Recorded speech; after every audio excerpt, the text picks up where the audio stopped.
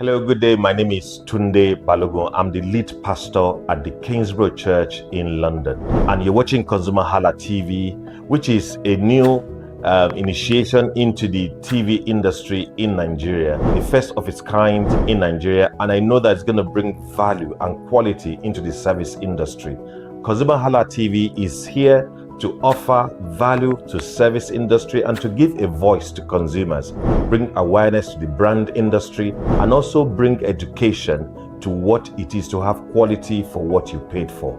I know that through ConsumerHalla TV, you are going to be able to get what you have paid for quality-wise and also give a voice to you in wherever it is that you do. I am here to support and give a shout out to say that keep watching ConsumerHalla TV and we'll have a better quality for value in Nigeria and in the global space.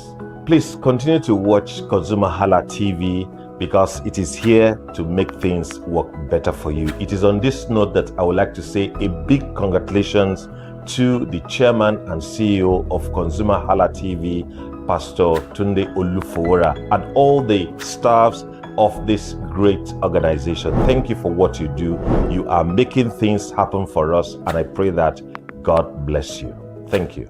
Hello, my name is Tunde Balogun. I'm here to give a shout out to ConsumerHalla TV, #1 platform helping you to shop smart, spend wisely, and live better. Anytime you have any kind of issues with your shopping, or you want to know a very honest review, please contact ConsumerHalla TV, here to help you. And please join the community where we can all make life easy and better for all of us. Hey there, do you know in the world today, everyone is a consumer. And as consumers, we all have the right to be heard. In Nigeria today, as a consumer, you have all right to product information, right to fair pricing, right to return goods, right to product labeling, right to fair dealings, and a lot more. Well then, have you heard about the new media channel? ConsumerHalla TV. ConsumerHalla TV. ConsumerHalla TV. At ConsumerHalla TV, our goal is to inform and educate consumers in Nigeria with insightful news alongside development within the fast-paced world of consumers through well-researched, specialized, and analytical content. Our vision at ConsumerHalla TV is to create an engaging platform that provides right connections for meaningful brands in Nigeria, thus creating a more caring world for consumers where business thrive. And guess what? Our ConsumerHalla brand is the first consumer complaint resolution portal in Nigeria, powered by a 72-hour feedback mechanism. We offer consumer advocacy, informative talk shows, branding promotions, advertising, and lots more. Connect with us via our YouTube channel at ConsumerHalla TV. Follow us on our Facebook page, ConsumerHalla TV, our Instagram page, ConsumerHalla TV, and do well to subscribe to our YouTube channel. Subscription is free. ConsumerHalla TV. At ConsumerHalla TV, you deserve to be heard. At ConsumerHalla TV, you deserve to be heard.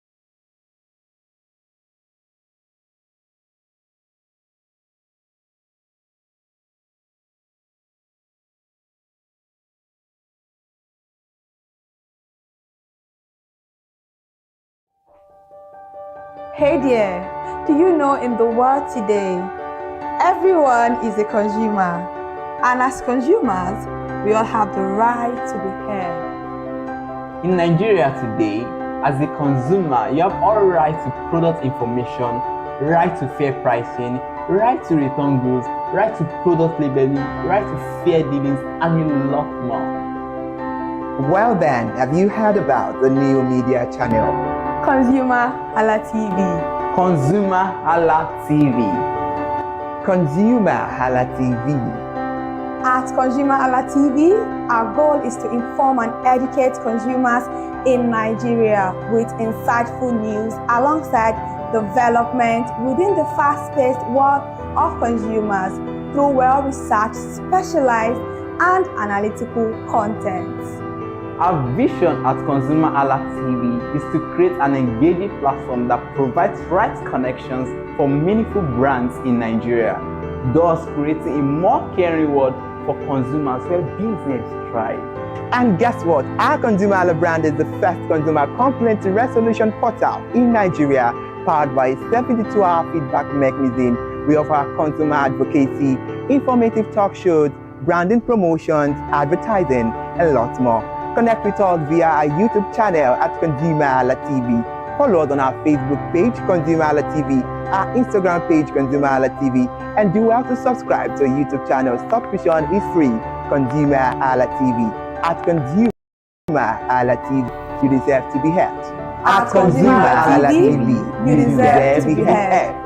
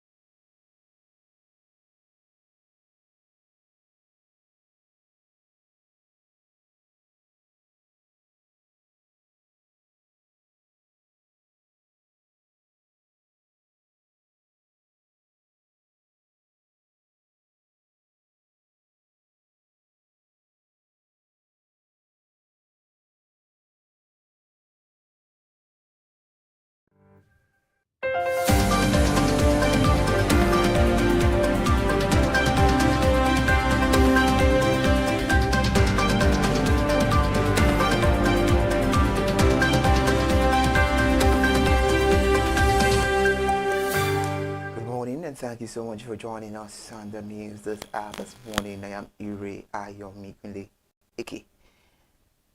Let's start with the headlines. Federal government begins 4 trillion naira Genco's debt repayment with bonds. Governors versus NNPC, tension rise over alleged $42 billion oil revenue shortfall. Reps summon ministers over budget underperformance. Thank you so much for staying true. We begin the news now. The federal government has begun the process of repaying the 4 trillion naira debt owed to the power generation companies with the launch of a 590 billion naira first tranche bond issuance. The initial tranche, which is part of a wider 4 trillion naira embed finance company PLC bond program, is guaranteed by the federal government, and it comprises 300 billion naira in cash bonds to be issued to the market and 290 billion naira in non-cash bonds to be directly allotted to Gencos on identical terms.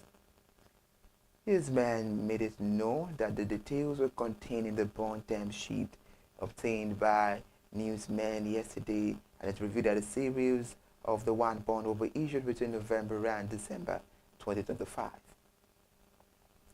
However, the Cardinal Store Partners Limited is serving as a leading issuing house and financial advisor, and according to the term sheet, Series 1 Tranche A involves 300 billion naira issued to the market for cash, while the 290 billion naira on the Tranche B is allotted to the Gencos on identical terms. The bond will be issued between November and December with a 7-year tenure on a fixed rate coupon, which is redeemed on an amortizing basis and paid semi-annually in arrears. Taking the news further, the bond issuance marks a major step by President Bola Ahmed Tinubu's administration to resolve what experts describe as one of the most crippling financial crises in Nigeria's power sector. The Series 1 bond carries a 7-year tenure, a fixed coupon rate, and semi-annual interest payment, will be amortized over its lifespan. A renewed clash has emerged between the Nigerian National Petroleum Company Limited and the Periscope Consulting, the audit firm hired by the Nigeria Governors Forum to examine an alleged under-remittance of oil revenue totaling the $42.37 billion to the Federation account between 2011 and 2017. The dispute revived by fresh submissions from both sides has forced the Federation Account Allocation Committee to mandate a joint reconciliation session to determine the true state of remittances and resolve the long-running impasse. This was disclosed in the Federation Account Allocation Committee post-mortem review for November 2025, which detailed the fresh exchanges between both parties over the alleged unremitted fund.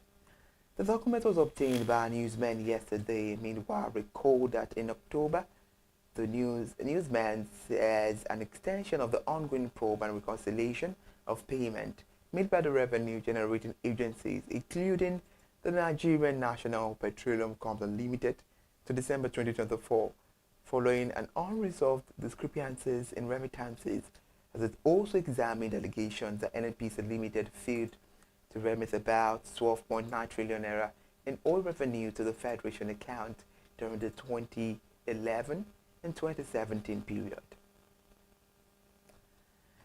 Now let's take you to the House of Representatives, as the House of Representatives has summoned the Minister of Finance, Mr. Wale Edun, and the Minister of Budget and National Planning, Mr. Atiku Bagudu, over poor budget implementation. The House yesterday held a closed-door session with Mr. Edun, Mr. Bagudu, the Accountant General of the Federation, Samsudeen Ogujimi, and the Executive Chairman of the Federal Inland Revenue Service, Zaka Dedeji. A lawmaker who attended the session told newsmen in confidence that the meeting focused on the poor implementation of the capital component of the 2024 and 2025 budget. Said lawmakers expressed deep frustration over the government failure to release funds for projects already executed as a result. The House resolved not to consider the 2026 appropriation bill until the federal government clears the outstanding payment owed to contractors under the 2024 and 2025 budget cycles. Meanwhile, in protest, the House stepped down consideration of about 42 bills listed for first, second, and third readings. It also deferred the presentation of 4 committee reports and bills proposing the establishment of agricultural colleges and specialized institutions in Kano, Kaduna, Edo, and other states. And now the latest report from the NLC has announced plans for a nationwide protest on Thursday, December 17, 2025, to demand urgent government action on a series of pressing national crises, including escalating insecurity, the deteriorating tertiary education system, the ongoing health sector strike, and concerns over political interference in the Labour Party. The announcement followed the Union National Executive Council meeting held at the NLC Sub-Secretariat in Yaba, Lagos State on Thursday, December 4, 2025. And the communique released after the meeting, the NEC expressed very serious concern over the worsening security situation in the country, citing the abduction of 24 girls from a boarding school in Kebbi State on November 17, 2025, during which 2 staff members were killed. The NEC condemned the withdrawal of security personnel before the attack, describing it as a dastardly and criminal action, and warning that the surging kidnappings targeting school children in Nigerian schools has reached an alarming level and requires an immediate action by the Nigerian government. Talking about a report, approximately 139 million people are living in poverty in Nigeria as of 2025. And this was made known according to the World Bank Nigeria Development Update report released in October 2025. This figure represents about 61 to 62% of Nigeria's total population, indicating a sharp increase from previous years and highlighting that poverty is deepened despite the ongoing economic reforms. The NLC called on the federal government to take immediate steps to protect schools, particularly those in remote or high-risk areas, and demanded a full investigation and prosecution of all individuals responsible for lapses in security. The Central Bank of Nigeria hopes to lift agricultural lending above the current level of less than the first 5% of bank credit. The governor of CBN, Mr. Olai Mikadoso, declared that agriculture must receive its rightful place in our financial system and national priority. Mr. Mikadoso spoke in Abuja yesterday at the inauguration of the newly constituted board of the Agricultural Credit Guarantee Scheme Fund.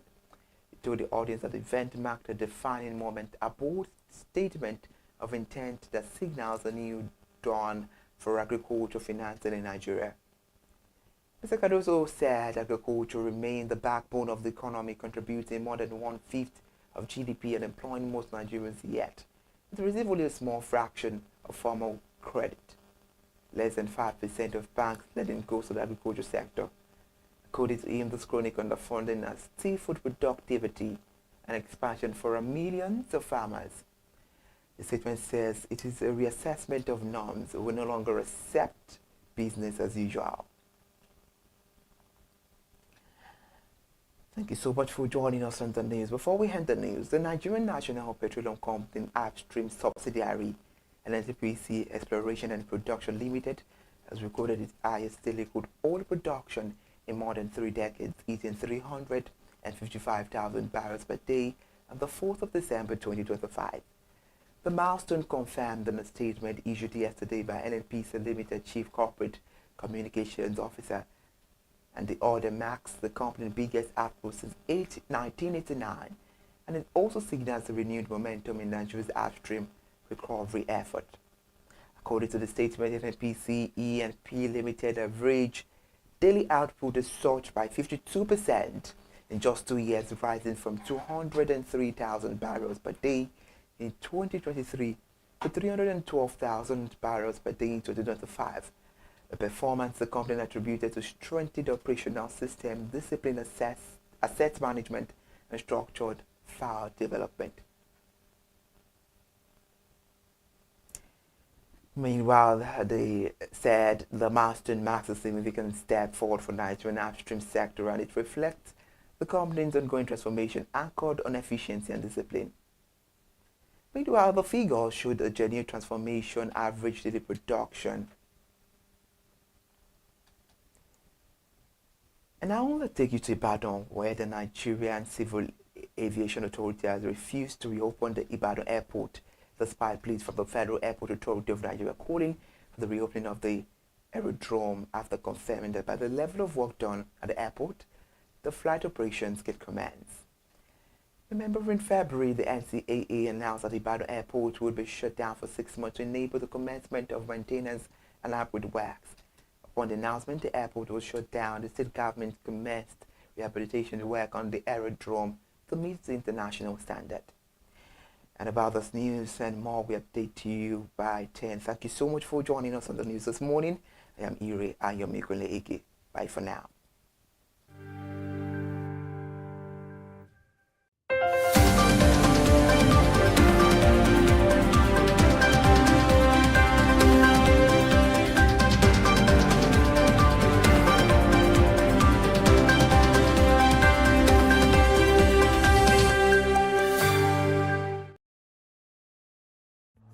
My name is Tunde Olufowora, and I'm the CEO of Van Eyck Communications.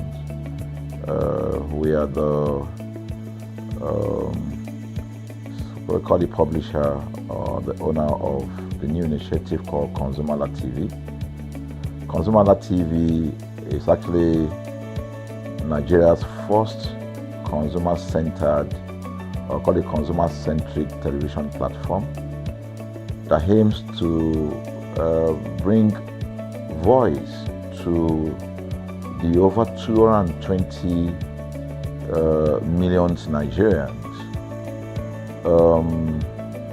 It was a vision that came to my heart about 10 years ago. I remember that I was traveling. I traveled out of the country, on airline. And I had this unpleasant experience.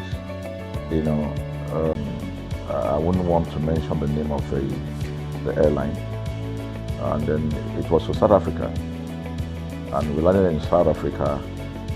And let me just paraphrase it. When I was coming back, I had some money, some dollars, and that someone had given to me to hand over to another person in Nigeria. So I wanted to help out.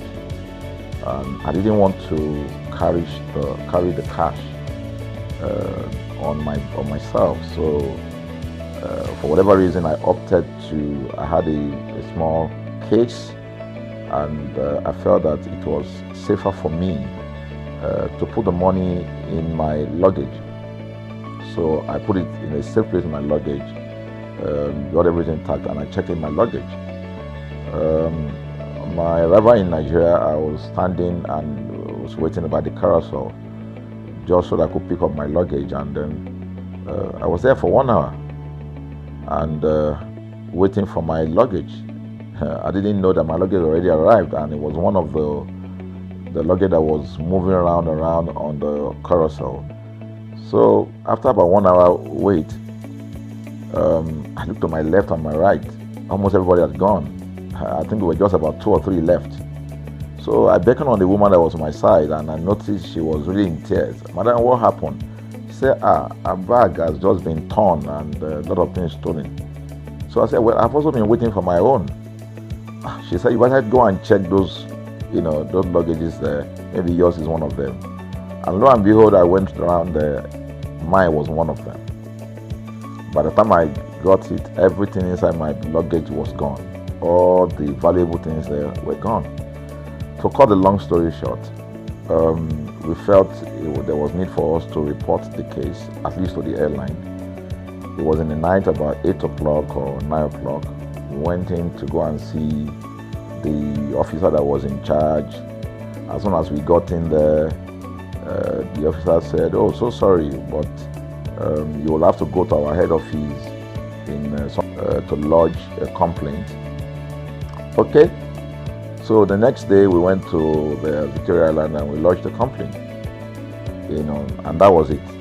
And since that day, from Heathrow, so we got into London Heathrow, and then London Heathrow, and then because it was through Heathrow that we went, and then so they changed since it was BA, they changed the aircraft.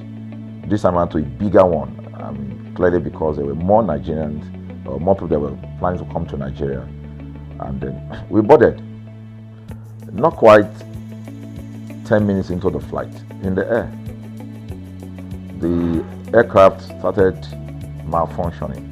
The aircraft started malfunctioning. The air conditioning compartment were not functioning very well. I was on what you call business economy. The whole of that business economy, all the way to economy side, the ACs were not working well. It was hot, and then I was hot, and then I was watching, and then from and say, really very sorry about this. He was giving us almost every 10, I could almost say almost every 30 minutes. 30 minutes. There's always a kind of update. So sorry. This is what we're doing now, this is what we're doing. While we were on that journey, I also remember an incident. So they came, the crew apparently couldn't resolve it. They couldn't manage the crisis. Apparently couldn't resolve it. They couldn't manage the crisis or what was going on about it. They couldn't fix it. We're declaring, free lunch, free whatever it is you want, you can get. So trust Nigerians, you need to hear how everybody was jubilating, But something struck me. The experience I had just about a month before, and this experience, somehow I started comparing them. I was trying to see how this matter will be managed. For the inconvenient, they will be giving a voucher of £50 to everyone that flew on that aircraft. I thought it was a joke. I mean, what my first time would be, but for what I knew or know of the British man would never even play with his 1 penny, talking of £1. So I felt that must be a joke of the year. So we left. I got back to my office. I think it was just about a week after. My officer, our guys in our mail room came up and said, "Oh, you have a parcel." So I said, "Parcel? Yeah." So they bought this parcel, wrapped. I opened it, and boom, I bought the document out. It was the £50 voucher from BA. So what was the tenor of this story? An experience with one airline was terrible, no apology. An experience with another one, even though it was a bad experience, but it was very well managed. So managed that even if we have suffered anything in that aircraft, you probably, for the sake of how they manage it, we have forgiven them. So that was how this journey started. So I started thinking, my mind, this is what we go through in this country. But are we different from other nations? So God put in my heart the idea of ConsumerHalla. That's why the Halla came with consumer. And we started that journey about 10 years ago. We started by creating a platform called ConsumerHalla, where consumers, so I discovered that Nigerian consumers don't have a voice. So things happen, and that's it. We live with everything. So we've started the journey from creating the platform. We have an app, we even have a magazine, and we thought we could move it from that to the next stage, which is the television. So the TV today, has come. So I would say precept by precept, line upon line, we have been able to build on our aspiration, to finally bring to birth this unique and exciting platform, So it's a digital telecast, and our goal is to further connect consumers in Nigeria to brands with insightful news, development within the fast-paced world of consumers. The world of consumers is growing at a very fast pace, so we want to inform Nigerians. We want to get them educated about their rights, so our role is that we're going to educate consumers in Nigeria. All right, so by bringing them specialized and what you call analytical, research-based content generation that will inform, educate, sensitize the audience, so that's ConsumerHallaTV. So I call it an offshoot of our ConsumerHalla brand. ConsumerHalla brand actually was the first we call it the first complaint or consumer complaint resolution portal. When we started it about 10 years ago, or about 7 years ago, it became the first complaint resolution portal. We created it so that Nigerians can actually lodge complaint on that portal. We spent a lot of resources to build a very robust platform where today, if you have any complaint, about any brand, any leading brands in Nigeria, and you go on that platform, you can actually click, just a click, you can find the brand, you can actually lodge your complaint, and once you submit it, that complaint will be routed to that organization, and within 72 hours, we will obtain feedback for you. We build it in such a way that we have connection to almost all the organizations, and it's been working. We've resolved several complaints for people without having to charge them any penny, because the idea is not to charge. So what we have done with ConsumerHallaTV is to take it to the next level. So we hope to change the narrative. We want to give the right direction. Nigeria has the largest consumer market in the world, with a population of over 220 million people. Why should we be the one that is suffering the most? Everywhere you turn to, it's as though Nigerian consumers don't have a voice. You're traveling, you buy a ticket. For whatever reason, an airline will wake up middle of the night,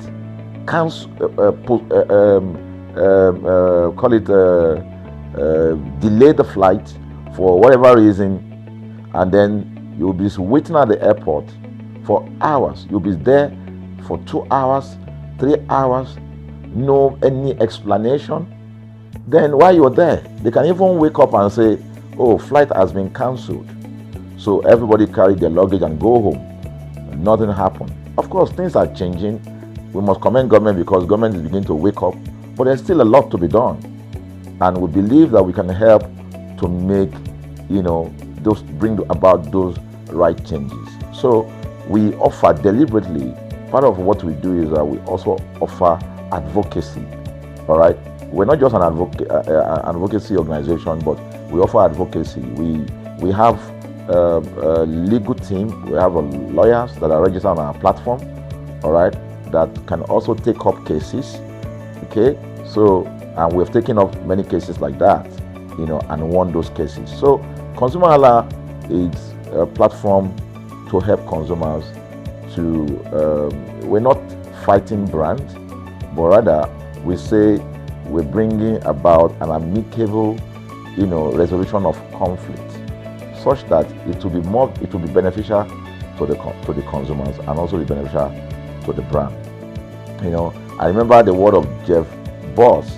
Bezos is the founder of Amazon. He said that the most important single thing, all right, for an organization is to focus obsessively, use the word obsessively, on the customer. We often say that customers is a king. They should sit at the top of the ladder. In our environment today, decide what product to produce. They wake up today, decide how much the consumer should pay. They wake up to decide everything for consumers. So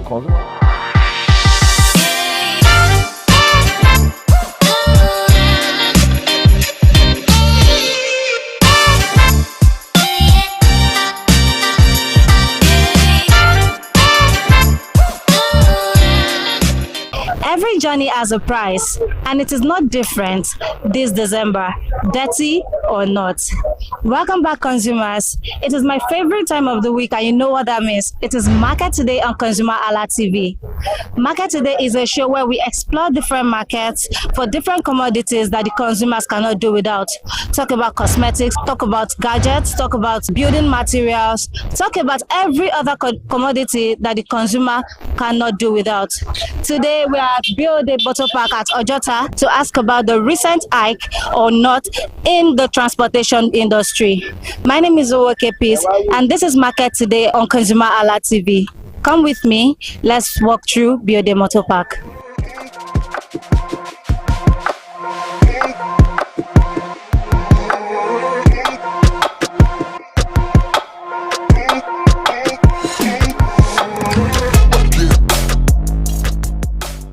Hello, good morning, sir.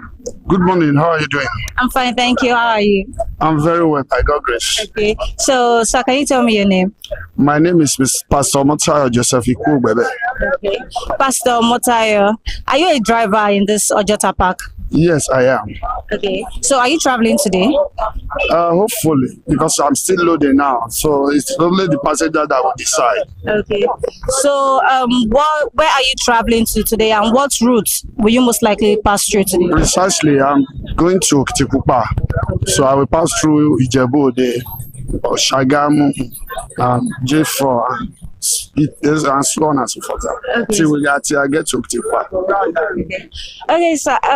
What security measure do you take to ensure that you are safe during this period?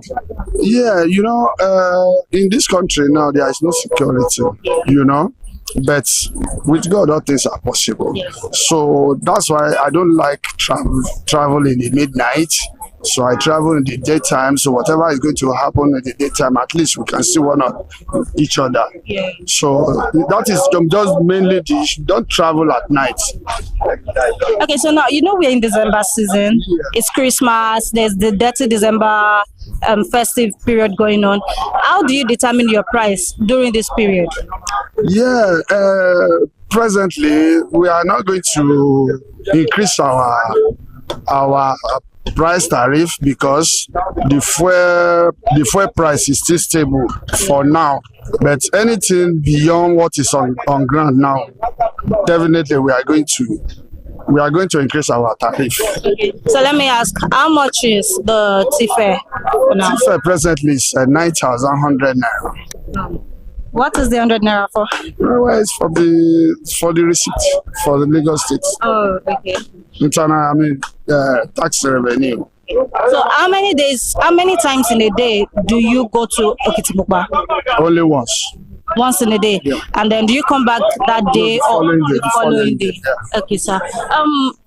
Your passengers, how do you load your bus? Do you do it turn by turn, or anyone we do it turn by turn? It's park, it's garage. Okay. So we follow the procedure. It's turn by turn. So can you tell me some of the procedures that guide your organization, this Ojota Park? Okay, fine. The procedure is that the chairman load first. Then after that, the officers follow.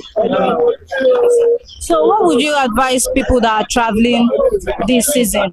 Yeah, my advice for our passengers this season is that you shouldn't travel at night. That's the major factor. That's the major fact rather. You shouldn't travel at night. And if you want to travel, make sure you have enough transport in case if anything happen on the road. Maybe there's a breakdown of the vehicle along the road. Instead of you staying behind or staying with the vehicle, you can use the other money in your pocket to transport yourself to your next destination. By the way, Mr. Joseph, how long have you been a driver? As far back as 1987. So you know your audience regarding this Very business. God bless. All right. Thank you so much for your time. God bless you.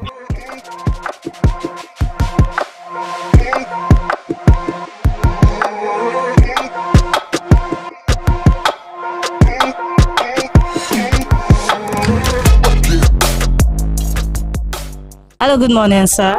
Hello, good morning. Good to see you. Good to see you too. Thank you. How are you today? Fine, thank you. Okay. So, can you tell me your name?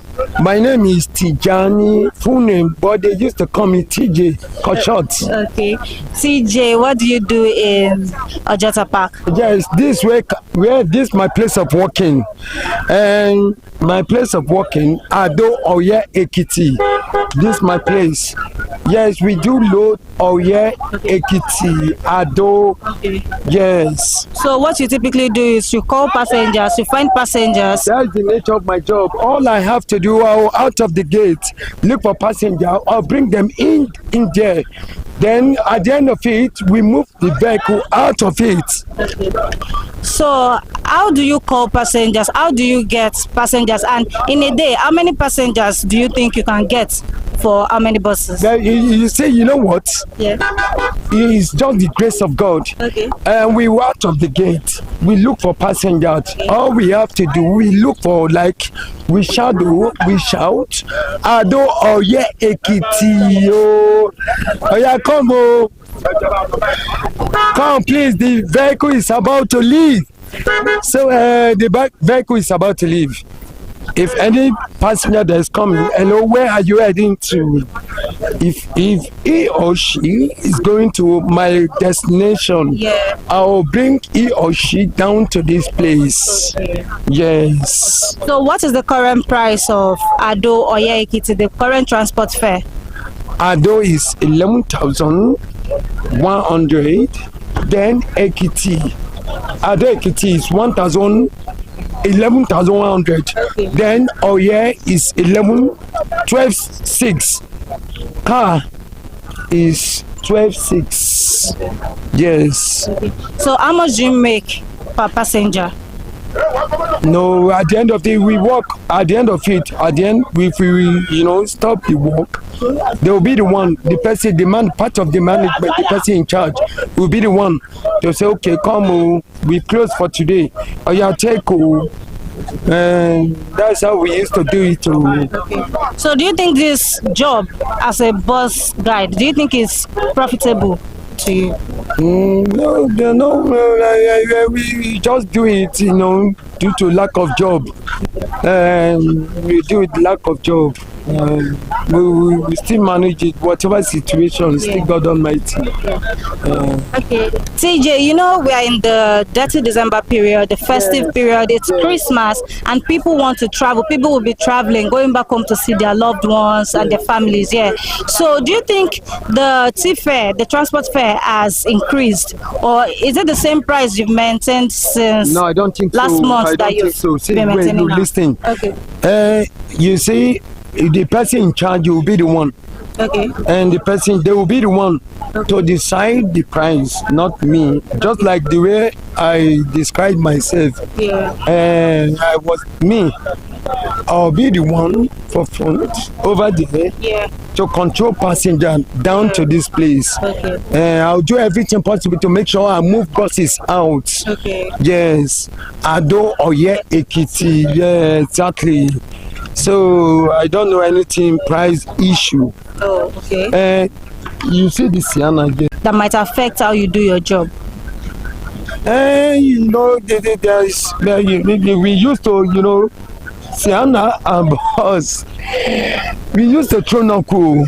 Wow. Knuckle means this one we say, like for instance, bring the passenger down here. Yeah. This one will say, Ado, Sienna. I'll say, this is boss. So the price rates is quite different from days. Okay. It depends. The passengers will be the one to determine. So no, I want to follow bus, and bus at the end of it, sharp, Yeah. they don't move because of the price rates. Okay, thank you. So, what time do you start work and what time do you close from We work? started just like today. For instance, today now we started 6 o'clock a.m. Okay. and then at the end of it, let me just put it this way, 6 p.m. Okay, so you work 6 to 6 a.m. to Yes, 6 p.m. 6 p.m. Okay, TJ, if there is anything that you'd like the government to do to make this Ojota Park better, what would you say? Government. See, okay, let me give you the definition of government. A group of people, institution that enforce law given a state. Yes. Yes. And government, our good government, they are not a good government. Yeah. I'm telling you the truth.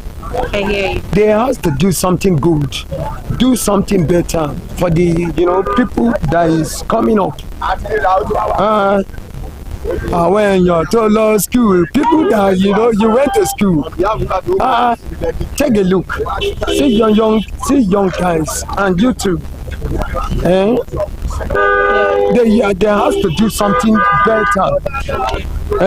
Yes. All right. We are good. Yeah, we are good to go. Yes. And when you are good, you be the best yourself. Yes. Thank you so much for your time, TJ. Yes. So thank you so much too.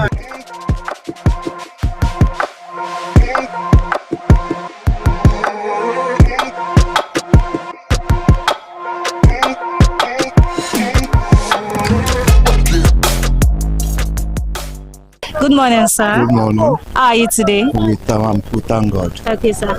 Can you tell me your name? My name is Adeyemi Aderopo, Okay. Mr. Adeyemi, are you a driver in Ojota Park? full-time driver. Okay. Full-time driver. Okay. And where is the vehicle you drive? This is the vehicle. This is the vehicle you Yeah. drive. Okay. So, Mr. Adeyemi, how long have you been a driver in this park? How long? Since the establishment of this park. Wow. That's been a long time. Okay, so how has it been for you? Has it been profitable? Has it been sustainable for you? It has been profitable, but we have some minor challenges when the subsidy removal. Yeah. Can you understand? Every driver is complaining. Okay. Okay, so The government did one thing to reduce our prayer.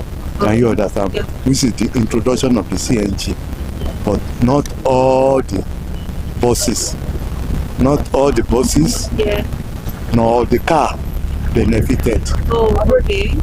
Can you understand? Yes, sir. So that's the problem of the drivers. So you said it's the CNG program. No, CNG. the CNG program that was introduced by the federal government, Yeah. not all the car benefited Benefited from it. it.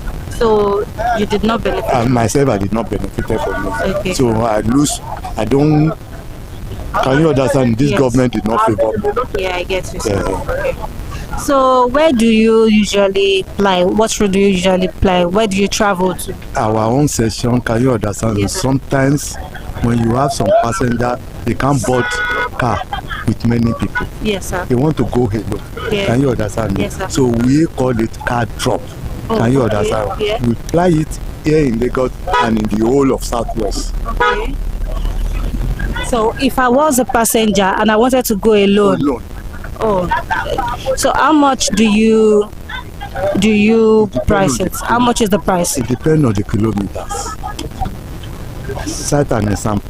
Okay. Can you understand me? Yes, sir. Ibadan is being taken for 5,000 naira per one person. 5,000 naira or 7,000 naira per one person. Yes, sir. If we are to go on car drop, we take 40,000 naira. From here down to the road.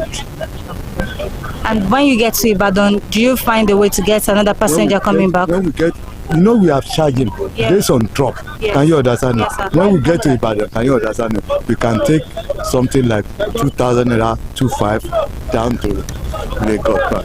So that will sustain us as fuel money. Oh, but we have already get our own money from the work for what we charge in Lagos. So, sir, since it's the festive period, it is December period, and you work as car drop, do you think your price list, your TFE, do you think it will change based on the Christmas season? It will change. It may change. Can you understand it? Yeah. What determines price of a commodity is the forces of demand. Yes. Can you understand it? We have been here since morning now. We have few people, not patronize. They have not patronized us. Can we change price? So it depends on the forces. So what determines our price is depend on the forces. If the number of the traveler increase, can you understand? We are bound to change. Oh. But if there is no like this, what you met on ground now, can you understand? The price still remains the same. Okay. So, sir, how do you handle security? How do you take care of yourself when you travel? Basically, because it's you and the passenger alone in the car. When you travel, how do you ensure that you are safe? We don't travel when it is like myself now, can you? And I always encourage every drivers, can you that when it is 6 o'clock, find the nearest safety place to park and rest. Nigeria is not good. You don't travel anything after 6, cancel. So those who travel by night, they endanger their lives. Oh, true. Okay. Nigerian. You said the TFE is determined by the forces of the park. Yes. Of the passenger. Yeah. Okay. So compared to last year December, last year festive period.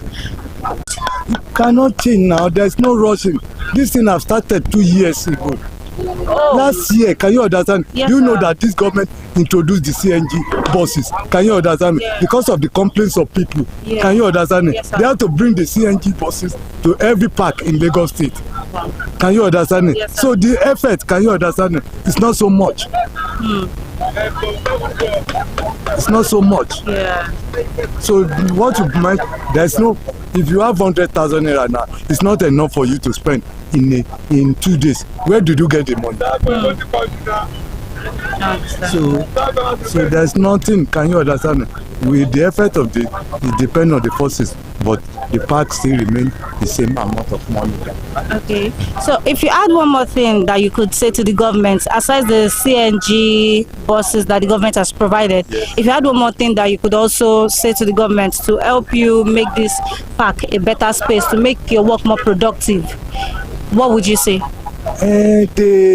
The last government have introduced it. Yes. Can you understand? Which is government, the government of Lagos State, Babatunde Raji Fashola. Yes. Can you understand me? When you give drivers, the only thing you introduce what we call a kind of cooperative union. Can you understand me? Yes, When your vehicle, like this evening now, can you understand? I wanted to go to microfinance. Can you understand me? That if I have a certain amount of money, so that they can help me to raise a better car. Oh, okay, sir. Can you understand? Yeah. So the government need to do something like that within the park to encourage the low income earners. Can you understand? Yeah. So that they can change. But this kind of facilities is not so much available. I understand. Thank you so much for your time.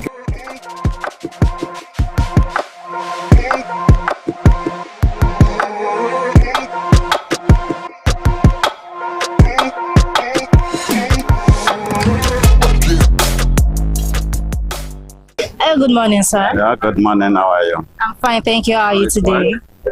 How is the situation of our country? The situation is okay. Yes, sir. Thank you, sir. Okay, can you tell me your name, sir? My name is Alhaji Mustafa. Okay. Yeah, from Ibadan, because I came from Ibadan to Lagos this morning. Yeah. And I believe you're going back right now. I'm going back right now. Okay. So, what would you say about the TFE for your journey?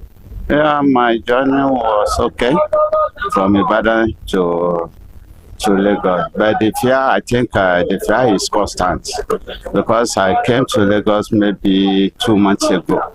So the car was 7,000 naira.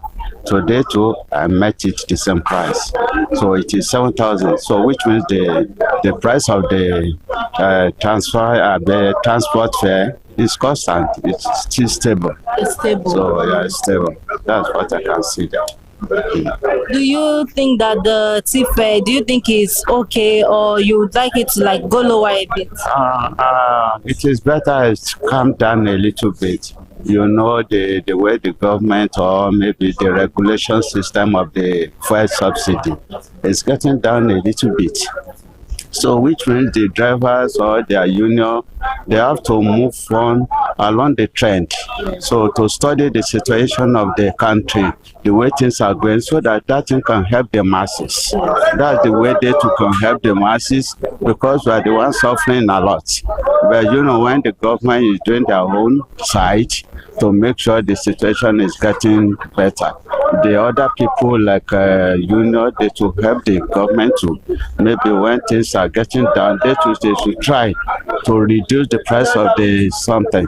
You know, some people are entering buses and they are not enjoying it. Maybe they pay them on each something, which is not go well. They're supposed to be 3 on the row, maybe on the seat. Therefore, too much load, the boot is not closed very well. The excess of the distance we enter, it can affect them. All those things are the problem, which the government needs to look into. So these are the things I can say about it. So, do you ply these routes regularly? Do you travel to Ibadan, Lagos regularly, or it's an occasional thing? Not regular, but in a year maybe I come to Lagos maybe 3, 4, 5 times. But depending on the situation, when the situation warrants to come, I can come twice in a week. But for the situation of the country and some things you can settle on the phone. You don't need to come to Lagos constantly anymore. So because there are some things you can just call and make sure you settle whatever you want to settle. So that's that. So do you think that the 7,000 naira you're paying now as a fare, do you think it was the same price you paid in January or the other times during this year? In January it's another case entirely. Yes, so we don't do something maybe to make things easy for us during the festive period. We like to increase to make people suffer, and you see too much customer again, you will still add to their suffering. So they need to, if they're stable on the normal price now, I think we are able to adhere to it before. So they can still continue, but during the festive period, maybe it's 12,000, maybe 15,000, which is not good. So if they can still hold on with this price, it's okay. So even after this time, I know gradually things will calm down. That's my own belief. But for now, let us help each other. So that's okay. So, what safety measure do you take as a traveler to ensure that you are majorly always safe on the road? The first thing is that I think I've said it before, that I don't like we have by too much load, too much people on one seat, so that we won't feel comfortable. That's the first major measure I think we can take. Let the customer to tell the driver, this thing is too much, take it easy. Maybe when they're running fast, we can tell them to reduce the speed. So these are the measures I think, especially during the hot weather like this. Our tire is second hand, so we need to tell them to reduce their speed. So that's that. Permit me to ask, sir, but are you traveling to see the family this December, or are you going on vacation? Are you going to see your loved ones, or you're going for business? I'm living in Ibadan. Okay, so you're going back home. I just call here to see my people here because they are traveling, and I need to give them something to help me take it to other family over there. That's why I came this morning, and I'm going back. I'm from Ibadan, so that's why I'm going back there. Thank you so much for your time, sir. And Merry Christmas in advance. Okay.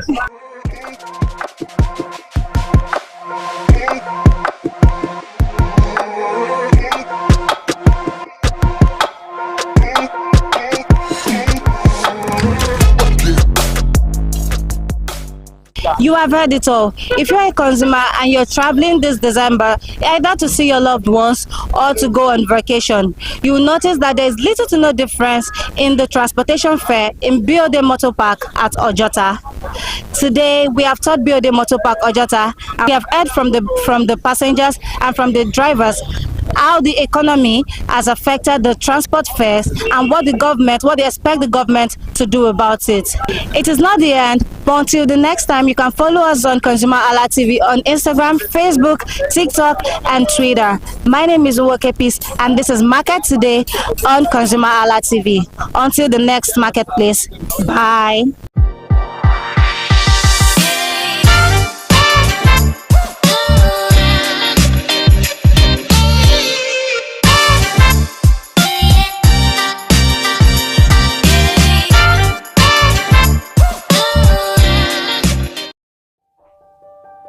Hey there, do you know in the world today, everyone is a consumer, and as consumers, we all have the right to be heard. In Nigeria today, as a consumer, you have all right to product information, right to fair pricing, right to return goods, right to product labeling, right to fair dealings, and a lot more. Well then, have you heard about the new media channel? ConsumerHallaTV. ConsumerHallaTV. ConsumerHallaTV. At ConsumerHallaTV, our goal is to inform and educate consumers in Nigeria with insightful news alongside development within the fast-paced world of consumers through well-researched, specialized, and analytical content. Our vision at ConsumerHallaTV is to create an engaging platform that provides right connections for meaningful brands in Nigeria, thus creating a more caring world for consumers where business thrive. And guess what? Our ConsumerHalla brand is the first consumer complaint resolution portal in Nigeria, powered by a 72-hour feedback mechanism. We offer consumer advocacy, informative talk shows, branding promotions, advertising, and lots more. Connect with us via our YouTube channel at ConsumerHallaTV.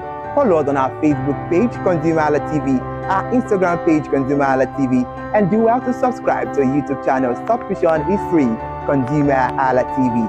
At ConsumerHallaTV, you deserve to be heard. At ConsumerHallaTV, you deserve to be heard.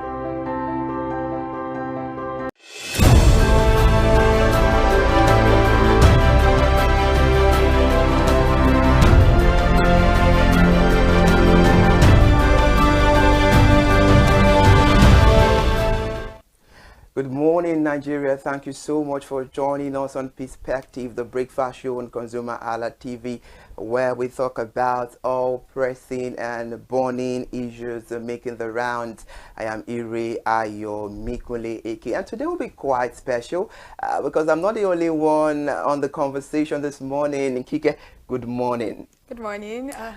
All right. Now, thank you so much for joining us on the conversation. Happy New Month. Happy New Month. All right. Actually. Okay. I'm sure you're ready for the conversation. I am. This is my first time on Perspective. All right. Good Let's then. go. Let's kickstart. On today's edition of Perspective, we'll be made to decal a bit because we'll be looking into the crucial role of a medical laboratory scientist in the fight against the antimicrobial resistance.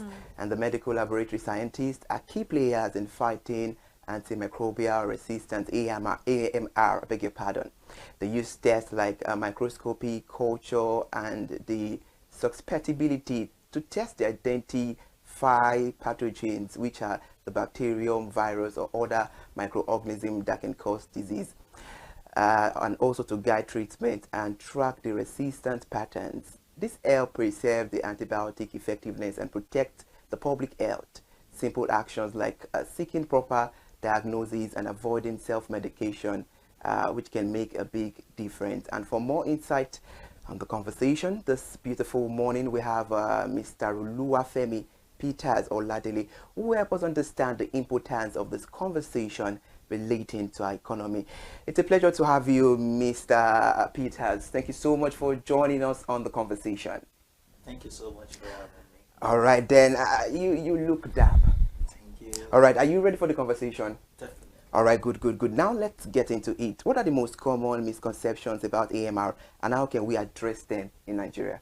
So, the biggest one would be the common knowledge which we are driven by at the start of the word, which is that every ailment, every sickness is malaria or typhoid.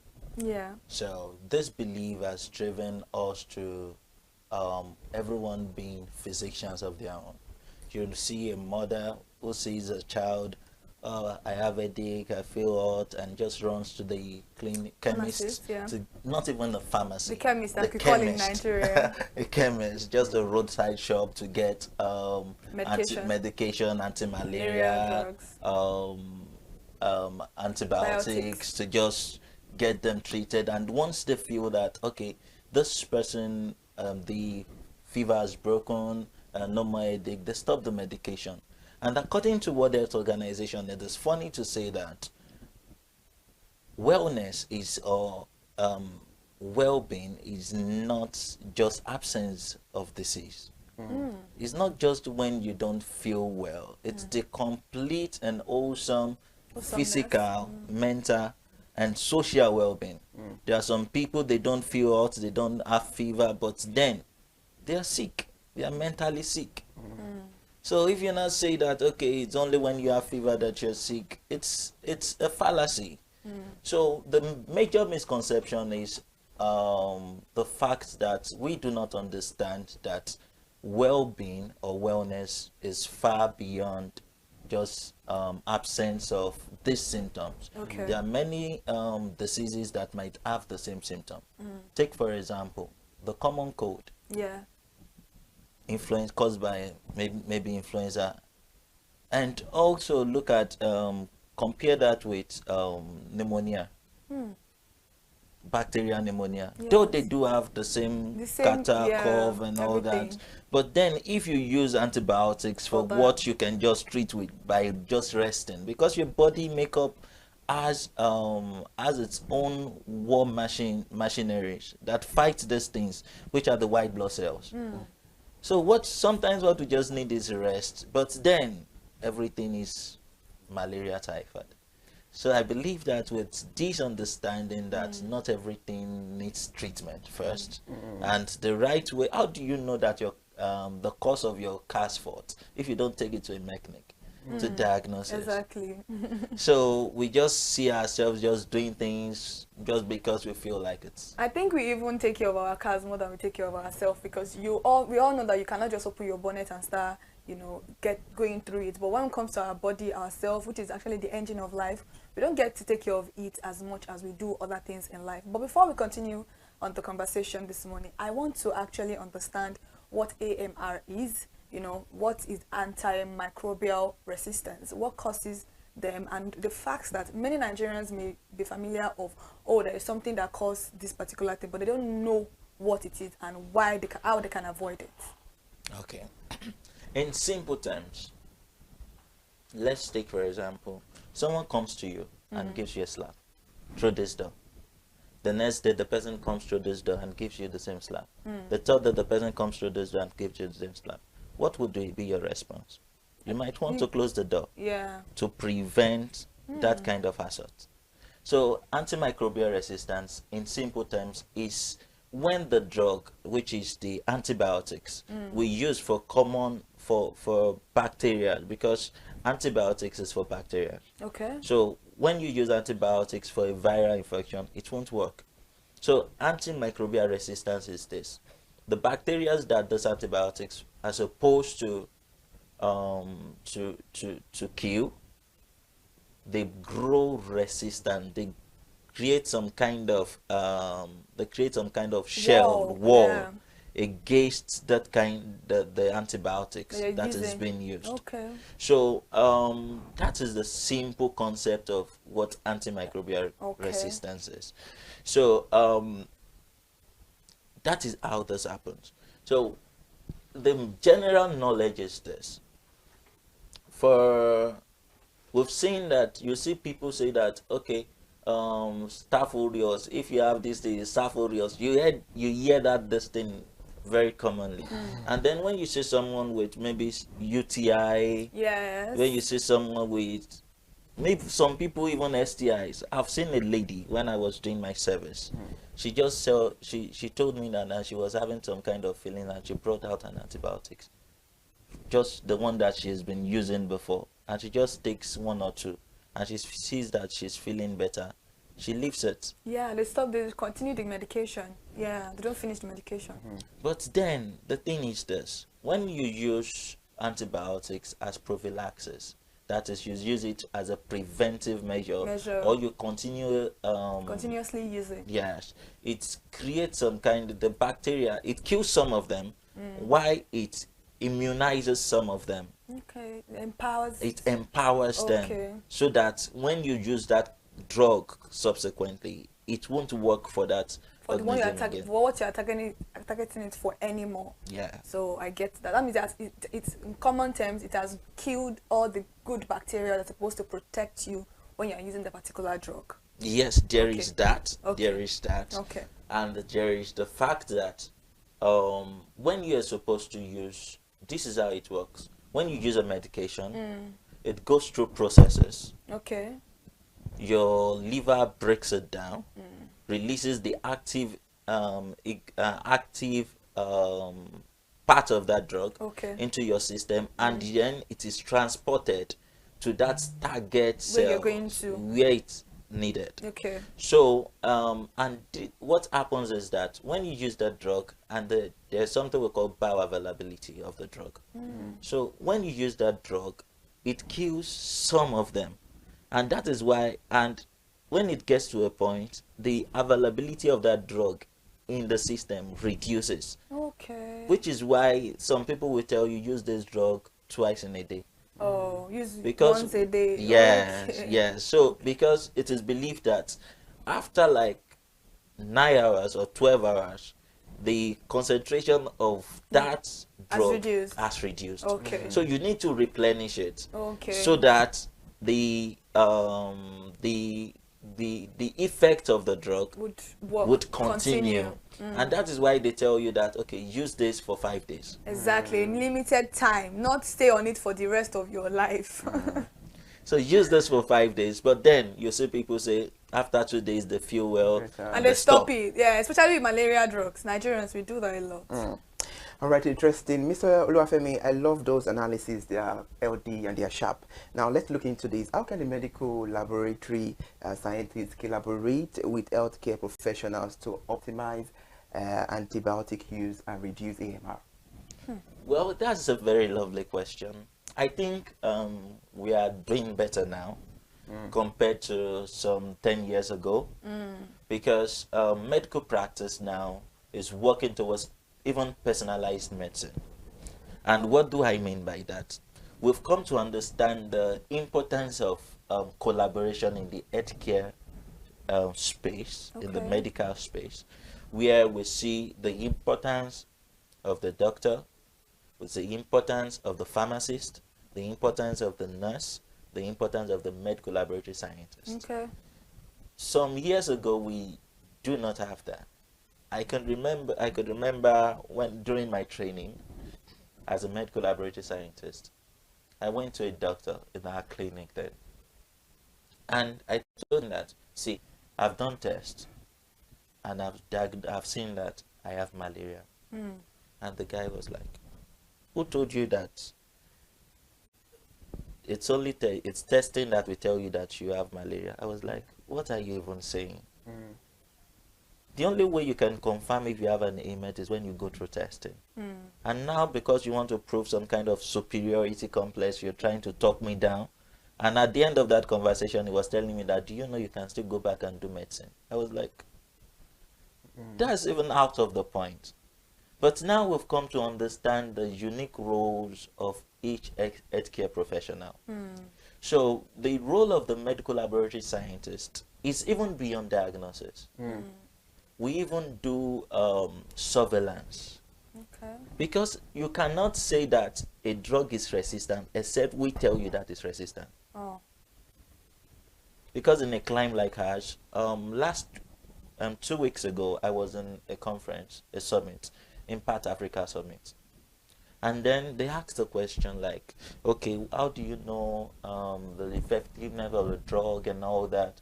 And the first thing the physician said was that, see, the first thing that comes to mind when you talk about, when you see a drug not functioning, is that you've prescribed or you've used a fake drug. There's that. There's that. And there is drug resistance. So the first thing that comes to mind for a random physician who is not that deep is that maybe it's a fake drug. Let's try and get from another source. But then you cannot confirm that a drug is resistant if we have not told you that it's resistant. Because what we do in the lab is that we try to isolate the organism. We try to grow it in the lab. And then we test different drugs. We identify it that, okay, this is this, this is that. Then we try to test different drugs against that organism. And then we now track the one that is effective, the one that is not effective. We call it resistant drugs, and we now detect the ones that are sensitive. So you're saying that it's not only antibiotics that can be resistant to somebody. No. There can be other drugs also that can be resistant to somebody, because I think in the last 3 years, antibiotics has been the forefront of conversations for medical practitioners about resistance, about how they will do surgeries for people and then they will try to treat some infections with antibiotics, and it doesn't work anymore. All because of the fact that the people, Nigerians, we tend to use a lot of antibiotics. I don't know who is prescribing it for us, but any little thing we are going to, just like a UTI you mentioned, most ladies will tell you, I'll use Flagyl 400 and then I'm good to go. You didn't go to the hospital to know whether you can use it. You didn't even know whether you can take injection for it, because a lot of people think infection is stereotype alone to sexually transmitted disease, whereas you can get UTI as a lady in a different form, but they don't know. Maybe they are shy to talk about that with their doctors. Maybe they don't want to be judged, because most of them will be like, why would I go to the hospital to go and tell a male doctor or a female doctor that I have? They'll be like, oh, maybe I am loose. Those are conversations that medical practitioners need to actually have with different people. They need to bring out this awareness that there's some illness that is not even associated to STI, but many people don't know that. We are, according to maybe research or statistics, is common for women to actually have infection. Maybe because of where you are using your toilet, maybe the water you are using. The first time I got a UTI infection, it was the water in where I served in Ibadan. It was a well water that I used, and I noticed it, and I'm like, I've never, something that I've never noticed that before. I've never had a change in my body like that. So I called my father. Like, Dad, this is like, okay, go to the hospital. Somebody told me, a friend of mine told me to use Flagyl 400. I've never heard of Flagyl as 400 milligrams. I only know the Flagyl, and that Flagyl that we even use for stopping poo. It's not even a right medication for stopping poo. So I don't use it anymore. But if I tell my mom now that you don't use Flagyl, she'll be like, that's what they used to stop poo. There's a particular medication for poo, for you to stop your poo, for stooling. That's not it, but she doesn't listen. So I called my father. Was like, no, go to the hospital, go and check what's wrong, because I just explained my symptoms to my friend, my female friend, and she was like, no, just use Flagyl, that's it. So maybe she has gotten it a lot of time, because that was the first time I was getting it. So I had to go to the hospital, and when I got, they were like, oh, buy a grapefruit or a grape wine, make sure you finish the whole bottle, and just come for 2 days medication, 2 days injection. And I went, and in that 2 days that was, and when I told her, I was like, are you sure it's gone? Because I treat mine sometimes for like 2 weeks. And I'm like, you can see the difference of someone that went to the hospital. And the doctor even explained to me that sometimes if you take a lot of grape, or what they call it, this grape juice, it tends to help your bladder release more, because you are forcing your pee, it's not coming out. But then your bladder is full, but because of the fact that you have a little bit of obstruction, that is the reason why. So just make sure you always take grape fruit, or I can't remember the name of the, but it tastes like grape. But I remember I took that Eva wine or something, that red one. That's what he recommended for, and I don't think he even gave me any medication. It was just those 2 days injections, and that was it. But for my friend, it was a different experience entirely. So it could be that for her now, maybe she's already getting that resistance that you are talking about. But how can you be on that flagyl is very bitter. So I don't know how you're using it for a whole, and she's telling me 1 in the morning, 1 in the night. So you're telling me I'm going to use like 3 sachet for like, because I'm treating something. No, that's not going to work for it. So that's why I'm very particular about. It's not now just about antibiotics. There are also other medications that you can actually develop resistance for. Yes, there are actually other resistance is resistant. It can be to a viral drug. It can be to many kind of medications, any kind. But the most common one has been antibiotics. Biotics. Okay, because that's what is very common. That is the most common one. And people just believe that if it has worked the first time, it will work the second time, which is not entirely true. The body has, take for example the UTI, the body has good microorganisms that actually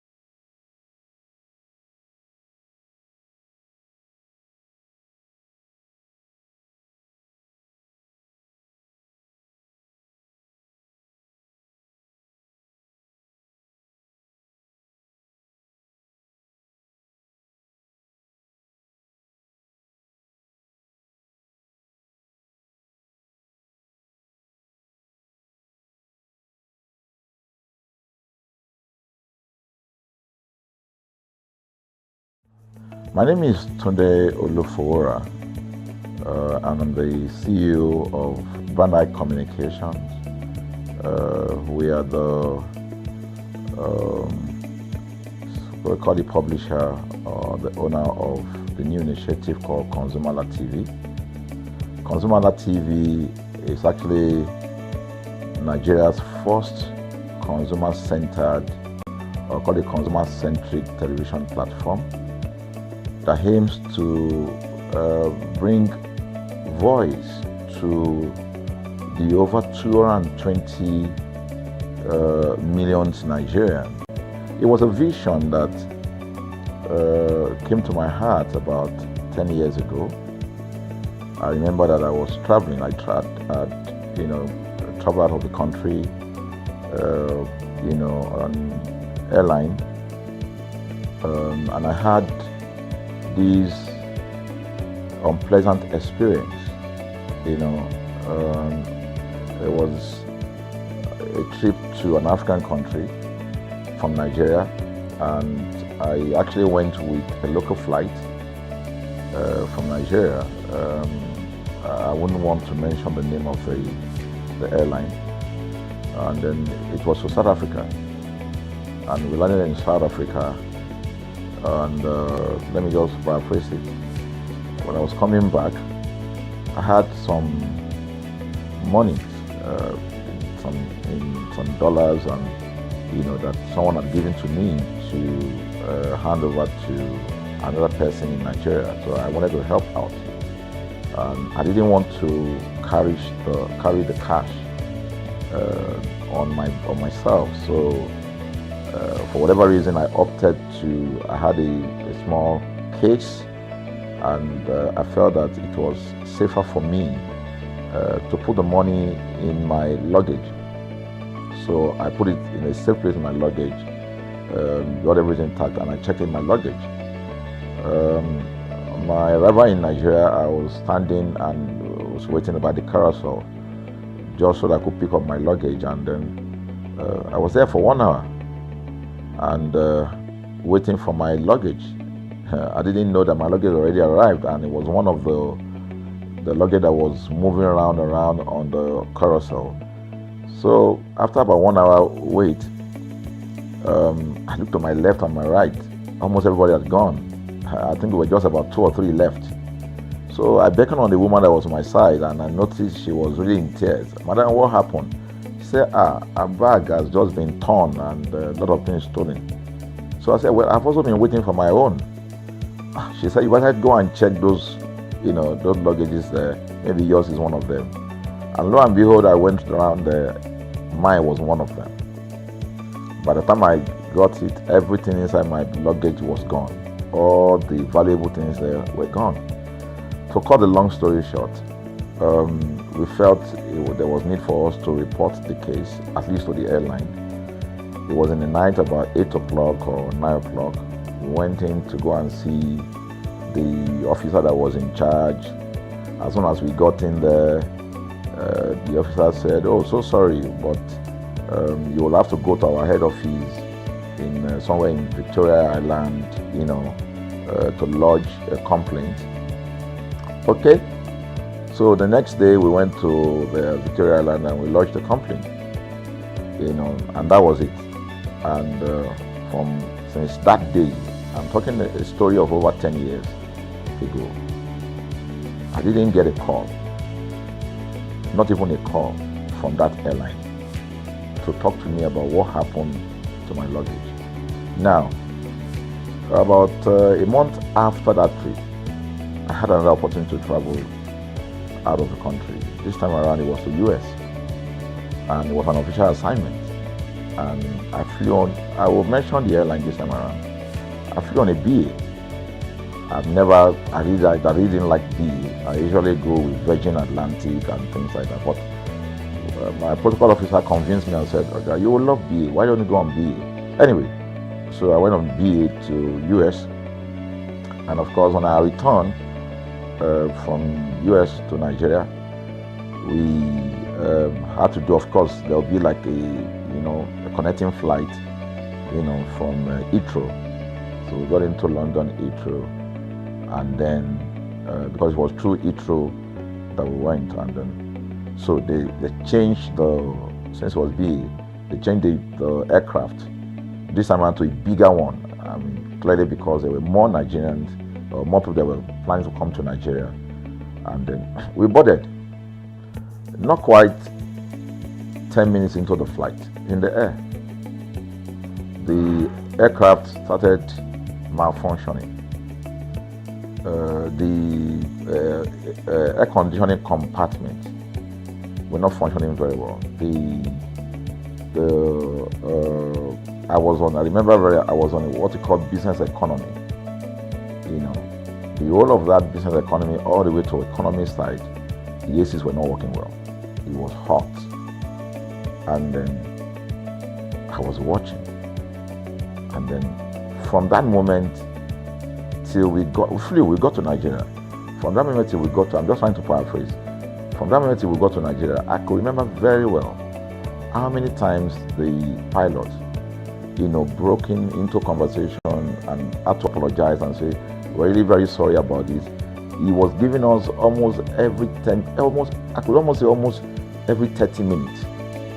There's always a kind of update. So sorry, this is what we're doing now, this is what we're doing. While we were on that journey, I also remember an incident. So they came, the crew apparently couldn't resolve they couldn't manage the crisis or what was going on about it. They couldn't fix it. So they come up and said, "We're so sorry, but for all the inconvenience, we're declaring, free lunch, free whatever it is you want, you can get." So trust Nigerians, you need to hear how everybody was jubilating, But something struck me. The experience I had just about a month before, and this experience, somehow I started comparing them. I was trying to see how this matter will be managed. Again, to cut the story short, we landed in Nigeria on BA. Before we landed, the pilot announced and said that for the inconvenience, they will be giving a voucher of £50 to everyone that flew on that aircraft. I thought it was a joke. I mean, it was my first time with BA, but for what I knew or know of the British man would never even play with his 1 penny, talking of £1. So I felt that must be a joke of the year. So we left. I got back to my office. I think it was just about a week after. My officer, our guys in our mail room came up and said, "Oh, you have a parcel." So I said, "Parcel? Yeah." So they brought this parcel wrapped. I opened it, and boom, I brought the document out. It was the £50 voucher from BA. So what's the tenor of this story? An experience with one airline was terrible. No apology. An experience with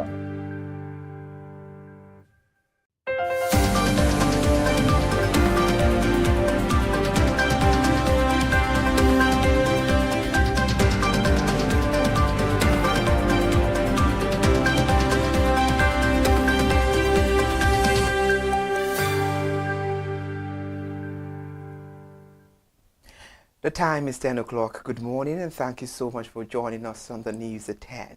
I'm Iri Ayomikule Ike.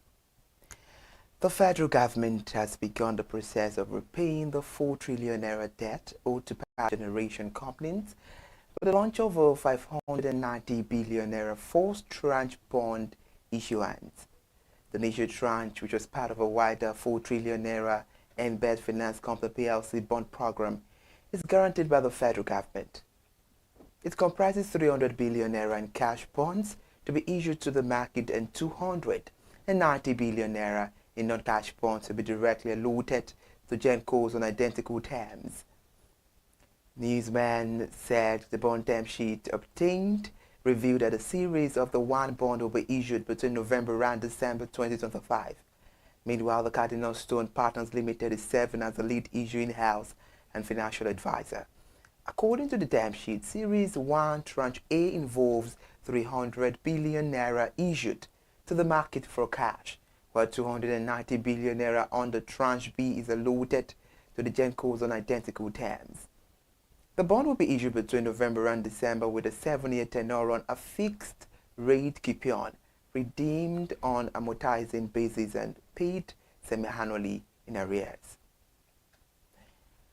Newsman says the bond issuance marks a major step by President Bola Ahmed Tinubu administration to resolve what experts describe as one of the most crippling financial crises in Nigeria's power sector.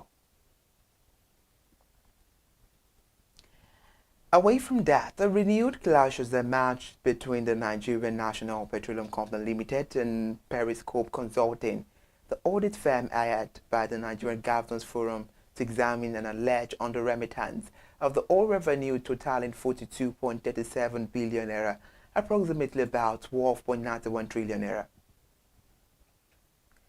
to the Federation account between 2011 and 2017. The dispute, revived by fresh submissions from both sides, has forced the Federation Account Allocation Committee to mandate a joint reconciliation session to determine the true state of remittances and resolve the long-running impasse. This was disclosed at the Federation Account Allocation Committee post-mortem review for November 2025, which detailed the fresh exchanges between both parties over the alleged unremitted fund. The document was obtained by Newsman yesterday. Meanwhile, Thiggins Back recalled that in October, Newsman reported an extension of the ongoing probe and reconciliation of payment made by revenue-generating agencies, including the NNPC Limited, to December 2024, which follows an unresolved discrepancies in remittances. Meanwhile, it also examined allegations that NNPC Limited failed to remit $42.37 billion in oil revenue to the Federation account during the 2011-2017 period. And now this minute, let's take you to the House of Representatives, where the House of Representatives has summoned the Minister of Finance, Mr. Wale Edun, and the Minister of Budget and National Planning, Mr. Atiku Bagudu, over a poor budget implementation. The House yesterday held a closed-door session with Mr. Wale Edun and Mr. Atiku Bagudu, the Accountant General of the Federation as well, Samsudeen Ogujimi, alongside the Executive Chairman of the Federal Inland Revenue Service, Mr. Zach Adedeji. A lawmaker who attended the session told the newsman in confidence that the meeting focused on the poor implementation of the capital component of the 2024 and 2025 budget. He said lawmakers expressed a deep frustration over the government failure to release funds for projects already executed. And as a result, the House resolved not to consider the 2026 appropriation bill under the federal government clears of standing payment owed to contractors under the 2024 and 2025 budget cycle. In protest, the House stepped down consideration of about 42 bills listed for first, second and third readings. And it also deferred the presentation of full committee report on bills proposing the establishment of agricultural colleges and specialized institutions in Kaduna, Edo, and other states. And now the NLC latest report has announced plans for a nationwide protest on Thursday, December the 17th, 2025, to demand urgent government action on a series of pressing national crises, including escalating insecurity and the deteriorating tertiary education system, and as well the ongoing health sector strike and concerns over political interference in the Labour Party. The announcement followed a Union Council meeting held at the NLC Sub-Secretariat in Yaba, right in Lagos State, on Thursday, December the 4th, 2025. In the communique released after the meeting, the NEC expressed a very serious concern over the worsening security situation in the country, citing the abduction of 24 girls from a boarding school in Kebbi State on November the 17th, 2025, during which 2 staff members were killed. Still talking on the news, the NEC condemned the withdrawal of security personnel before the attack, describing it in school children in Nigerian schools as reached an alarming level and requires an immediate action by the Nigerian government. Approximately 139 million people are living in poverty in Nigeria as of 2025. This was made known according to the World Bank Nigeria Development Update Report, released in October 2025. The figure represents about 61 to 62% of Nigeria's total population, which indicates a sharp increase from previous years, and it also highlights that poverty has deepened despite the ongoing economic reforms. The NLC called on the federal government to take immediate steps to protect schools, particularly those in remote or high-risk areas, and demanded a full investigation and prosecution of all individuals responsible for lapses in the security sector. Away from NLC, let's talk about the CBN now. The Central Bank of Nigeria hopes to lift agricultural lending above the current level of less than 5% of bank credit, with Governor Olayemi Cardoso declaring that agriculture must receive its rightful place in the financial system and national priorities. Mr. Cardoso spoke this in Abuja yesterday at the inauguration of the newly constituted Board of Agricultural Credit Guarantee Scheme Fund, where he said that the event marked a defining moment, a bold statement of intent that signals a new dawn for agricultural financing in Nigeria. While delivering his remark, he said agriculture remains the backbone of the economy, contributing more than 1/5 of the gross domestic product and employing most Nigerians, yet it receives only a small fraction of formal credit, less than 5% of banks.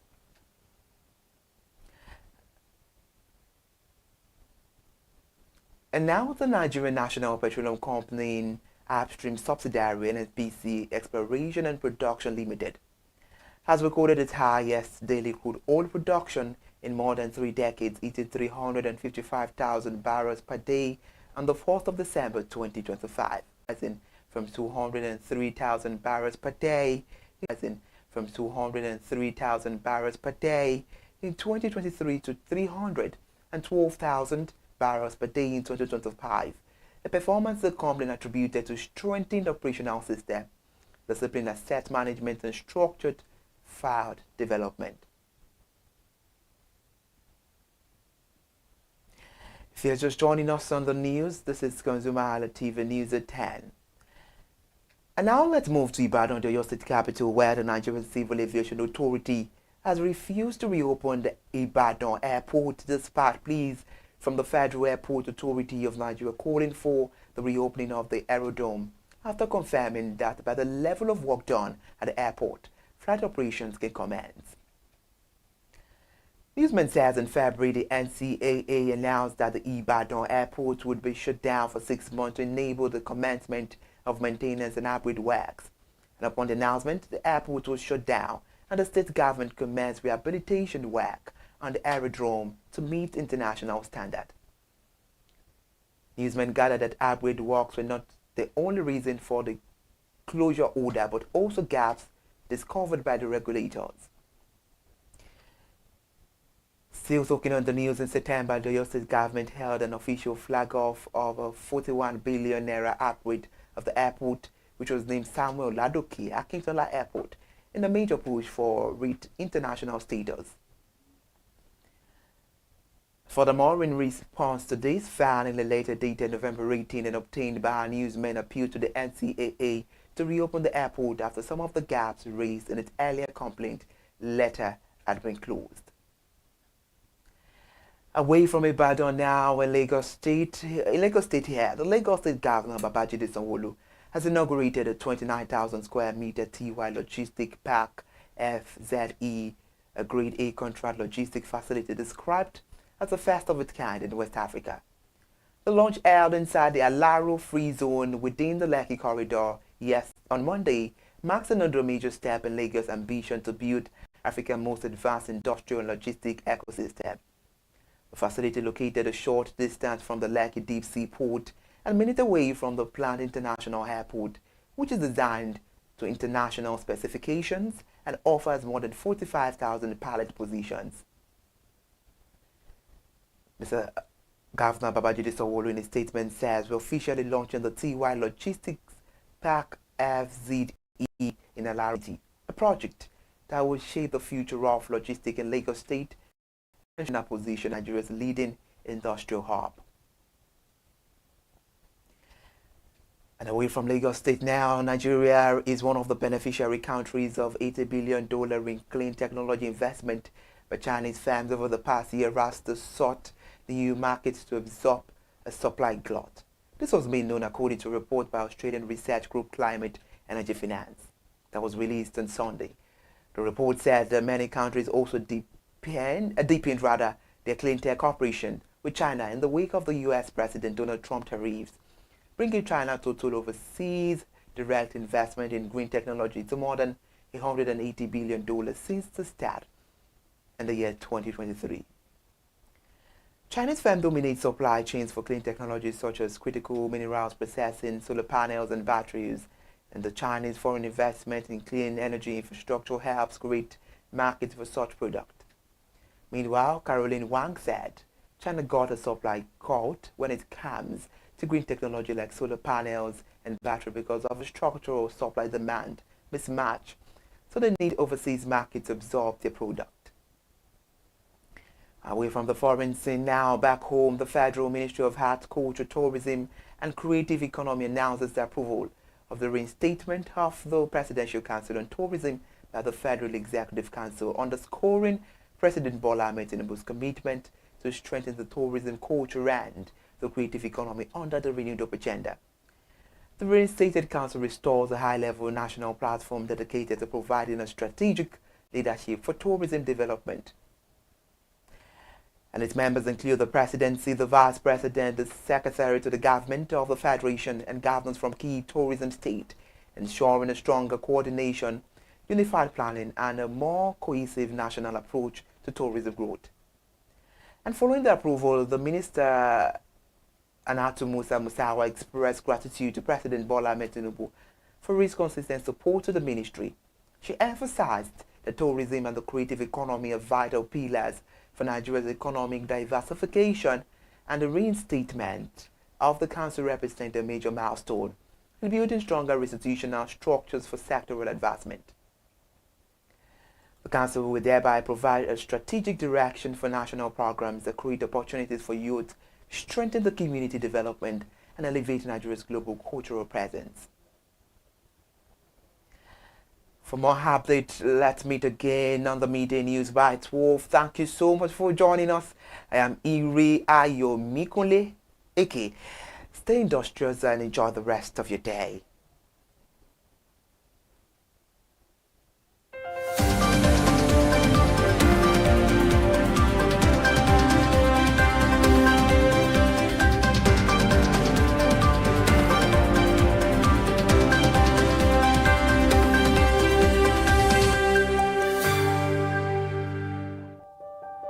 Hey there, do you know in the world today, everyone is a consumer, and as consumers, we all have the right to be heard. In Nigeria today, as a consumer, you have all right to product information, right to fair pricing, right to return goods, right to product labeling, right to fair dealings, and a lot more.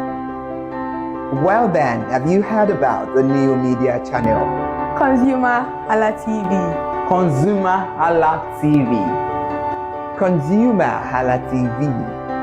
At ConsumerHallaTV, our goal is to inform and educate consumers in Nigeria with insightful news alongside development within the fast-paced world of consumers through well-researched, specialized, and analytical content. Our vision at ConsumerHallaTV is to create an engaging platform that provides right connections for meaningful brands in Nigeria, thus creating a more caring world for consumers where business thrives. And guess what? Our ConsumerHalla brand is the first consumer complaint resolution portal in Nigeria, powered by a 72-hour feedback mechanism. We offer consumer advocacy, informative talk shows, branding promotions, advertising, and lots more. Connect with us via our YouTube channel at ConsumerHallaTV. Follow us on our Facebook page, ConsumerHallaTV, our Instagram page, ConsumerHallaTV, and do well to subscribe to our YouTube channel. Subscription is free. ConsumerHallaTV. At ConsumerHallaTV, you deserve to be heard. At ConsumerHallaTV, you deserve to be heard.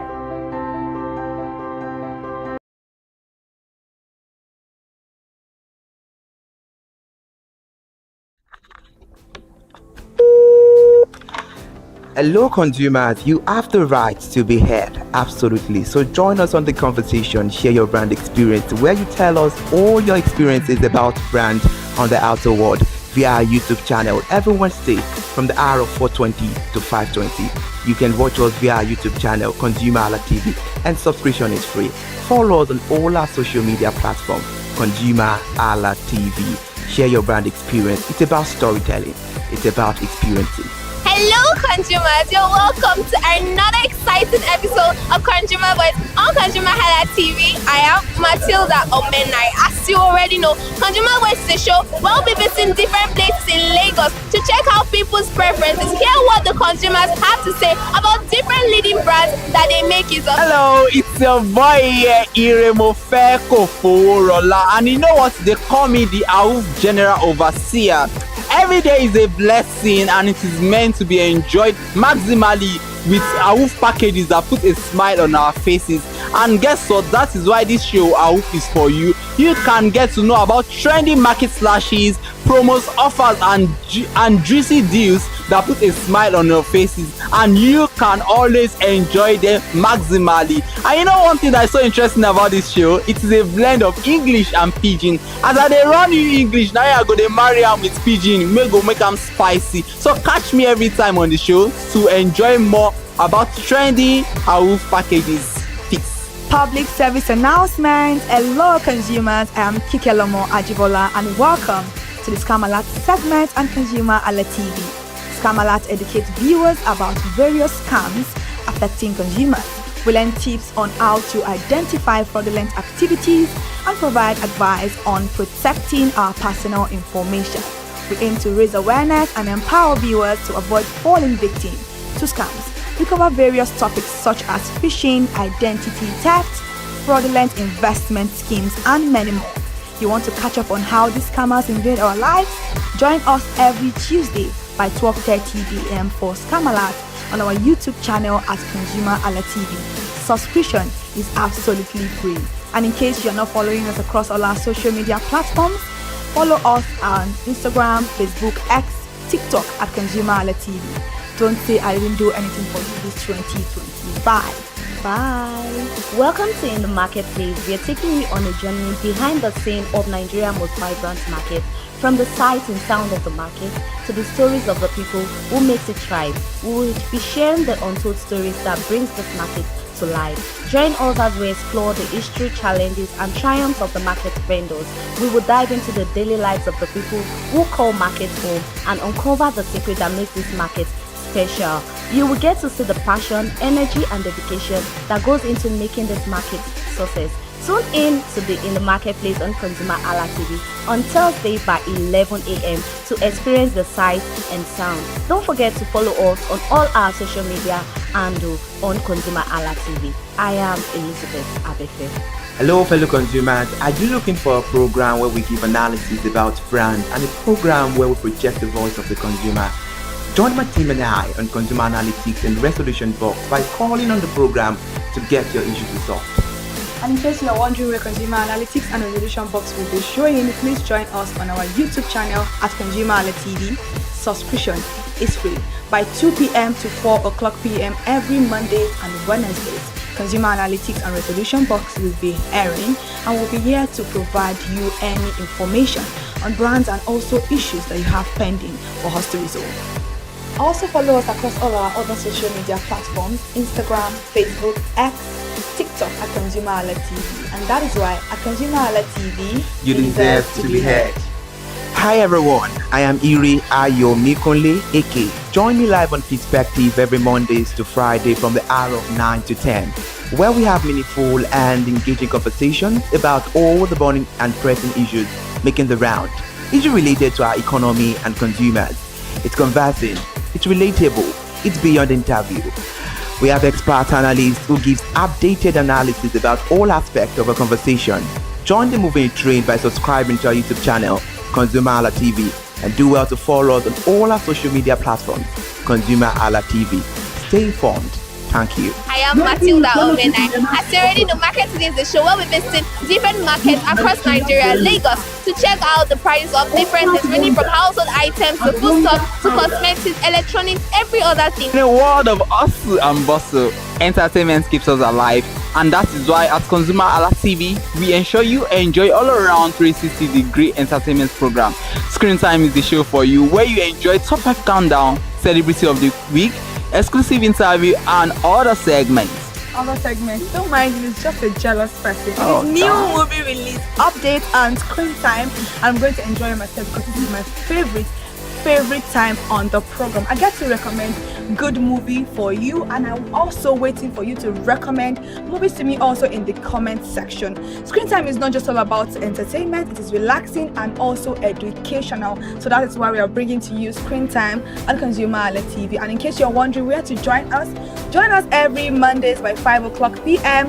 at ConsumerHallaTV on our YouTube channel. Subscription is very, very free. And in case you have not followed us across all our social media platforms, please do so. We are begging you, on Instagram, Facebook, Twitter, and also TikTok at ConsumerHallaTV. What are you waiting for? Click on that follow and subscribe right now. And from the I to the R to the E to the M to the F to the E, my name is Iremofe Koforola, the man always clothed in wealth and strength. And I am Kikelomo Ajibola. Ta-da!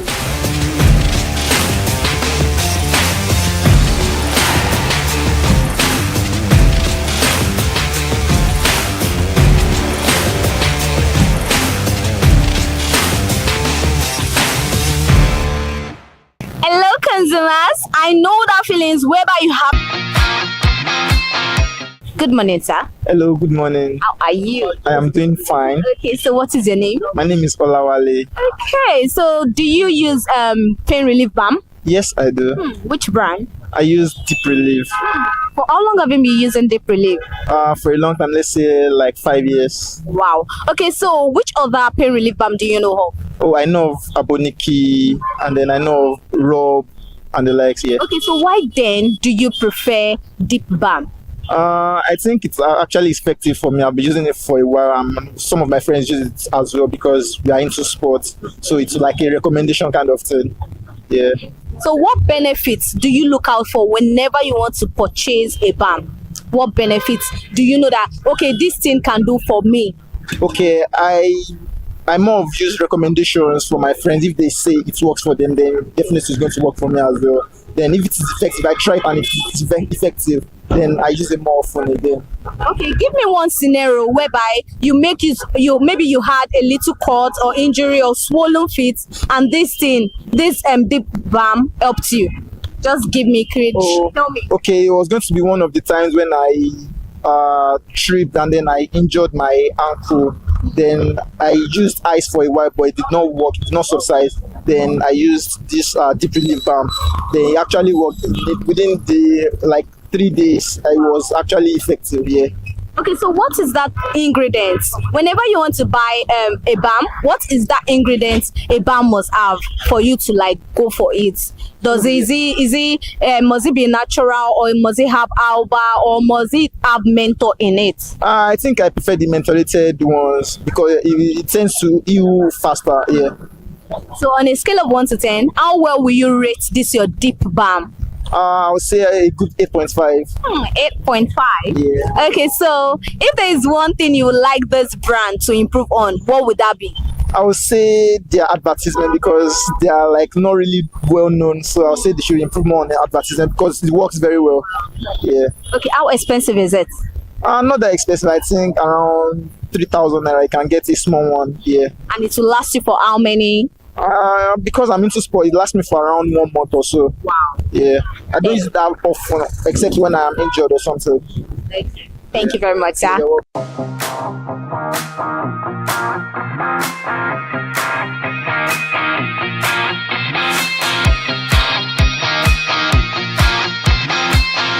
Good morning, sir. Good morning. How are you? I'm very well. Okay, so what is your name? My name is Adeola Oluwayemi. Okay, so do you make use of balm? Yes, I do.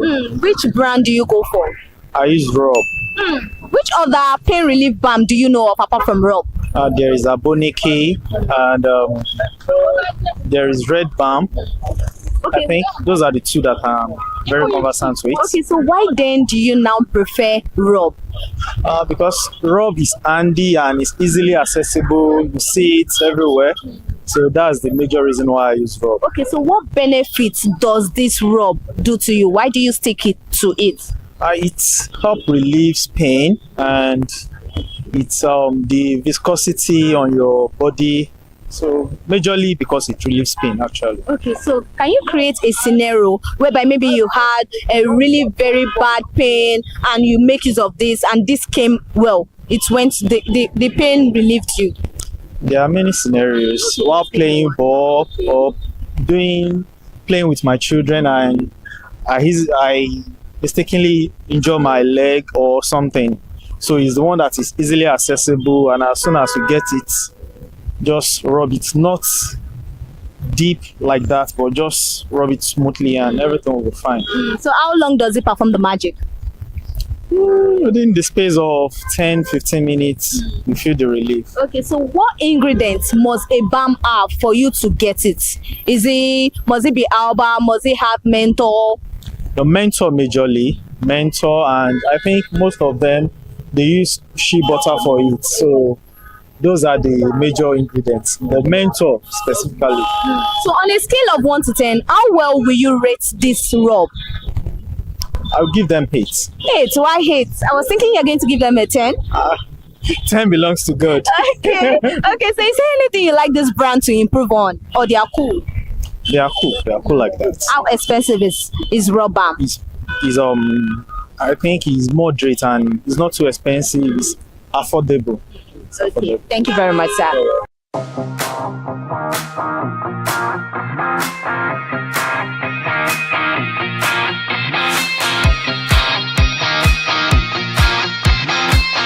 Good morning, sir. Good morning. How are you? Okay, so what is your name? I'm Emmanuel. Okay, do you make use of balm? Yeah, well, not on a regular basis. Maybe once in a while when you go for like sports, then you have a sprint or something, you can just apply balm. Okay, so which one of them do you? Mentally, I use Neurogestic. Yeah. Okay, which other brand of balm do you know of? I know of the local one, they call it Advocacy balm, but majorly I just go for Neurogestic.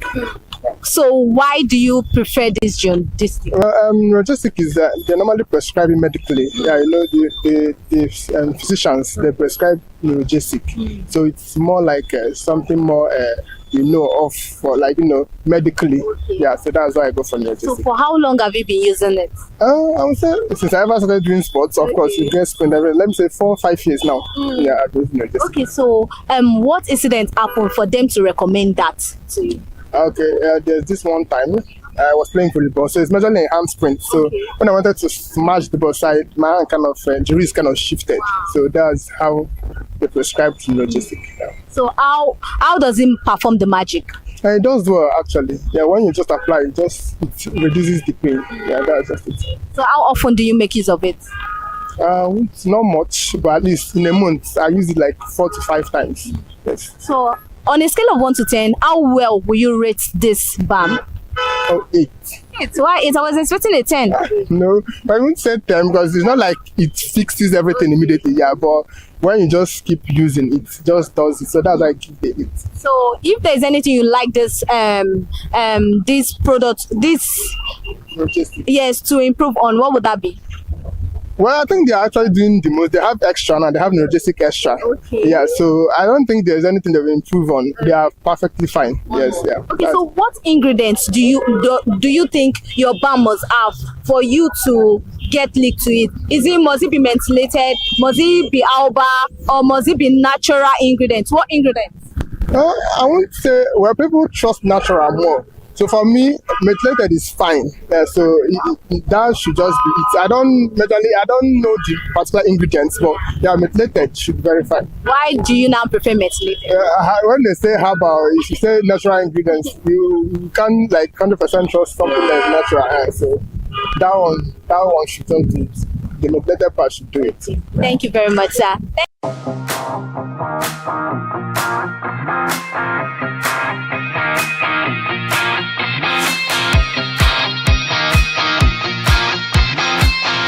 Good morning, sir.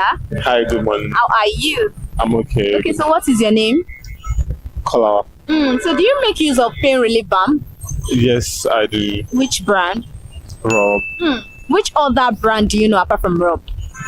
I know Advocacy. I know this. Okay, I don't know a lot of brands, but I know a few that off the top of my head. Yes, Okay. if I see that one, I know. Okay, so why then do you now stick to Rob? I want to say household name, but then to be honest, consistency, reliability. I come back every time and it's the same thing I get. So create a scenario whereby maybe you had an incident of swollen feet whereby this Rob came to rescue. My feet are really big, so I'm always having incidences where I have to massage them. So yes, I've recent law because I'm serving currently. I have to wear shoes. Rob has been saving me a lot. So what benefits has it done so far? Benefits, to be honest, aside pain relief, there's really nothing for me. Okay, so on a scale of 1 to 10, how well will you rate this Rob balm? Rob, okay. Scale of 1 to 10. I'm not a fan of balms like that. I would say 7. Why? Okay, because you're not a fan of it like that. It's not like I use balms every single day. So is there just anytime you're having swollen feet or leg pain, that's when you remind it. Swollen feet. You remember it.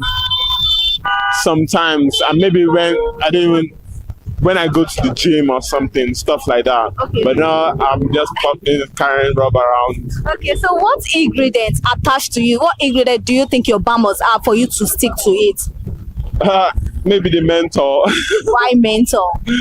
Because there's the minty feeling that it gives, and I think that's what does the work really. So yeah, menthol. Okay, so is there anything you like Rob product to improve on? That small package one, that metal case, is so hard to open, for God's sakes. Can we get a version that is easier to open? Okay. Okay, thank you very much.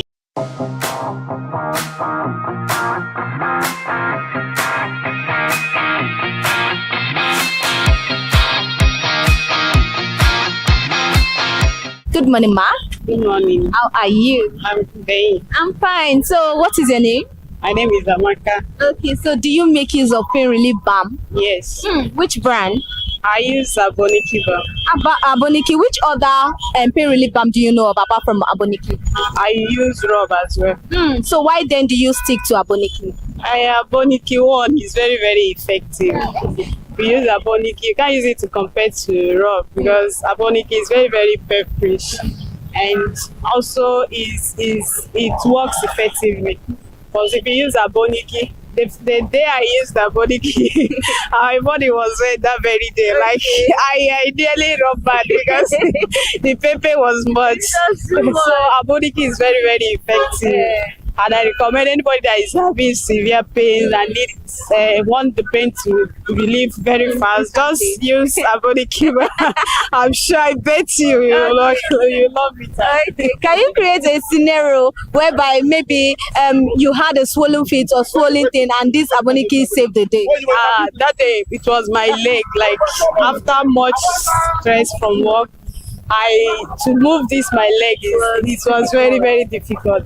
So after I must have used hot water to massage it, I used that Advocacy and everything just go down before you know it. Okay, so what ingredients attached must your balm have for you to click to it? It must have menthol. That's the major and it's a very effective ingredient. That's my business. So on a scale of 1 to 10, how well will you rate Advocacy balm? I'm rating it everything because it's very, very effective. And if you don't know how you use it, I swear you will run back. Okay, is there anything you like this brand to improve on, or they are good? No, they are good. They are good. I'm recommending it for fast relief of pains and body pains. So how expensive is it? It's not that expensive, but the last time I bought it was 800 naira, but I don't know for now. It has been long I bought it. And I've been using it for almost 3 to 4 months now. because it lasts. It's something that you apply. It's not something you apply in large quantities unless you want to run. Okay. Thank you very much, ma'am.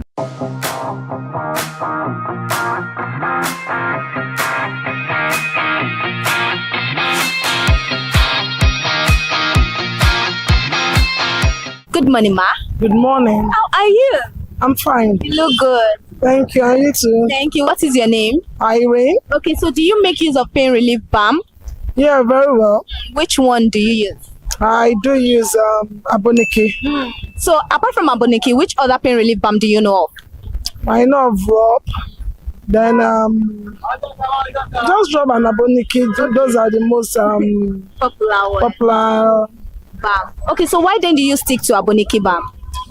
Because of the Aboniki is a balm that when they did it, it still remains same. You understand? The hotness, the work in it, they still work to date. So most people still I prefer Aboniki. Okay, so can you create a scenario whereby this Aboniki balm saved the day? Okay, let me use my mom as an example. My mom is elderly. Okay. She has this pain that does not go away. So we need to get Aboniki, and when we rub it on her, and cover her up. The thing eats into our bone marrow, and before you know, in the next 20-25 minutes, felt relief with it. So it's a saving grace that period. Yeah. So what ingredients must a balm have for you to stick to it? Like, I'm sticking to this. The hotness. If they can make it hot, if they can make it oily to penetrate into the skin, it remains very good. So that it will not peel the skin, it will not burn the body. Yeah. So on a scale of 1 to 10, how effective is Aboniki balm for you? Aboniki is not paying me for this advert, but at least I'll rate them 85. It's 85 over 100. Yes. Okay, so what benefits now apart from pain relief? What other thing do you think Aboniki helps in the body? It helps headaches. It helps with cold. Those are the things that. Okay, so why then is it essential for every household to have a balm at home? It's very essential during this period that we are entering Harmattan. It will help a lot during the Harmattan, especially for the elderly, because of arthritis, because of inflammation and all that. So it will help. And children, it will help children to drink cold. Little Aboniki in warm water helps them. Thank you very much, Ma.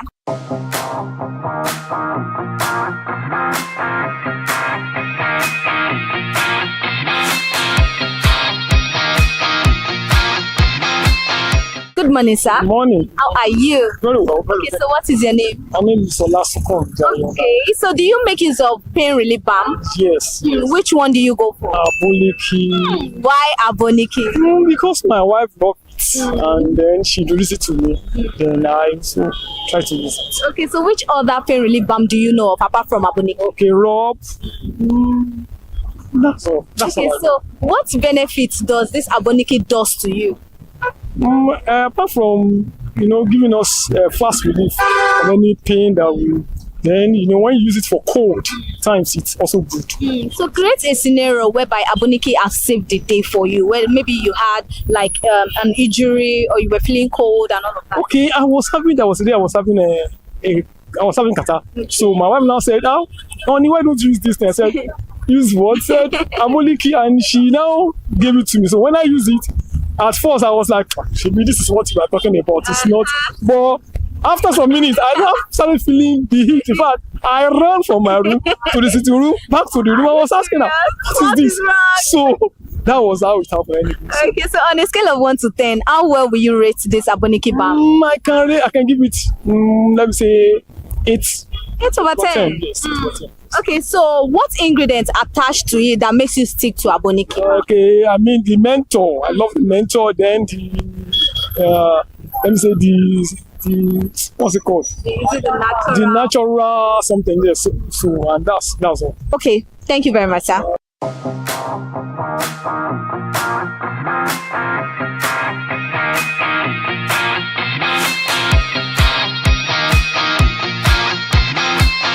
Good morning, ma. Good morning to you. I'm fine. How are you? I'm fine. How are you doing too? I'm fine. You look good. Same for you too. Okay, so what is your name? I am Titilayo. Do you make use of pain relief balm? Yes, I do. Which one? Rob. Rob. So apart from Rob, which other pain relief balm do you know of? I know of the one they call Eroarike. It's a locally made one. Very effective. And I think Aboniki too. So why then do you stick to Rob? It's okay for me, not too ash. It's okay for me. Okay, so what scenario, what happened to you, or what incident has this Rob saved the day for you? Ah, wow. Can I think of one presently? Maybe a day that okay, I remember just on Harlem here, I was on my way to work. I missed my step, more or less like having little bruises here and there. So I applied it after I got to the office. So how effective? How does it perform the magic? Very good. Very good. So on a scale of 1 to 10, how well will you rate this Rob balm? Let's give it 7. Why 7? 7 is okay. Okay, so why you can't be a student in my class and score all the mark. At least I should reserve some for myself because of other students that could be better off than you that I will discover later. Oh, that's true. That is true. So why do you think it is necessary for every household to own a balm at home? In case of this home accident here and there that you can never predict. It's good you have it. Okay, so how often do you make use of balm at home? Not too often. Not too often. So is there anything you would like this brand to improve on? Oh, wow. I think I'm satisfied with it. Very satisfied. Okay, thank you very much, ma'am.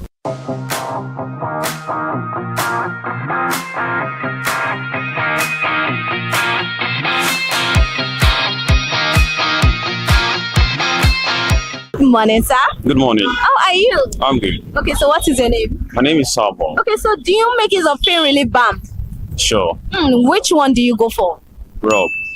Apart from Rob, which other pain relief balm do you know of? Haboliki. Okay, so why then do you stick to Rob?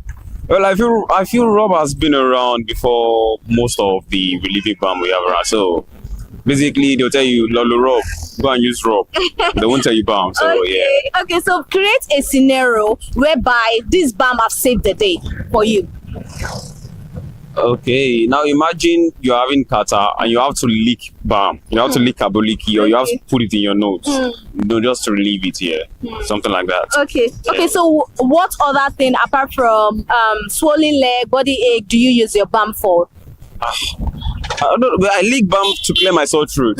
Yeah, so yeah, something like that. Why do you think it is necessary for every household to have a balm at home? Well, kata, you can have cold, it helps. Balm does a lot of things. It's just one of the first aid tools you should have. Yeah. Okay, so what ingredients do you that your balm must have for you to stick to it?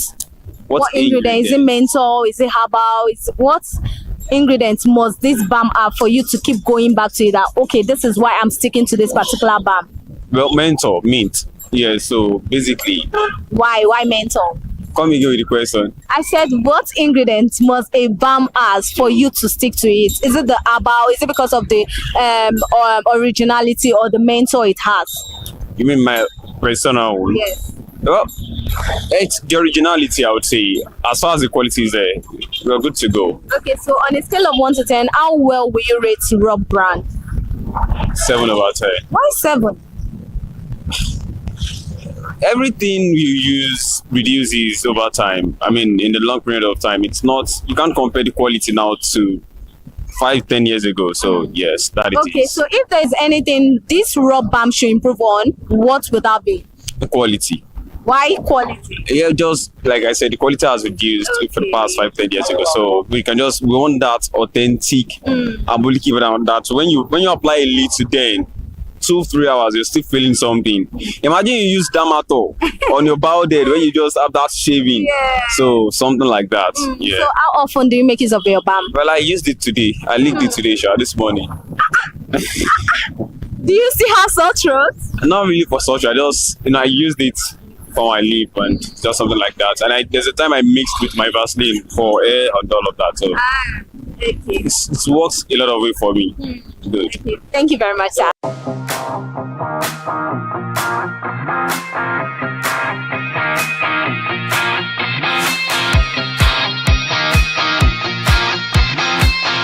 Thank you to our consumers for sharing with us their experiences on pain relief balm that they make use of. And I must say today's episode was so insightful, from the gym to those that play football and to those that have their own recommended balm. I must say today was fun. Yes, and today I won't say there's a winner. It's high because learning about new brands and also two brands that we already know capture the heart of consumers, mainly because of the mental, same say because it's not that harsh, but then that is all for today. And thank you for watching ConsumerHalla TV. I am Elizabeth Abefe. Do not forget to subscribe and follow us, and also comment under the comment section which pain relief balm works for you. And today I must say bye for now.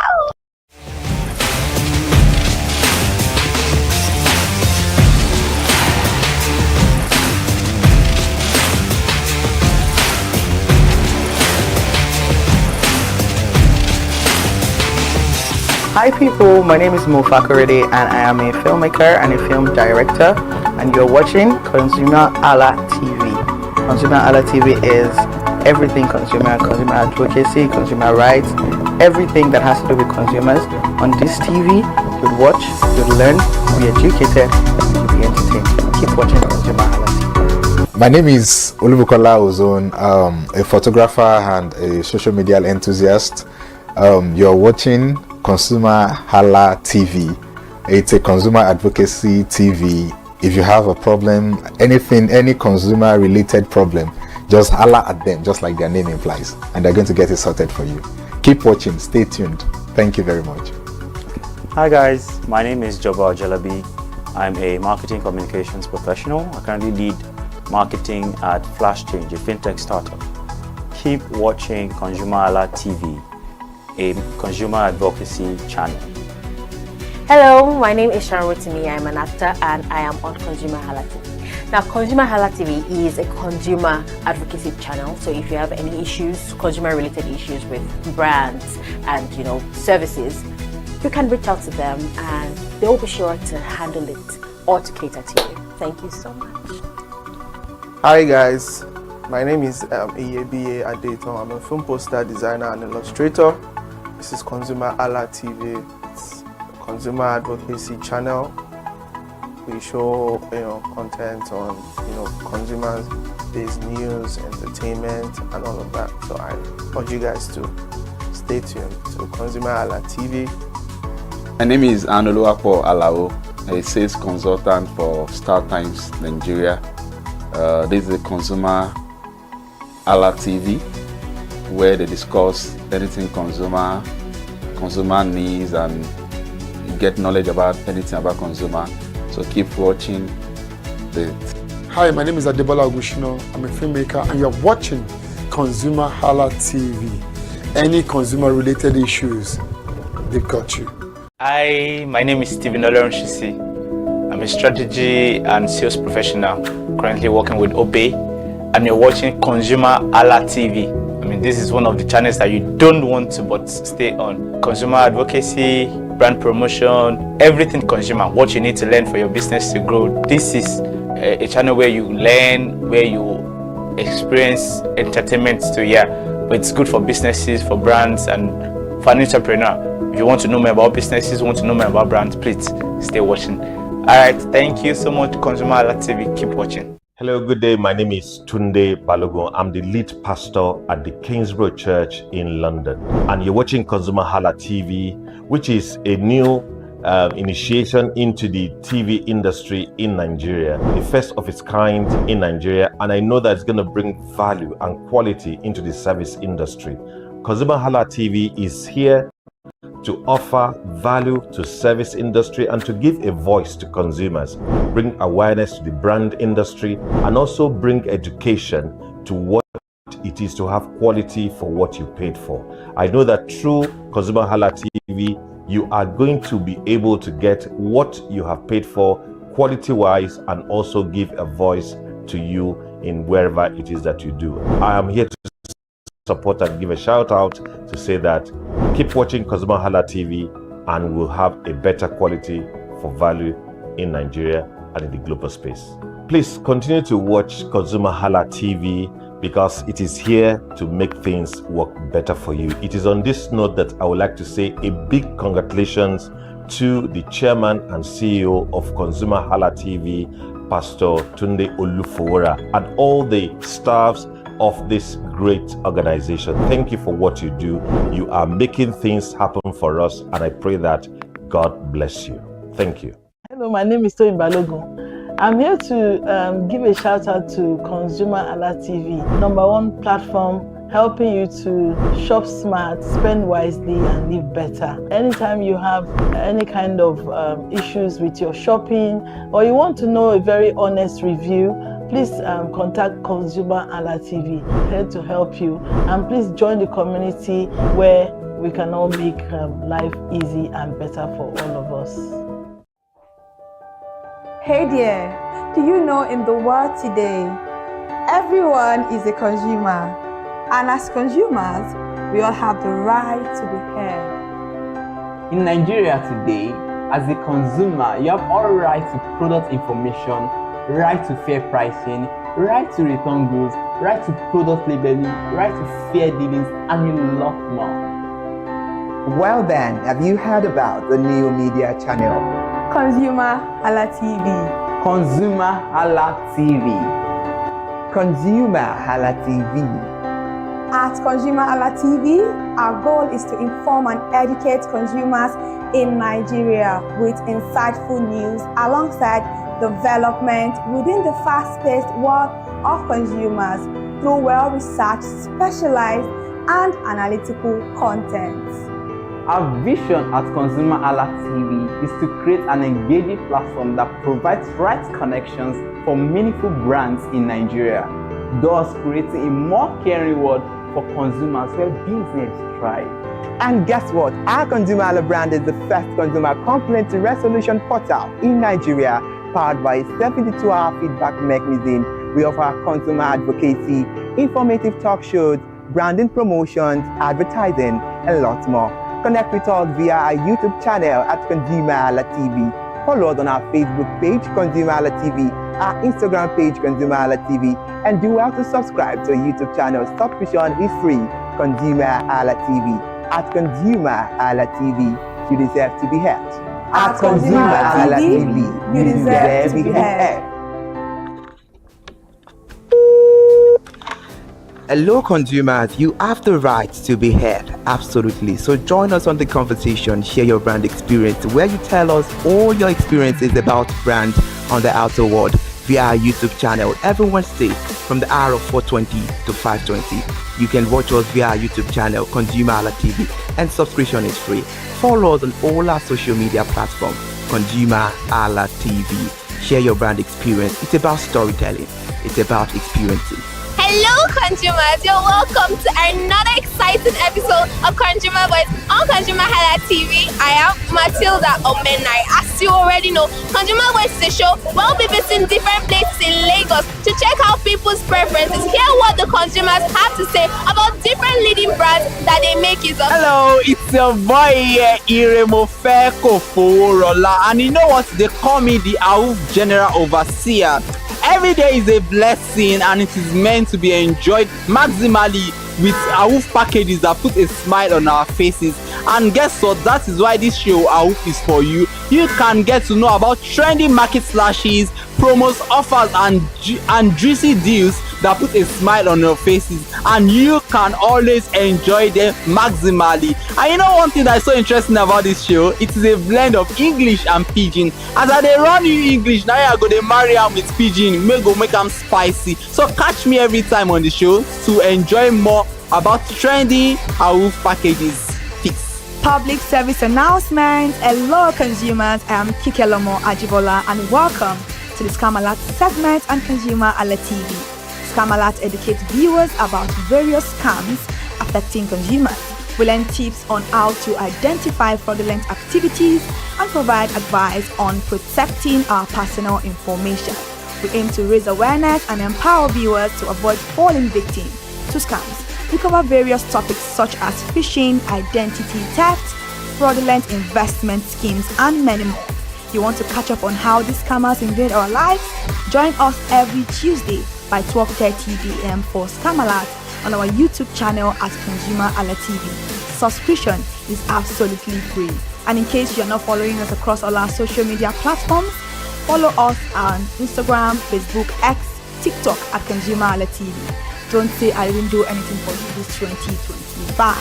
Bye. Welcome to In the Marketplace. We are taking you on a journey behind the scene of Nigeria's most vibrant market, from the sight and sound of the market to the stories of the people who makes it thrive. We will be sharing the untold stories that brings this market to life. Join us as we explore the history, challenges, and triumphs of the market vendors. We will dive into the daily lives of the people who call markets home and uncover the secret that makes this market special. You will get to see the passion, energy, and dedication that goes into making this market success. Tune in to the In the Marketplace on ConsumerHalla TV on Thursday by 11 a.m. to experience the sight and sound. Don't forget to follow us on all our social media and on ConsumerHalla TV. I am Elizabeth Abefe. Hello fellow consumers, are you looking for a program where we give analysis about brands and a program where we project the voice of the consumer? Join my team and I on Consumer Analytics and Resolution Box by calling on the program to get your issues resolved.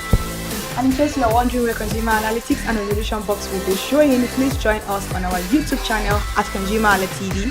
Subscription is free by 2 p.m. to 4 o'clock p.m. every Mondays and Wednesdays. Consumer Analytics and Resolution Box will be airing and will be here to provide you any information on brands and also issues that you have pending for us to resolve.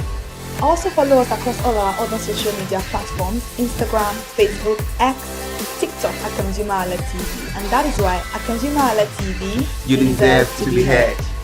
Hi everyone, I am Iri Ayomikunle Eke. Join me live on Perspective every Mondays to Friday from the hour of 9 to 10, where we have meaningful and engaging conversations about all the burning and pressing issues making the round. Issues related to our economy and consumers. It's conversing, it's relatable, it's beyond interview. We have expert analysts who gives updated analysis about all aspects of a conversation. Join the moving train by subscribing to our YouTube channel, ConsumerHalla TV, and do well to follow us on all our social media platforms, ConsumerHalla TV. Stay informed. Thank you. I am Matilda Omenai.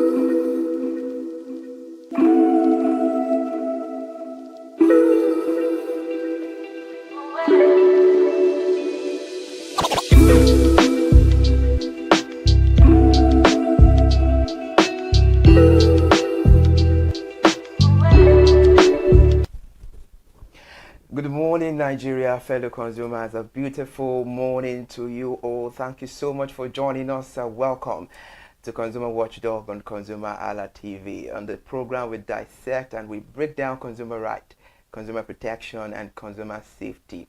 We advocate consumer right every single day on this program. So if you want to stay informed, grab your breakfast, sit back and enjoy the program. I am Iri Ayomikunle Eke. Once again, thank you so much for joining us. We're focusing on consumer rights on today's edition of Consumer Watchdog. And consumers have a range of rights depending on a country's law, but the commonly recognized rights include the right to safety, the right to information, the right to choose, and the right to redress. Some legal framework also include right to consumer education, representation, satisfaction of basic needs, and a healthy environment. But today we're taking a deeper look into safety. We all know safety is protection from harm, danger, and risk, and making sure people and assets are well secured. And this is why the consumer right to safety is extremely important. If you're talking about the consumer right to safety, the right to safety absolutely protects consumer from production processes and services that could harm their health or life. As well, it requires business to test their product to meet safety and quality standard and it definitely provides clear instructions and warning labels where necessary. Consumer safety also prevents harmful products from entering into the market and places full responsibility on manufacturers to ensure safety before anything reaches consumer. And the key aspect of the right to safety include the protection from harm, compliance with safety standards, proper labeling and instructions, the manufacturer responsibility through testing, a proper legal enforcement and avenue for redress. And to help us dissect the conversation better this beautiful morning, to help us break it down clearly, I have with me Barrister Alex Folalu. Good morning, Barrister. Thank you so much for joining us on the conversation. Yes. Good morning, Mr. Emeka. I have to give you a handshake. Good morning, Barrister. Good morning. Let me give you a handshake once me. again, because honestly, I wanted to study law. Oh, really? Yeah, when I finished my secondary school, but I later knew my strength, so that is why I went into mass communication. I see that. You're doing wonderful work. Thank you so much, Barrister. Thank you for joining us. All the pleasure is mine. Barrister, the name Afolalu, the name is, to the Yorubas, it sounds mighty and it has a very beautiful meaning. You're from which state? Thank you. I'm from Ekiti State. Ekiti State. Wow, interesting. My mom is from Ekiti State. Oh, really? A beautiful one. So Wow. we're family members. All right, Barrister, let's get into the conversation proper. Barrister, how does Nigeria's Consumer Protection Council Act of 2003 define safety, especially in the context of emerging technology? Okay, Nigeria's Consumer Protection Act, Council of 2003, how it defines safety. Primarily, it emphasizes on product and service safety. And it talks about avoidable danger. That safety starts from avoidable danger to a consumer's health, property, and all sorts.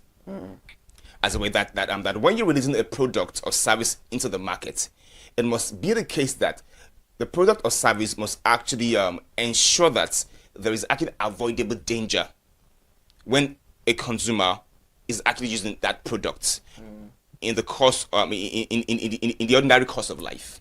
So that's actually how it actually talks about safety. But the act has already been enacted before the emergence of these technologies that we actually have today. Like AI tools, like crypto platforms and the likes. But then the core principle still holds sway, which is actually the fact that it is the duty of the producer or the service provider to actually ensure that their product or service is not hazardous to consumers, and they actually have the duty to declare every limitation that a product or service actually has, or whatever may actually cause harm to the consumer. So it primarily defines safety in the aspect of avoidable danger to the consumer, which the producer is actually meant to take caution of that, provided that the consumer uses that product or service in the ordinary course of life, like under normal circumstances. So that's actually how it defines safety primarily. All right, interesting. Now to get you well, what you're trying to say is that one of the major role of a manufacturer when producing or bringing out products or services to make sure that the consumers are safe. Primarily. All right. As a consumer, Barrister, let's talk about it. What is the fastest way, to report a safety issue in Nigeria? Okay, so if you're trying to report safety issue in Nigeria, the fastest way is actually by lodging a complaint with the Federal Competition and Consumer Protection Commission. Just go to their website, file complaint. That's about the fastest way. You can also, put a phone call through. You can also chat to them on WhatsApp. Actually, that's about the fastest way. But then there could be instances where it's maybe there's a fire situation. As a way. Now, in that instance, you can actually call it 112. You call it an emergency number. Then afterwards, you can now go ahead and actually file your complaint. More often than not, they always follow through on complaints filed.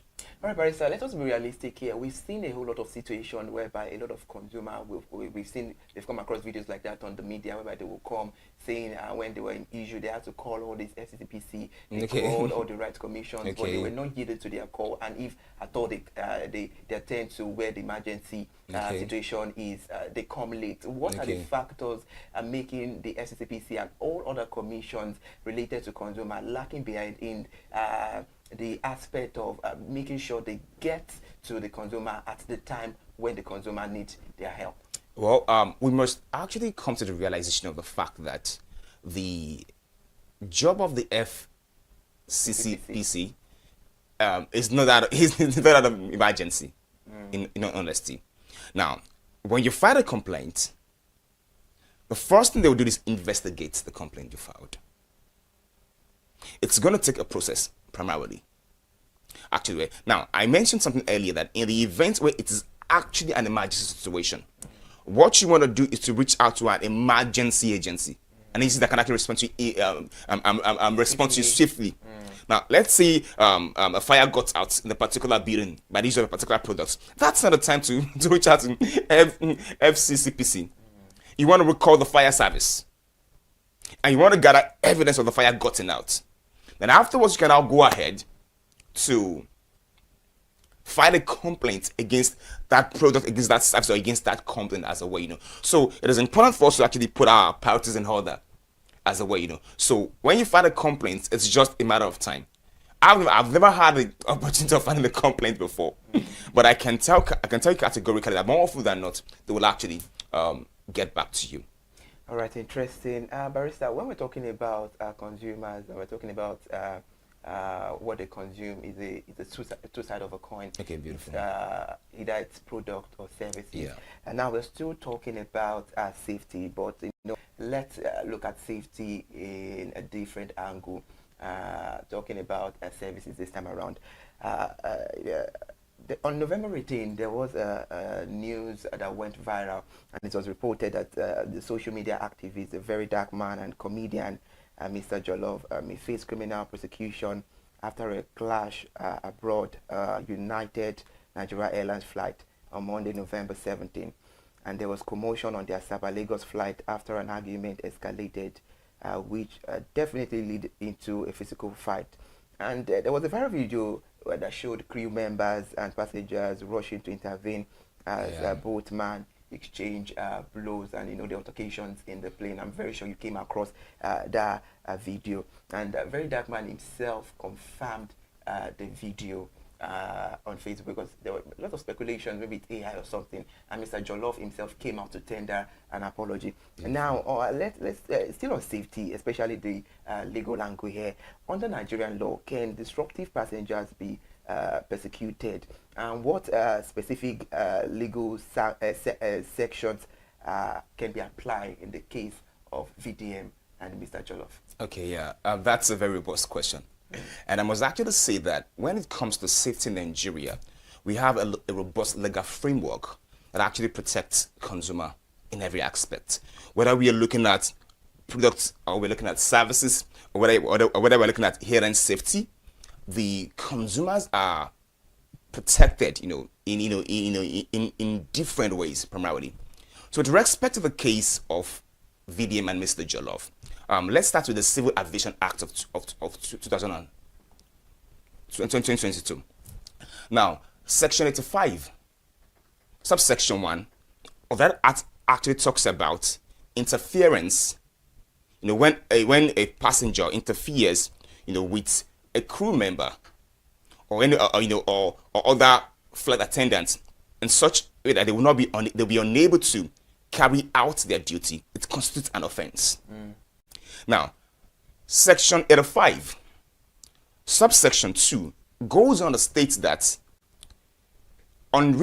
interference with flight attendant and crew members constitutes an offense, and unruly behavior also constitutes an offense, and also goes on to state that the penalty for that is going to be 200,000 naira in fine, or 2 years imprisonment, or both. And now, Section 85, subsection 3 also went on to actually state that the pilot in command So it's 85 section 3 and 4. Because the pilot in command has the authority or the right to deboard them and actually hand them over to appropriate authorities, appropriate law enforcement agents, you know, and all. And also, you know, the Nigerian civil aviation regulations also, you know, even expanded, the legal implications of a disruptive passenger. Now, Part 17, Section 97, subsection 1, states categorically that unruly behavior actually constitutes an offense. Now, Part 17, Section 97, subsection 2 of the same regulation goes on to state that unruly behavior includes fighting, using of the vice without permission, lawfully disobeying orders that will actually endanger the life of other passengers as a way. And so if we're going to look at the provisions of this law, we can see very clearly that VDM and Mr. Joseph have clearly violated this. I mean, absolutely. Yeah, the faults on playing, right? You know, and similarly, you know, the criminal law, if you want to take it criminally now, that's AFRE. And there was also a breach of public peace, which actually makes them criminally liable. Now, not to even talk about some other civil implications, right? Now, if that fight has actually occasioned a cancellation of flights, and there's actually occasioned other passengers maybe to lose business deals, you know, or maybe some physical harm was actually caused to them, maybe in the course of the fight, they also have a right in tort. You know, they can pursue a civil action against them. And also join the flight, you know, the airline as a party. All right, interesting, Barrister. Now let's look about this. Don't you think it's high time the right authorities, the NTAA and all of that should come together and make sure that there is a proper implementation of the rules, or let me say, if a crime is committed, the proper offenses, because, you know, when there is fine, most of the time people are quicker to pay the fine, and, you know, the severe punishment that is meant for the crime which is being committed will just, you know, be swept under the carpet. Swept under the carpet, instead of them, you know,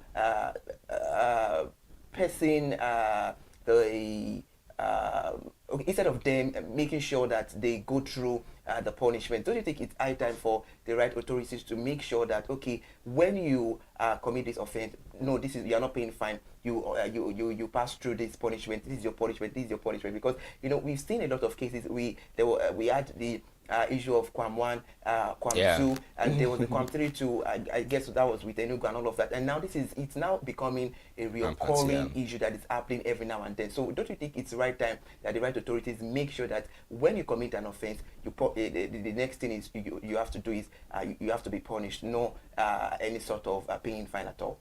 Well, I get your question, but the principle of legality actually demands that when an offense is actually committed, the punishment has to be in accordance to the laws defining that particular offense. Now, if the law defining that particular offense actually states that the punishment for that offense is 20,000 naira fine, there's nothing anybody can actually do, right? You know. So the only solution would be to go and change the laws. That will actually be the only solution.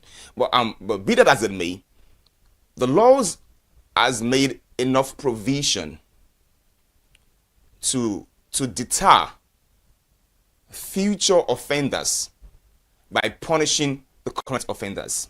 Now, I'm going to give you the instances where the law, you know, actually states where the law states that a person can actually be punished. For instance, now there are many punishments that can actually be meted out to them. Now, they can be suspended. They can be put on no flight what's the word now? They can be disallowed from flying for a while. They'll be banned from flying. Yeah, it is that. Thank you. They can be banned from flying for a while. They can be arrested and prosecuted for breach of public peace, which is actually a criminal offense. Now, the provisions of the Civil Aviation Act, Section 85 to Section 2 of the Civil Aviation Act 2022 states that it is either 2,000 fine or 2 years imprisonment or both. depending on the gravity of the offense. And so 2 years imprisonment, I think, is enough is enough punishment for disruption, primarily, actually, as a way. So I think everything now boils down to the law enforcement agencies to now enforce the law, because it is the duty of the airline or the pilot in command is to hand them over to the law enforcement. So if there is a gap, if there's a lacuna in the enforcement of the law, I don't think the airline is actually responsible. I think it's more of a systemic issue, with the law enforcement that we actually have in Nigeria. All right, interesting. If you are just joining us on the conversation, it is Consumer Watchdog, and we're talking about consumer right to safety, and we have Barrister Alex on the program. Let's go on a short break. We'll be right back. When we're back from the conversation, from the break rather, we get on the conversation. Please go nowhere.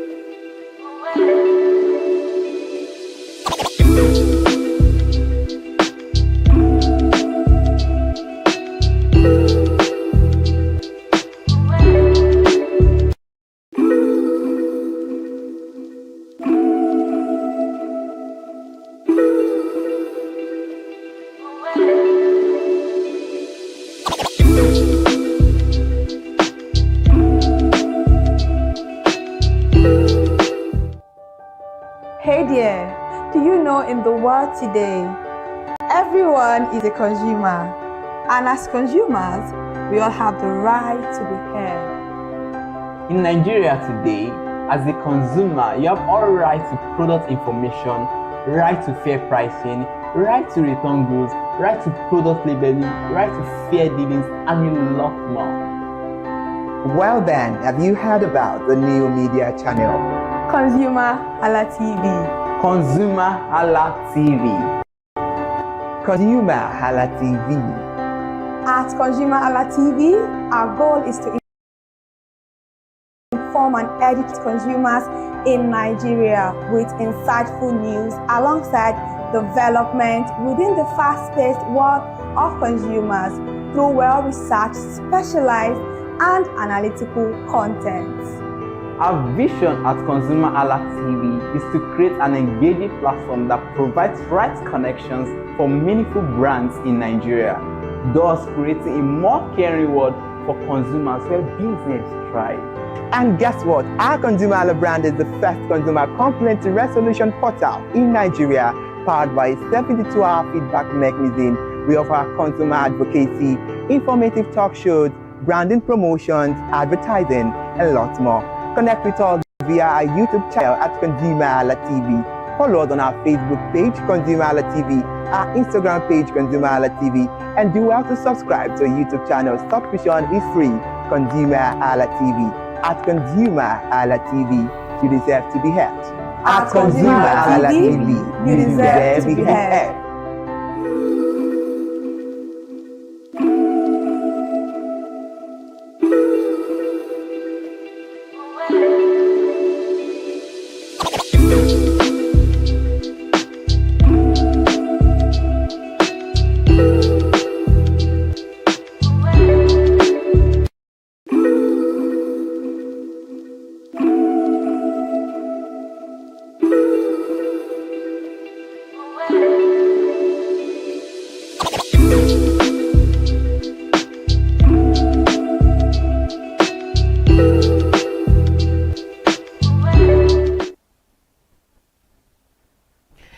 Thank you so much for still watching. If you're just joining us this beautiful Tuesday morning, it is Consumer Watchdog on ConsumerHalla TV, and this is where we talk about consumer rights. We advocate for consumer rights, and we're talking about consumer right to safety on the program.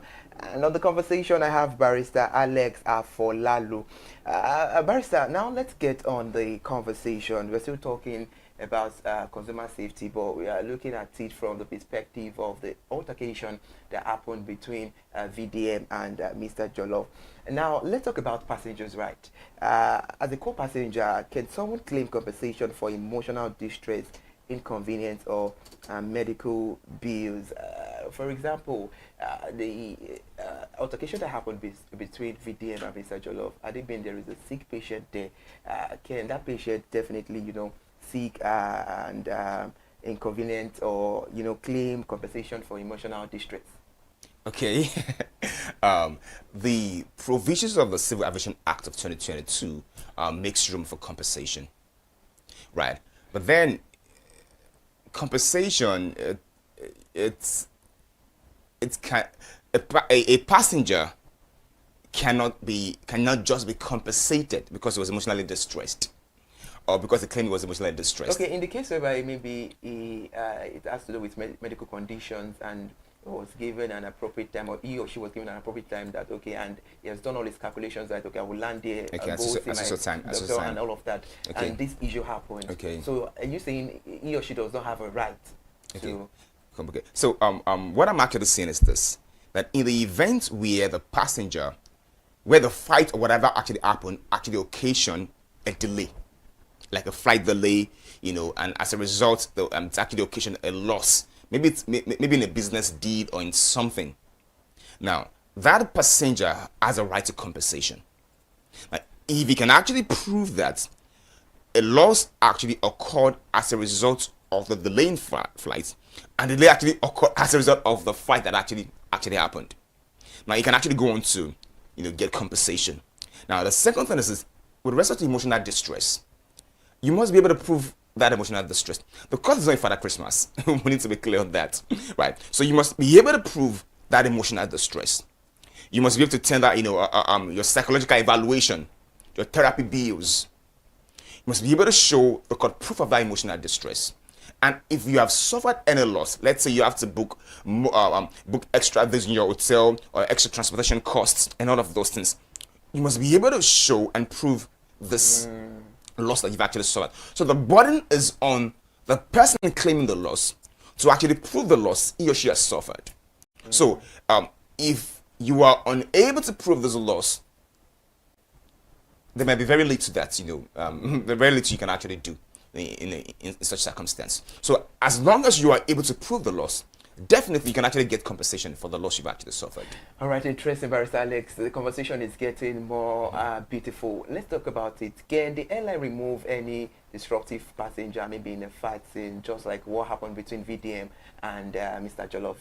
Do they have the right to remove disruptive passengers from the fight scene? Yeah, the provisions of Civil Aviation Act 2022, primarily Section 805, subsection 4, talks about the power of the and the removal of any passenger that is disrupting the safety, of other passengers through fighting or refusal to obey safety instructions. The Civil Aviation Act of 2022, primarily Section 85, subsection 4, states that categorically. Now, to go further, the Nigerian Civil Aviation Regulations, Part 17, Section 97, subsection 3, paragraph C, states categorically that the pilot in command also has the right to order for the restrainment of any passenger who is being disruptive and the removal of such passenger, to deboard such passenger. And in the case of VDM and Mr. Jollof, they were actually deported, which was the right thing to do. As a matter of fact, I think they were handed over to the law enforcement, which is actually the right thing to do. So so a passenger who has been disruptive can actually be deported and can be restrained and removed from the plane, because is actually a safety risk to other passengers on board. Barrister, can you please tell us, as a legal practitioner, what are the penalties for offenders, especially flight passengers who get into confrontations like the issue of VDM and Mr. Jollof? Yeah, so one thing we need to first of all realize is that fighting, on a plane, on board, is more than a social misconduct. It's not just a social misconduct, it is a criminal offense. It's a criminal offense, So, apart from it being a criminal offense, there are still other civil penalties that can actually be melted out to offenders as such. Now, both parties can actually be charged without free. They can be charged with breach of public peace, which is which makes them criminally liable. Now, with the rest, now come to the civil side of the coin. They can be deported instantly. They can be banned from flying for a while. They can be suspended from flying for a while. Actually, then if other passengers have actually suffered any loss as a result of what they've done, they can actually sue them for that and get compensation. For the loss that they have actually suffered as well. But we need to realize that fighting on board is more than a social misconduct. It's actually a criminal offense because it's actually a breach of public peace, and it's actually free. All right, thank you so much, Barrister, for that beautiful insight. Now let's look into the aspect and angle of safety and liability. Does Nigeria law balance corporate responsibility with consumer negligence, and how damage is calculated for injuries, emotional distress, or financial losses? I know you said that, but now, does Nigeria law balance corporate responsibility with consumer negligence? Okay, yes, I'm going to say an emphatic yes. Because we need to understand that the law is not out there to get the producer or service provider. The law is out there to actually ensure that the producers and the service providers, carry out their responsibility of putting out safe products, safe service out there. Nevertheless, the consumer also has a right to, also has the duty to make sure that he uses those products or those services according to instructions. He has to use those products and services according under normal circumstances. He has to pay attention to instructions provided by the producer or the service provider. Now, in the instance where the consumer decides to overlook the instructions on how to use a particular product or service, and in the event it suffers a loss, it might be difficult for such a consumer to actually shout "whoa," and claim compensation and say he has suffered the loss because he was negligent. There's this mathematics that says violating non-fit injuria, which means that no injury is done to a consenting party. So the consumer has to make sure that he was not a contributor to his own damage as a result of his negligence. So while the producer or the service provider has a duty to put out a safe product and safe service, the consumer also has a responsibility to also not be negligent in the use of that particular service or product. Now, whenever a consumer is negligent in the use of that service or product, they can no longer claim compensation for any loss or damage he has actually suffered. Yeah. All right, Barrister, I know when talking about safety, there is accountability on the left hand and there is liability on the right hand. So if a product defect causes after the warranty expires, who becomes liable? Is it the manufacturer, the seller, or the platform? Okay, so that's like a three-way question. Yeah. So to get it correctly, there is a manufacturer in the mix. There's a retailer in the mix, and then there's a platform in the mix. Yeah. So in the ordinary course of things, the bulk of the responsibility lies with the manufacturer. Now, he's the one who is actually made to ensure that he's producing safe products, out there as a way. But also, the retailer also has the responsibility to ensure that he's selling safe products as well, or safe service, so to speak. Now, in the event where the retailer is aware that this product or service is not actually safe, and still goes on to to sell this product or service to consumers, is also going to be liable as well. Now, talking about a platform.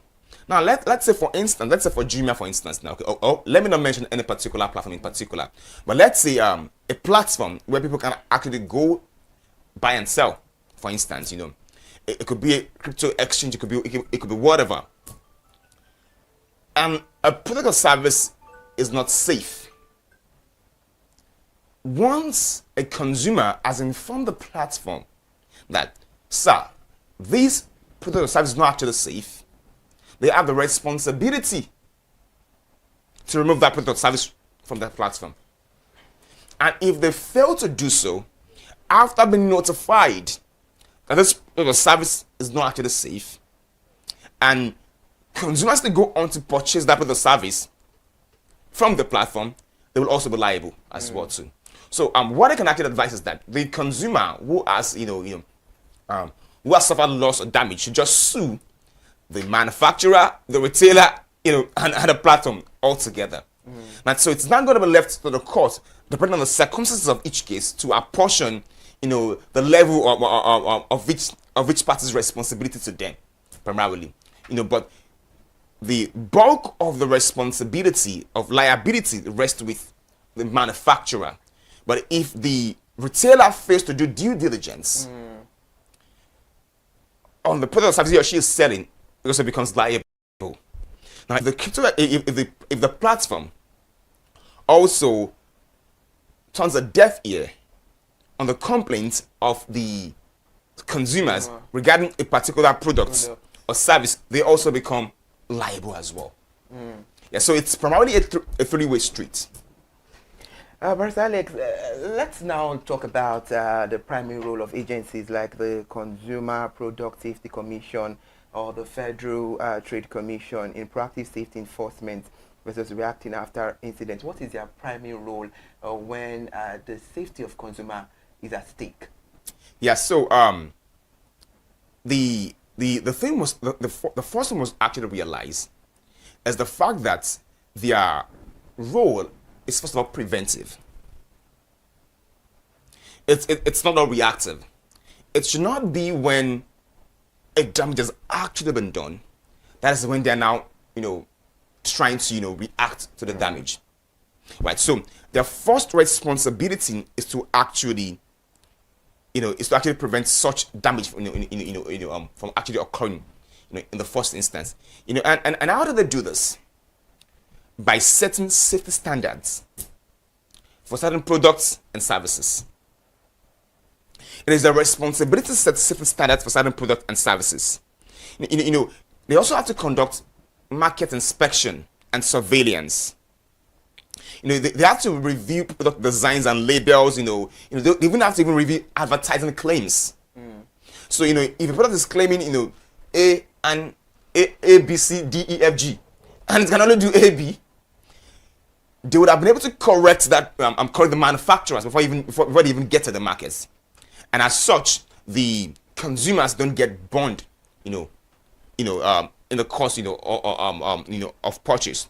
Now, but then there could be times when they have to react. The consumer has already suffered loss, and so they can only react.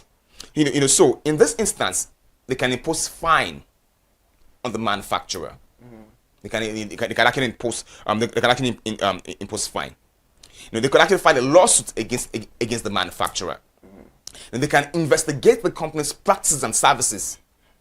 That have they been was this just a one-time occurrence, or have they always been like this? First, let's get to this part. I want your general overview about this. What major challenges do consumers face when using the legal system to resolve issues with unsafe products, especially when the case ends up in the court? Because, most of the time, when we're talking about consumers and rights, we know that there are some consumers who know their rights so well. But, when it comes to taking legal actions and all of that, consumers, they get up, they get fed up easily, saying, no, this is Nigeria, everything and anything goes, I will not get the justice, you know how it goes, you know how it will later end. We can even predict the case at court and all of that. So let's have your overview about this. Yeah, I want to categorically state that Nigeria is not a lawless country. You can actually get justice if you go to the right channel. I tell you that. And how can we go through the right channel? Now, the first thing is this, to answer your question, what are the issues that they actually face? Now, one of the issues they face is that the burden of proof is always on the consumer. You said you suffered loss. Then come and prove to the court that you actually suffered loss. So the court actually wants to see the proof of the loss you've actually suffered. And sometimes, even all of the time, so it's very difficult to actually gather that evidence. Because it's not like you expect that you're going to suffer loss. So it's always difficult to actually gather that particular evidence. Because it's not that you expect that you're going to suffer any loss. So the burden of proof is always on the consumer. And that can actually be, it can be difficult to actually gather evidence in many instances. Now the second thing is also cost of litigation. To go to court and enforce your rights is not cheap. It's not cheap. You know, you need to employ the cost the service of a lawyer. It's not cheap. So the cost of litigation sometimes discourages consumers. If it's okay, I bought this product for just 50K, but now I have to pay lawyer about ₦1 million, depending on the nature of the level of practice of that lawyer, or maybe I put lawyer about over ₦1 million. I've just bought this product for 50K. What if I lose? So I will lose my ₦1 million and my 50K. Okay. As well, so sometimes the cost of litigation serves discourages the consumers are not really aware. Consumers are not really aware of their rights. As a matter of fact, that is even the main challenge. They're not really aware of their rights. So if they were aware of their rights, to be actually easy to enforce those rights. They're aware of their rights, to be actually easy to enforce those rights. And also some of the issues that also that they also have is that our justice system is such that you can't just rush things through. Before you can get justice, it might actually take months, if not years. And in the course of this period, the consumer can actually be tired. The witness may relocate. Actually, discourages the consumer. And another thing is also getting technical evidence, because there are some cases where you have to get an expert evidence. It's always difficult to get, and it's usually expensive. As well, and sometimes they also fear retaliation.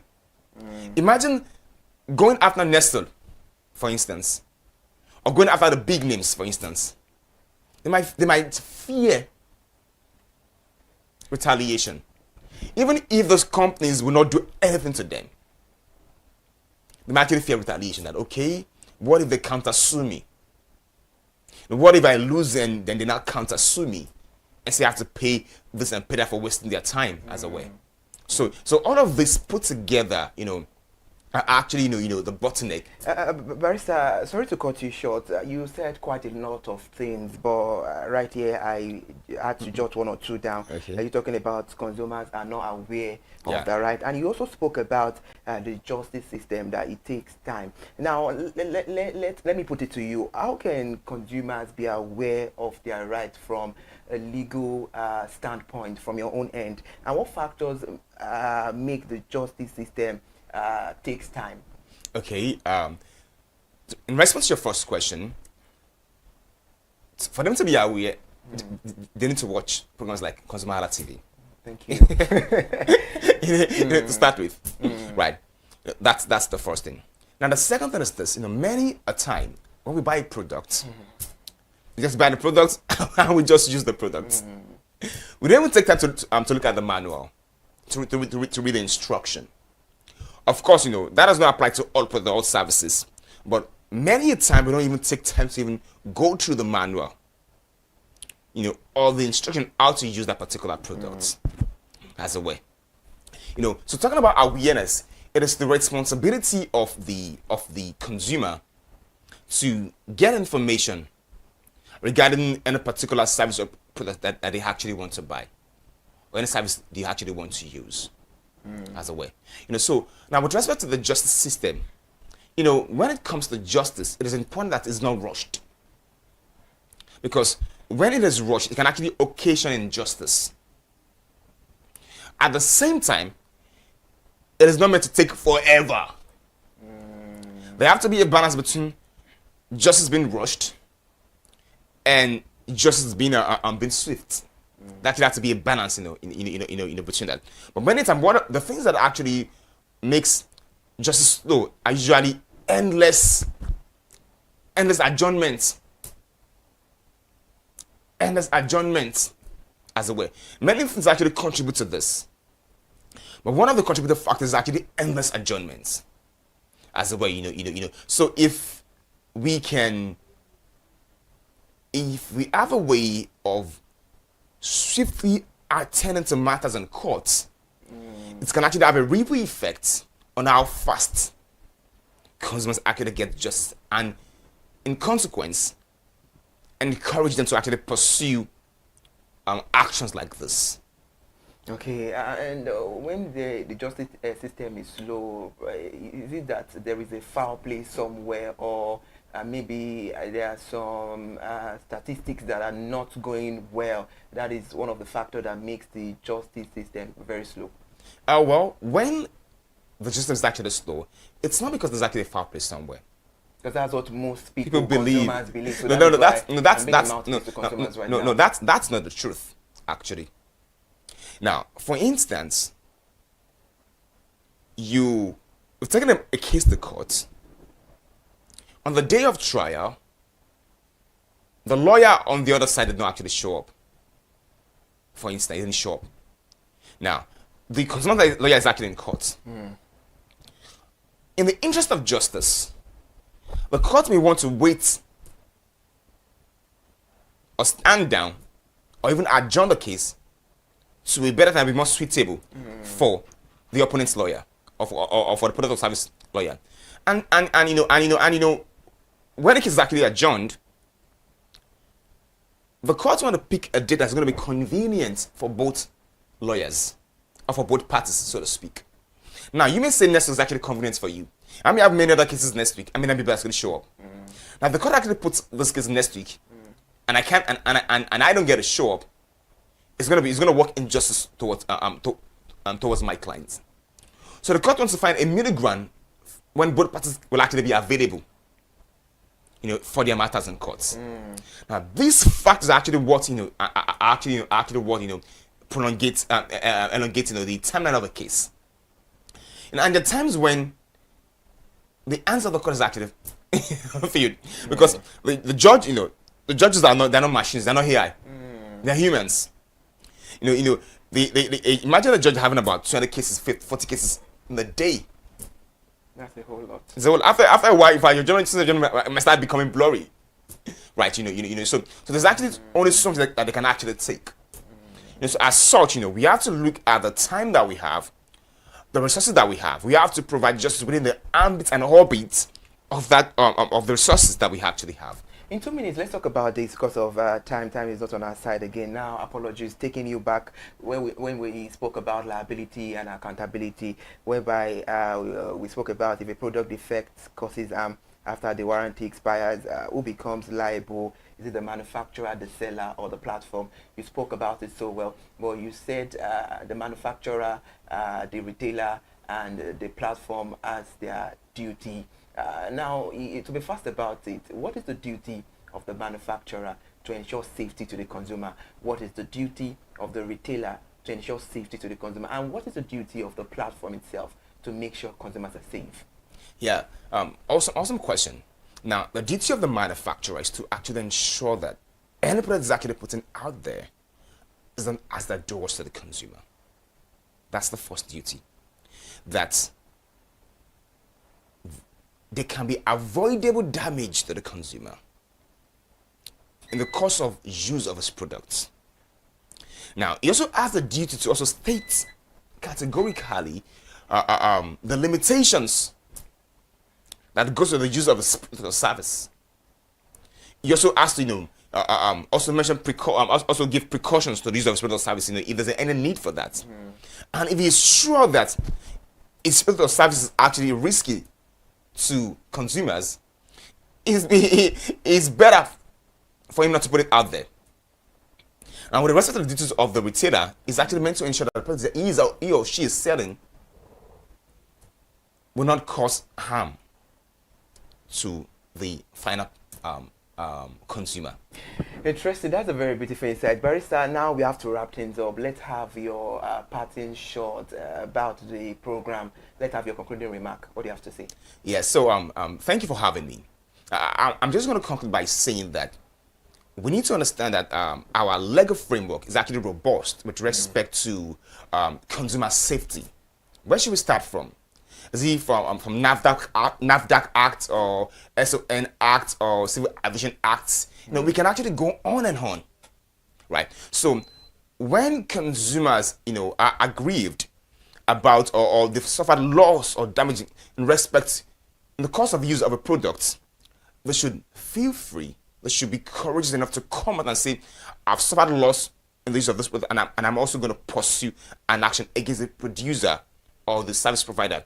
And as such, is actually going to prevent, you know, it's going to deter, manufacturers from releasing harmful products into the markets, and it can also fight compliance, you know, with FCC PC. All right, Barrister Alex Afolado, thank you so much for joining us. Those insights are very beautiful, and thank you for having me. Well said. I appreciate your analysis on the program. I hope I hope to see more of you on Consumer Watchdog, because those insights are very, very beautiful. Thank you so much. It's still Consumer Watchdog. Let's go on a short break. Then when we come back, we'll end the conversation.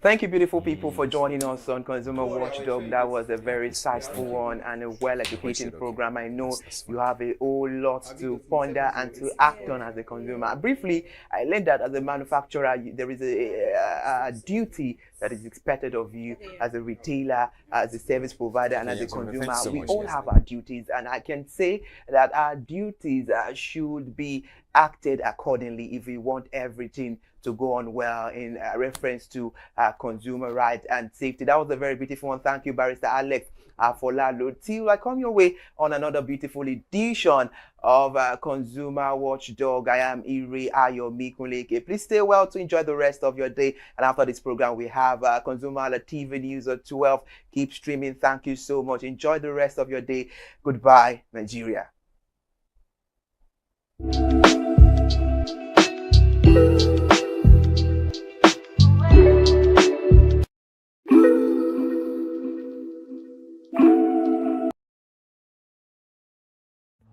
My name is Tunde Olufowora, and I'm the CEO of Bandai Communications. We are we call the publisher or the owner of the new initiative called ConsumerHallaTV. ConsumerHallaTV is actually Nigeria's first consumer-centered, or call it consumer-centric television platform that aims to bring voice to the over 220 million Nigerians. It was a vision that came to my heart about 10 years ago. I remember that I was traveling. I traveled out of the country, on airline. And I had this unpleasant experience. It was a trip to an African country from Nigeria, and I actually went with a local flight from Nigeria. I wouldn't want to mention the name of the airline. And then it was to South Africa, and we landed in South Africa.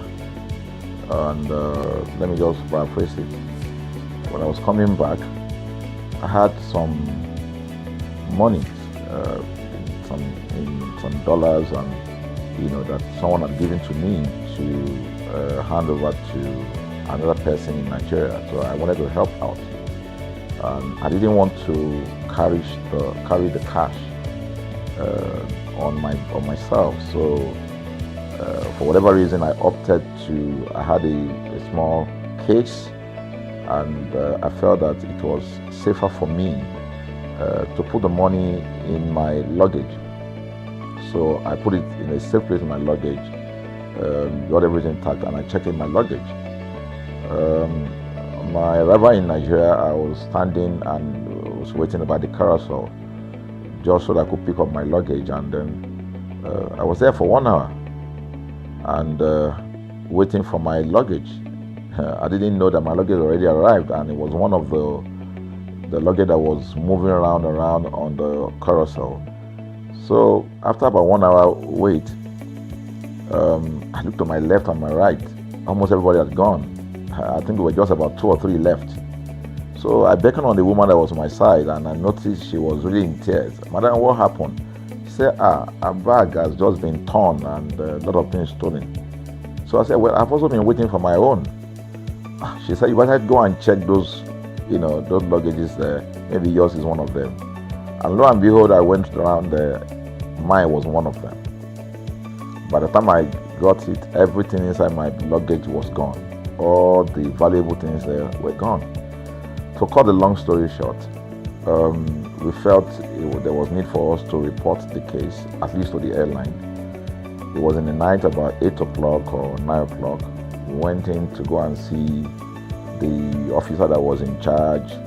As soon as we got in there, the officer said, "Oh, so sorry, but you will have to go to our head office in somewhere in Victoria Island, to lodge a complaint."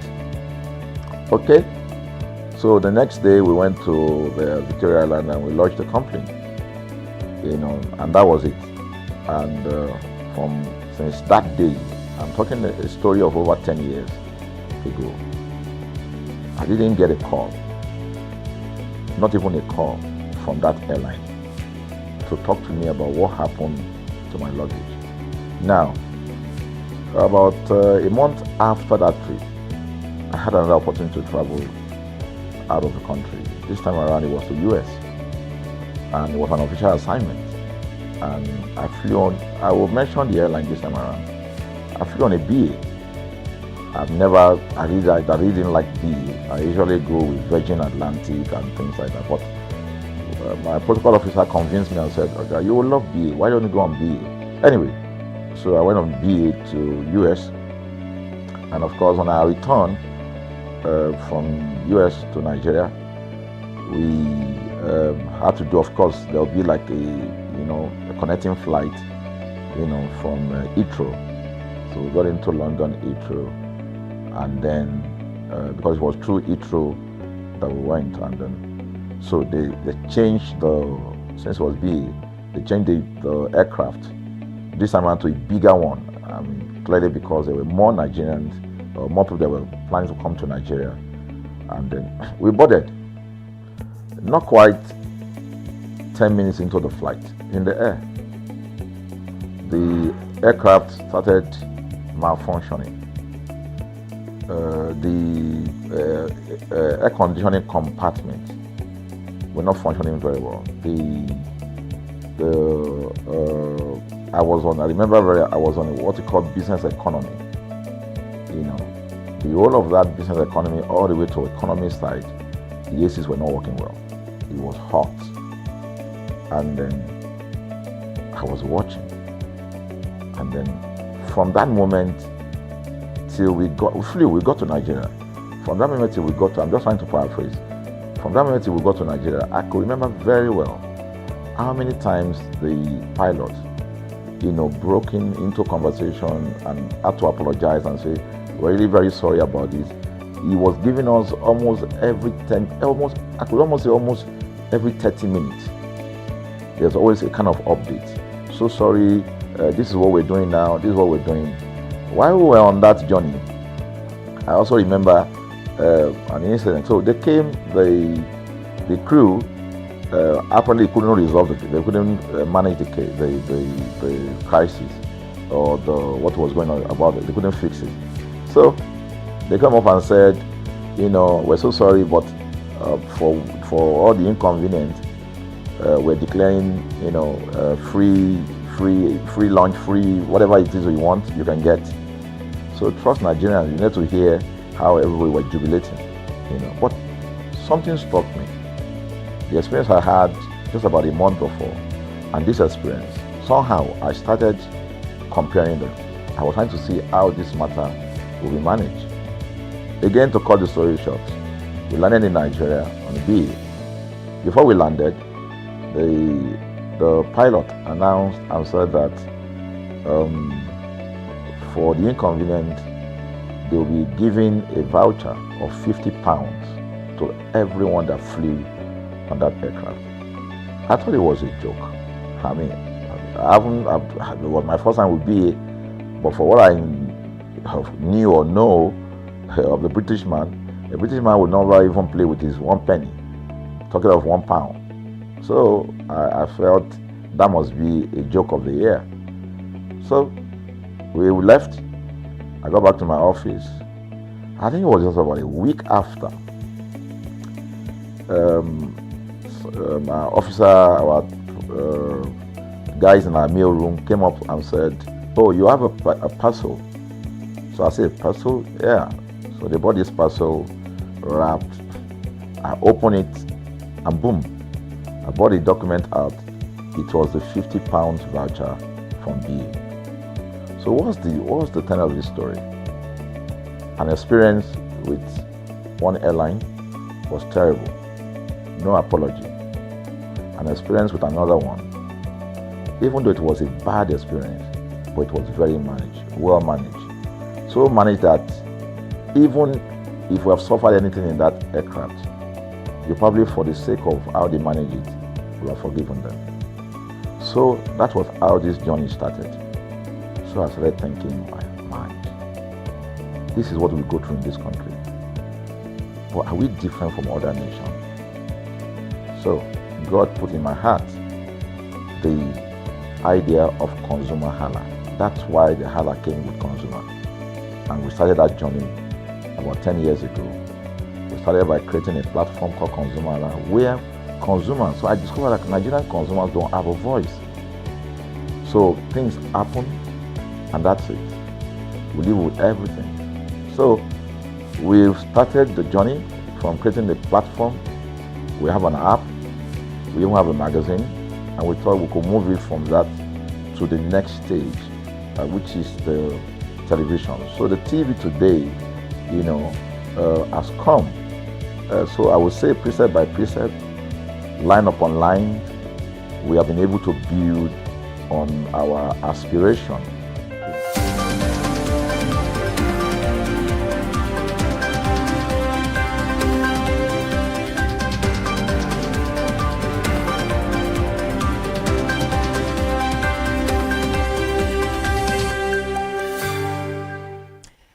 Good afternoon. The time is 12 o'clock. Thank you so much for joining us on the Media News. I am Ire Ayo Mikwele Ike.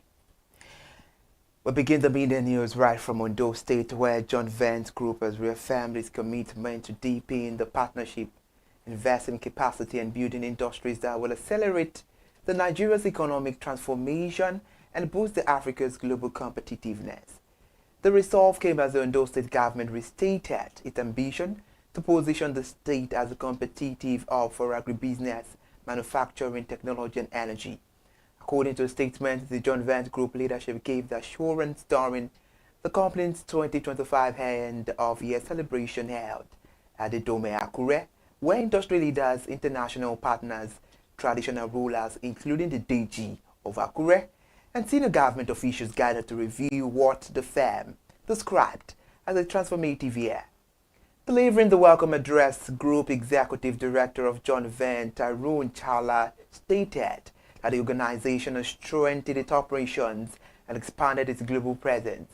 He noted that the company's growth was made possible by a supportive business environment provided by the Ondo State government. And now let's move away from Ondo State. The Nigerian government on Monday endorsed a joint venture between the Vestgard, Sao and Harvest Field Industries Limited, making it the groundbreaking of a mosquito net manufacturing facility right in Ogun State. The plant is the first of its kind in Nigeria and aims to strengthen the health security while reducing reliance on imported net. The venture SNG Health will produce permanent dual Vestaguard dual active ingredient, the Pyrethroid mosquito net, which is designed to tackle the growing insecticide resistance. The production is scheduled to begin in April 2026 with an annual capacity of 10 million net and the creation of 600 skilled jobs. The groundbreaking ceremony took place at the site in Ogun State with contributions from the National Coordinator of the President Value Chain Initiative, Dr. Abdul Mukhtar, the Director of Public Health at the Federal Ministry of Health and Social Welfare, Dr. Godwin Ntadom, the Director and National Coordinator of the National Malaria Elimination Program, Dr. Nina Obulafo, the Consul General of Switzerland in Lagos, Ms. Cornelia Kamzind, and the World Bank Nigeria Tax Team Leader, Mr. Honore Diezire. Alongside the PVAC National Coordinator, Dr. Abdul Mukhtar said Nigeria is ready to lead the next frontier of malaria control in West Africa.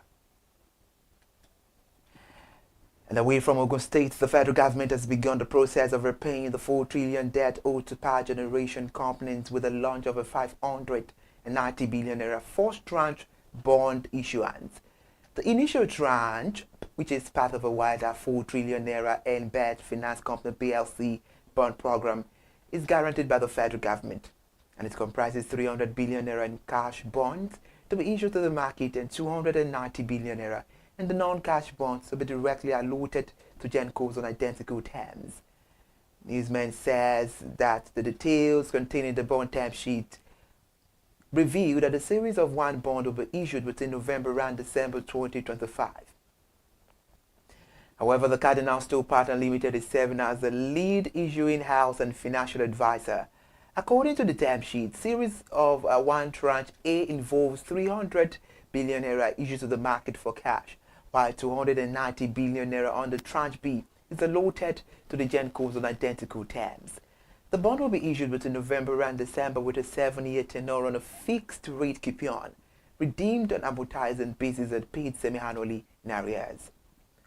The bond issuance marks a major step by President Bola Ahmed Tinubu's administration to resolve what experts describe as one of the most crippling financial crises in Nigeria's power sector. The Series 1 bond carries a 7-year tenure, fixed coupon rate and semi-annual interest payment, and will be amortized over its lifespan.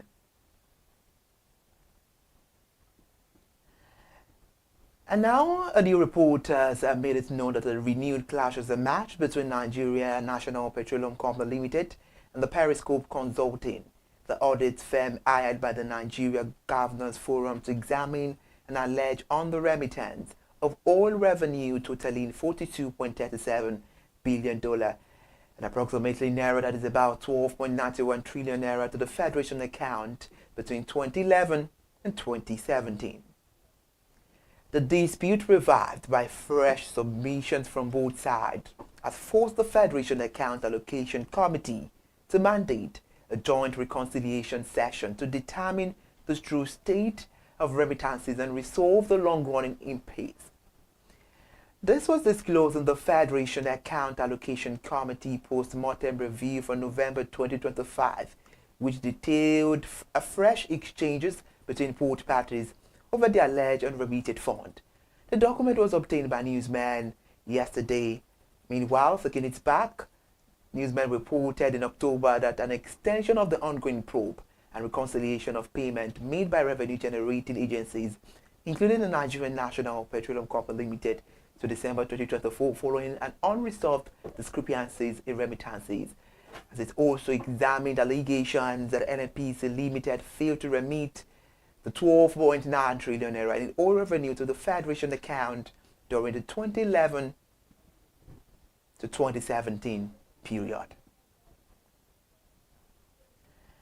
And this minute, the House of Representatives has summoned the Minister of Finance, Mr. Wale Edu, and the Minister of Budget and National Planning, Mr. Atiku Bagudu, over a poor budget implementation.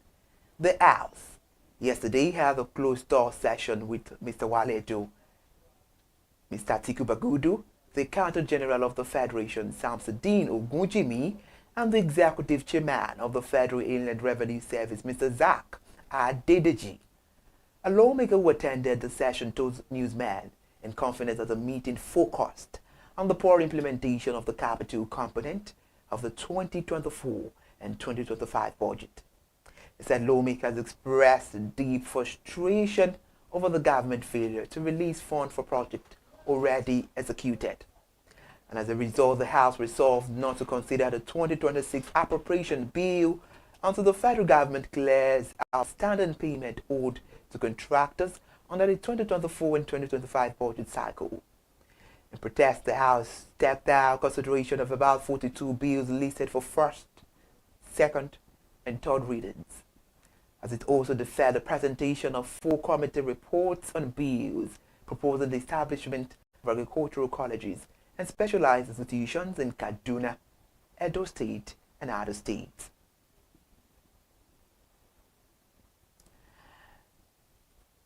And now let's talk about the NLC. The Nigeria Labour Congress has announced plans for a nationwide protest held on Thursday, the 17th of December 2025, to demand urgent government action on a series of pressing national crises, including escalating insecurity, the deteriorating tertiary education system, the ongoing health sector strike, and concerns over political interference in the Labour Party. The announcement follows the Union National Executive Council meeting held at the NLC Sub-Secretariat in Yaba, right at Lagos State on Thursday, December the 4th, 2025.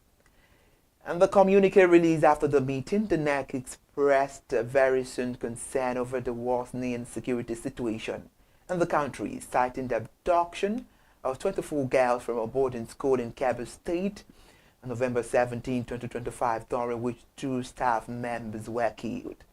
The NEC condemned the withdrawal of security personnel before the attack, describing it as a dastardly and criminal action, and warning that the surge in kidnappings targeting school children in Nigerian schools has reached an alarming levels, and it requires an immediate action by the Nigerian government.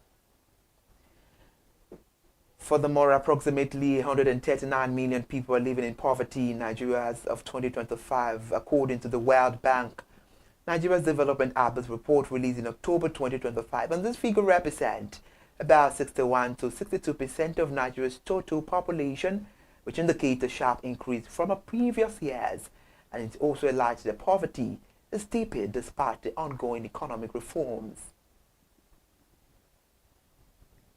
Still reading on the news, the NLC called on the federal government to take immediate step to protect schools, particularly those in remote or high-risk areas, and demanded a full investigation and prosecution of all individuals responsible for lapses in security. And now from NLC to the CBN, where the Central Bank of Nigeria hopes to lift agricultural lending above the current level of less than 5% of banks' credit, with Governor Olayemi Cardoso declaring that agriculture must receive its rightful place in our financial system and national priorities. Mr. Cardoso spoke this in Abuja yesterday at the inauguration of the newly constituted Board of Agricultural Credit Guarantee Scheme Fund. He told the audience that the event marked a defining moment, a bold statement of intent that signals a new dawn for agricultural financing in Nigeria.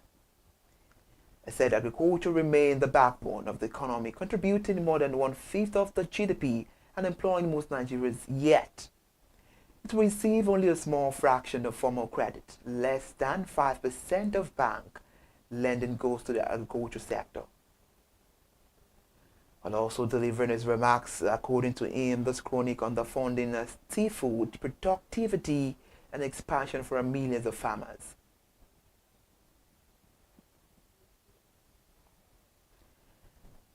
And now Newsman says the Nigerian National Petroleum Company upstream subsidiary NNPC Exploration and Production Limited has recorded its highest daily crude oil production in more than 3 decades, hitting 355,000 barrels per day on the 4th of December 2025.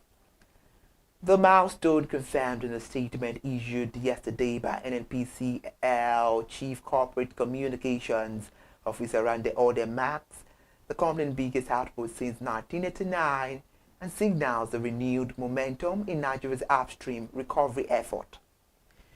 According to the statement, NNPC E&P Limited average daily output has surged by 52% in just 2 years, rising from 203,000 barrels per day in 2023 to 312,000 barrels per day in 2025, a performance the company attributed to strengthened operational system, disciplined asset management, and structured file development.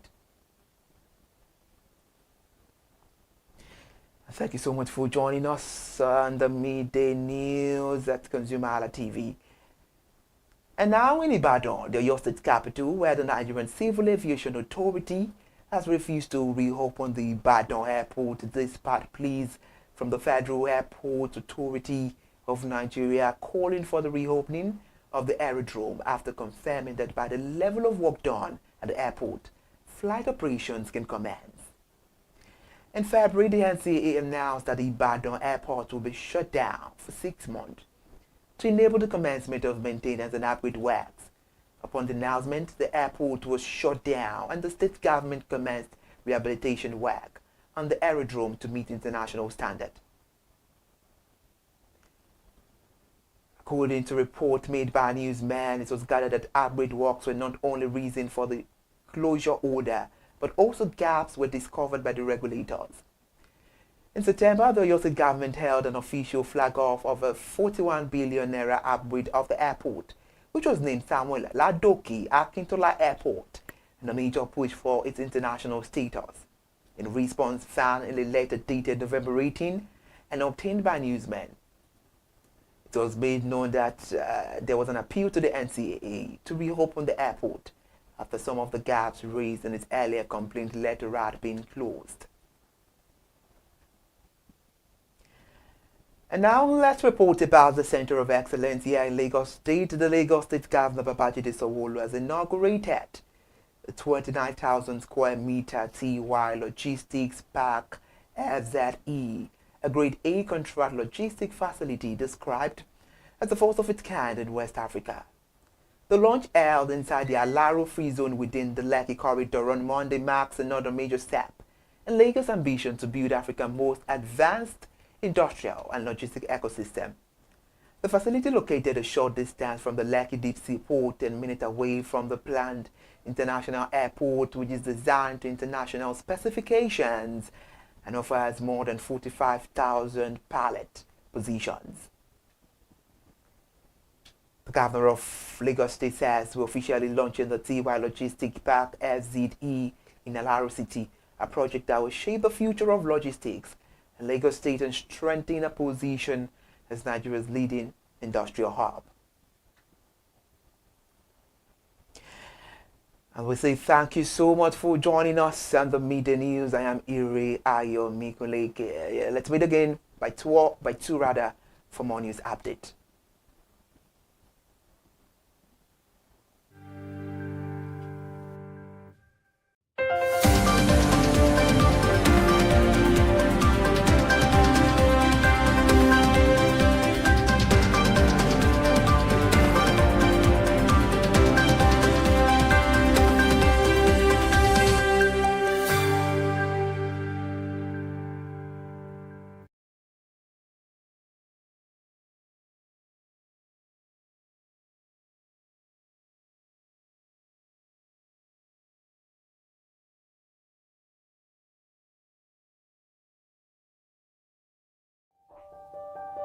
Hey there, do you know in the world today, everyone is a consumer, and as consumers, we all have the right to be heard. In Nigeria today, as a consumer, you have all right to product information, right to fair pricing, right to return goods, right to product labeling, right to fair dealings, and a lot more. Well then, have you heard about the new media channel?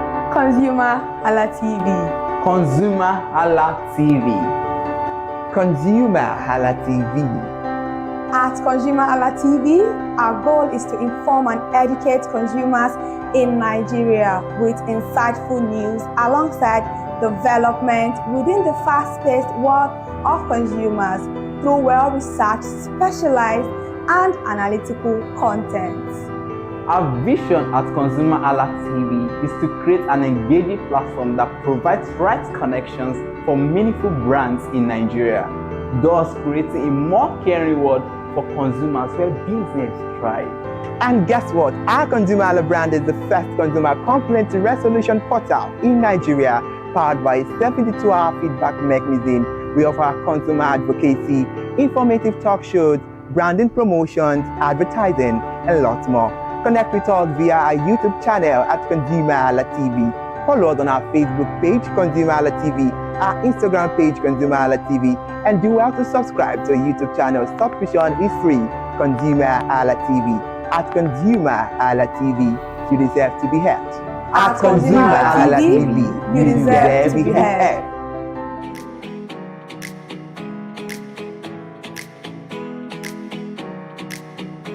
Hello, consumers. You know when you see me, it is in the market o'clock, and today I'm live here at Isolo International Market. And you know what? You know what we do in the marketplace? In the marketplace, whereby we visit various major markets in Nigeria, bringing you news behind the news. What exactly happened in a particular market that you do not know of? Everything will be covered, but there will be a little twist today. Today we'll be exploring two different markets in Isolo Market. Right now, I'm live here at Oba Isolo International Market. Come with me, let's go explore Oba Market, also at Isolo Market. Let's go. Lagos, a city of movement, of colors, of 1,000 unnamed stories. But deep within its mainland lies a kingdom whose history flows through its streets. Isolo. Once a quiet traditional settlement, Isolo grew under the guidance of its royal fathers, its people, and its tireless traders.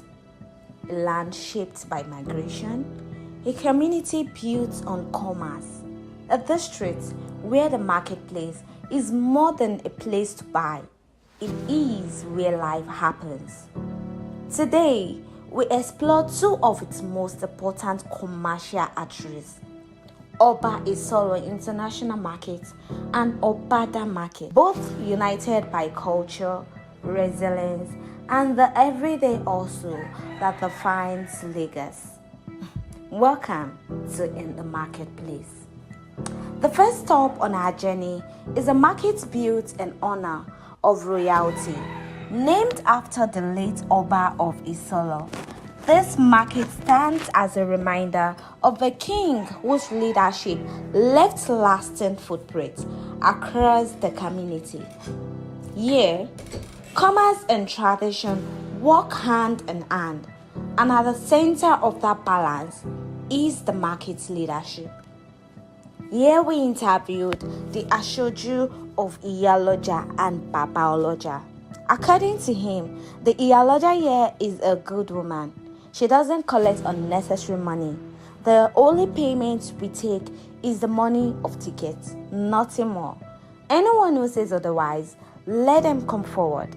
She covers many of the expenses, even our security, and it made us know how this market got its name.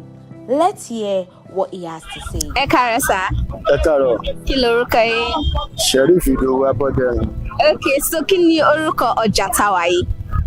Ọjà Ọba Isolo International Market nílùú Isolo. Ọba Isolo International Market nílùú Isolo. Okay, ṣé ìtàn kan wà nípa orúkọ tí wọ́n sọ ọjà yìí?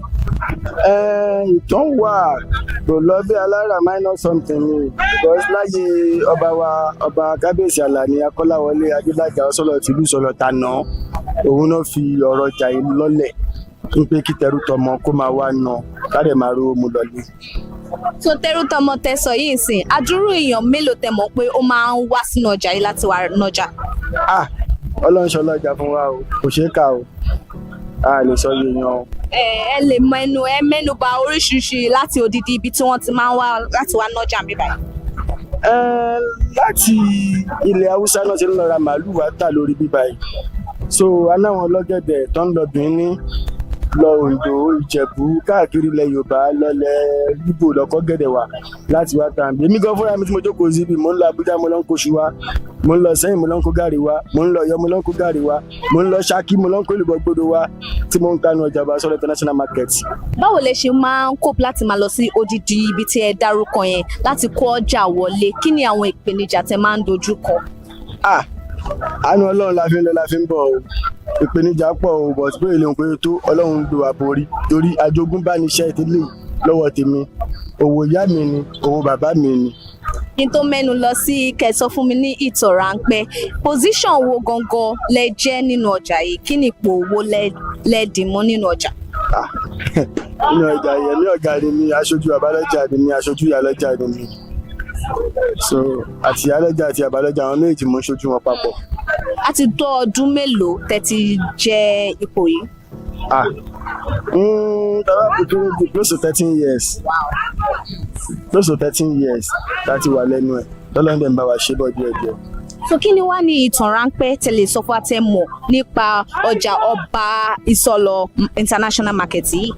Mo sọ fún yín lẹ́ẹ̀kan, mo ní nígbà ayé ọba wa àná, ọba Alhaji Abdulkabir Akọ́láwọlé Adélájà Agbábíàká Ọ̀ṣọ́lọ̀ tìlú Ìsọlọ̀ náà ti fi lọ́lẹ̀ ń pé ká máa wá ná ọjà tó ń bẹ̀rẹ̀ látòrí àwọn onímàálù, látẹ̀yìn onímàálù àwọn ọlọ́gẹ̀dẹ̀ dé, látọ̀rí ọlọ́gẹ̀dẹ̀ onígàrí dé, onípaná láta anílépo oníyọ̀ ìkàngàn kéréje káàkiri nínú ọjà títí dé ní. Ọdún wo sẹ́yìn ni wọ́n dá ọjà yìí sílẹ̀ tẹ́ bá lè rántí? Ọjà yìí á ti máa close 20 years o, because ìyálọ́jà tàná kọ́lọ́mbà àfọ̀rùn kẹwọn, ìyálọ́jà ti tẹ̀ta kọ́lọ́mbà àfọ̀rùn kẹwọn kó tó di orí ìyálọ́jà wa tèmi tó ń bá wa nájà wa lọ lọ́wọ́lọ́wọ́ kọ́lọ́ túbọ̀ lọ́ra ẹ̀mí wọn. Àmọ́ síbẹ̀síbẹ̀ náà àbálọ́jà ẹyọkan la ṣe lò láti gba èdè ní o, òun náà làlájì Nurudeen Lawal Arúgbó tí gbogbo wọn pè ní Sẹ́ríkì àbálọ́jà, òun náà là ń lò títí dé ní ìbàdí. Okay, so ẹ fún mi ní ìtàn ráńpẹ́ bí ẹ ṣe bẹ̀rẹ̀ òwò yìí torí mo mọ̀ pé sọ pé àjogúnbá ni, so bí ẹ ṣe wá jogúnbá kí ló dé tó fi jẹ́ pọ̀jà yẹn náà lẹ́yìn náà yàn láàyò láti máa tà? Ẹ fún mi ní bí ẹ ṣe bẹ̀rẹ̀ òwò yín, ẹ ṣe bẹ̀rẹ̀ business. Nǹkan tó kéré nìyẹn, I was born at Mushin, so wọ́n bí mi sí Mushin, mo jẹ́ ọmọ bíbí inú Mushin. Ìyá mi àti bàbá mi ń ṣọmọ Mushin o, but Mushin náà gbé dàgbà tó ń ṣe everything. So wọ́n bí mi sí àárín ibi kan tó ń pè lákínwùmí ní Mushin tí ìyá mi ń pè lùbọ̀ tó ń ta gàrí, tí bàbá mi náà ń tajà nínú ọjà Gọ́ṣàgà mọ́ Market Street ṣe. So láti ìgbà yẹn ni mo ti mọ̀ nípa nǹkan tó ń pè lówó, because mo lọ Sakodu Primary School ní Mushin, mo lọ sí Bashima Secondary School nínú Mushin bẹ́ẹ̀ náà ní Dioro.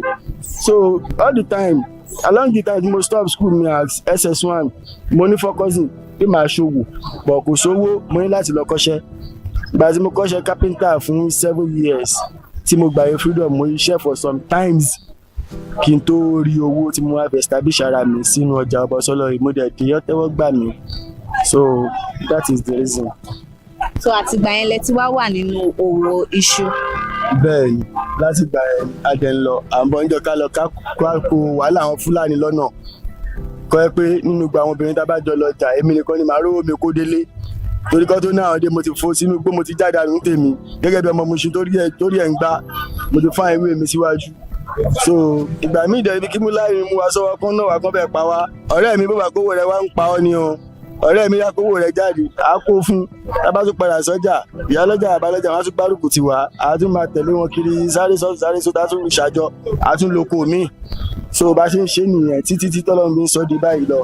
So ìgbà ṣe lè sọ fún wa àkókò tí ọjà yìí máa ń ṣí àti àkókò tí wọ́n máa ń ti ọjà yìí? Ọjà ṣíṣí bẹ̀rẹ̀ láti 6 o'clock nídàjí, so ọjà dẹ̀ máa close by 7:30 to 8 lálẹ́. So normally àṣẹ tí ìyálọ́jà fi sílẹ̀ fún wa 6:30 ni, but báwọn yẹn wá ṣe nágírí tó 7:30 sí 8 lálẹ́ wọn lọ. But àwọn èèyàn wa tó bá lọ sóko wọn láǹfààní àti wọ ọjà lóru mọ́júmọ́ kan jájà láì ṣe pé palára kankan wà fún wọn because I need security. So àbò wa ó múnádóko dáadáa, ààrẹ gbajàgídíjàgan láàyè torí àwọn kọ́sítọ́mà wa. so kí ni rules and regulations tó wà nínú ọjà? Kí ni nǹkan tí yàn gbọ́dọ̀ ṣe àti nǹkan tí yàn gbọ́dọ̀ ṣe ní ọjà Ọba Ìsọlọ̀ International Market yìí? nǹkan tó yẹ gbọ́dọ̀ ṣe lọ́jà tí wá ń bí tó fẹsẹ̀ múlẹ̀ dáadáa ni pé ẹ gbọ́dọ̀ ṣépè lọ́jà wa, ìyẹn àkọ́kọ́. ẹlẹ́ẹ̀kejì ẹ gbọ́dọ̀ jà lọ́jà wa. ẹlẹ́ẹ̀kẹta tó wá jẹ́ babambari òun environmental ọ̀bùn àgbáláyè ìdí ẹgbà ẹ̀ẹ́dẹ̀ gbọ́dọ̀ máa gbà ní ìṣẹ́jú. So kí wá ní punishment ìjìyà tó wà fún àwọn tí wọ́n bá jà nínú ọjà? Ẹni tó bá jà nínú ọjà a máa bá wọn wí wọ̀nba náà ni o, tó dáwà nìkan ò lè daṣọ jà o, a máa bá wọn wí, a dẹ̀ máa kìlọ̀ fún wọn, ìyàwó dẹ̀ máa jẹ́ pé wọ́n pé wọn gbọ́dọ̀ jà mọ́. So ọ̀rọ̀ wa ni. Ìgbà wo wá ní ọjọ́ ọjà níbí báyìí? Ọjà wa bẹ̀rẹ̀ láti January December o, àlékòkò ọjọ́ ọjà o, tó bá rẹ̀ lọ́rùn láti wá náà jẹ́ ǹjọ́ ọdún kò wá náà jẹ́, àmọ́ ọjọ́ kan tọ́jú àṣàyò tó ṣe dandan ní pé tó bá ń ṣọ sọ́lọ̀dé ìsọjà o. Ọdún ìsọlọ̀dé? Yes. Ìgbà wo nìyẹn? Àwọn aláṣẹ ìlú náà máa ń fi ọjọ́ sọ́lọ̀dé lílẹ̀, ẹmọ ìlú ẹnìkan ò lè sọ pé jọba yìí lọ́sọ̀lọ̀dé, but táwọn aláṣẹ ìlú bá sọ pé jọba yìí lọ́sọ̀lọ̀dé, àwa náà sì máa gbáradì pé kálukú wa à ń lọ ṣayẹyẹ láàfin ọba ni, kò sọ́jà. Okay, kí ni ohun má ní gbàgbé tí ẹ lè gbàgbé tó ti ṣẹlẹ̀ sí yín nínú ọjà? Ohun má lè gbàgbé tí mi lè gbàgbé tó ti ṣẹlẹ̀ sí mi nínú ọjà ní ọjọ́ kan táwọn task force kóra wọn dé rẹpẹtẹ tọ́nà máa ti ọjà ni. Àbálọ́jà mi wà ní palace lọ́dọ̀ ọba wa tó kọjá, Alhaji Kabiru Akọ́láwọlé Àlàní Adélájà, ó ń ṣe meeting níjọ́ yẹn lọ́hùn, ìyálọ́jà wa náà wà ń bẹ̀.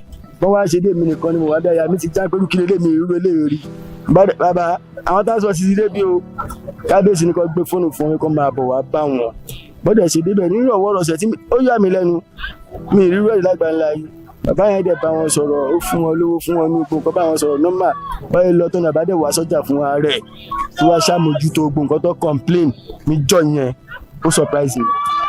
So báwo ni àwọn olórí nínú ọjà ṣe máa ń ṣe ìtẹ̀síwájú fún àwọn tó ń tajà nínú ọjà? Gbogbo nǹkan làwọn olórí máa ń ṣe o, gẹ́gẹ́ bí ìyálọ́jà wa ń sí tó bá rọ ọmọ ọjà tó bá kú díẹ̀ kí á tó fún, á pè lóhùn kan ọmọ ọjà yẹn kan, á fún lówó lápò ààrẹ lóya ní gbọ́dọ̀ gbọ́ pé òṣòwò ọ̀hún fàyè gbà pé kọ́ ọmọ ọjà kan kúrò nílé ọkọ.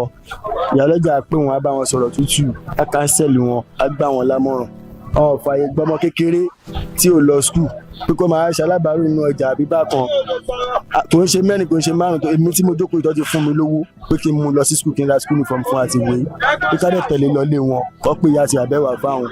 Bóyá ẹnìkan wá bímọ sọ́jà tí ò ní rísì tó ń gbọ́mọ kan kiri, ìyálọ́jà máa ní ká tẹ̀lé lọ bí tó ti wá, kọ́ lọ fún lówó, òwò tó bá fẹ́ ṣe ìyá wa máa fún lówó kó máa lọ ṣe. So àwọn kan tó máa ń mójútó nìyẹn. Okay, so lẹ́yìn security tẹ mẹ́nubà ń pẹ́ máa ń san nínú ọjà, ṣó tún ní nǹkan míì tẹ máa ń san láti ṣe ìtẹ̀síwájú fún ìtẹ̀síwájú ọjà? Ìyá wa ṣe kó gbogbo wa pọ̀ ní o, kò yan ọbọ owó kankan lẹ́nì kankan lórí o. Màá pèèyàn bíi 10 sí 20 bí kó wá sanwó kó owó tó bá ń san. Wọ́n sì ń jẹ sàárà ẹ̀ ni o, ó wá lédè ọ̀la o, kó wá decide pé báyìí làwọn ṣe fẹ́ ṣe torí òfin tí ìyá tó bí àwọn fi lélẹ̀ pé ọjà yìí ẹ máa fi ṣe tẹrú tọmọ láàánú òun ni tó fi jẹ́ pé ará ọ̀nà jíjìn tó máa ti wálẹ̀ ẹ̀kan wọn kì í fẹ́ lọ mọ́. So bí gbogbo èèyàn ṣe tò sí iwájú bì kan láti máa tọjà á sì wọn ò gbowó kankan lọ́wọ́ wọn láti dúró láti máa tajà? Lẹ́yìn owó council ticket kan jáde wá kan wá sówó tó bá tún san. Council ticket ń sìn yóò bí èlò? 300 náà gbà lọ́wọ́ wọn lọ́sẹ̀ kan. Lọ́sẹ̀ kan 300? Bẹ́ẹ̀ni 300 naira. Owó security wa ń kọ́ báyìí èlò? Ìyá wa ló mọ bó ṣe ń sanwó security náà gbà lọ́wọ́ ẹnì kankan.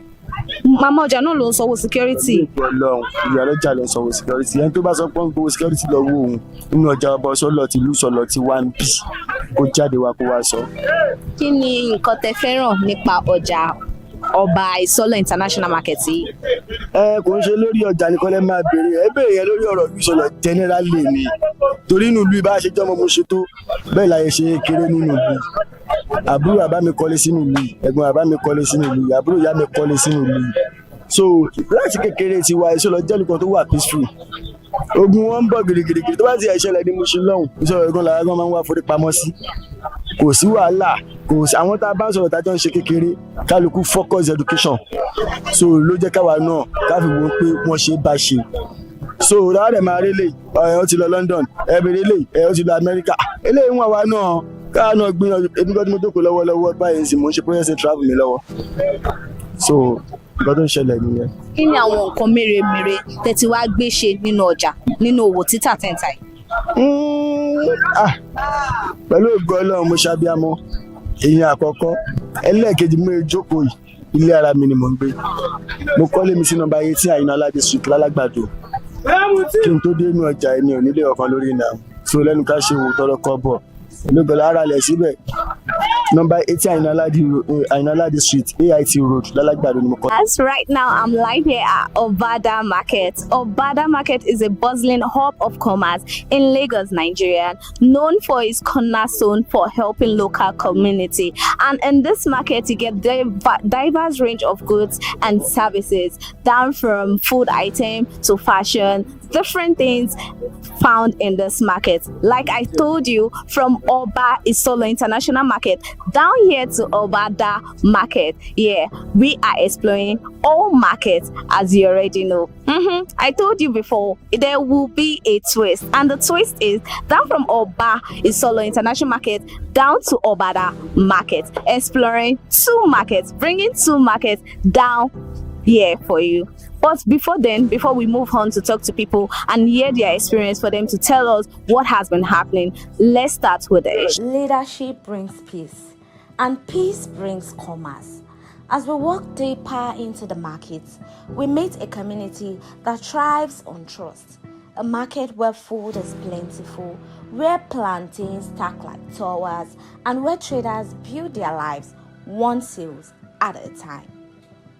Here we found piles of plantain, tubers of yam, pineapple, watermelon, cows being delivered, traders laughing, customers bargaining.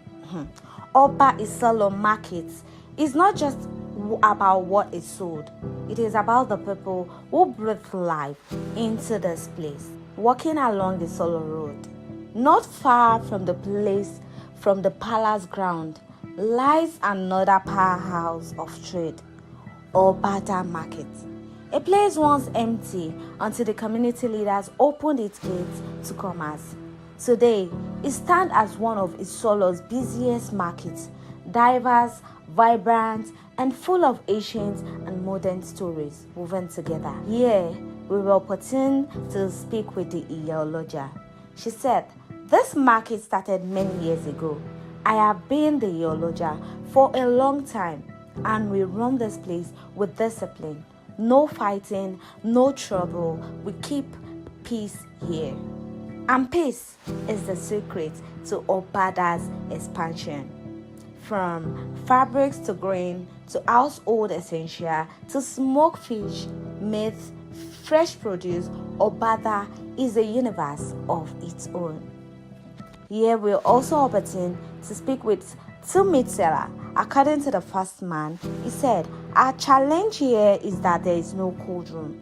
Where we get meat from is far. If we had a cold room, work would be easier. Every market has its battles, and here, cold storage is one of them. Let's listen to what he has to say. Orúkọ mi ni Àmìájì Abdullahi Alabi Akínọlá.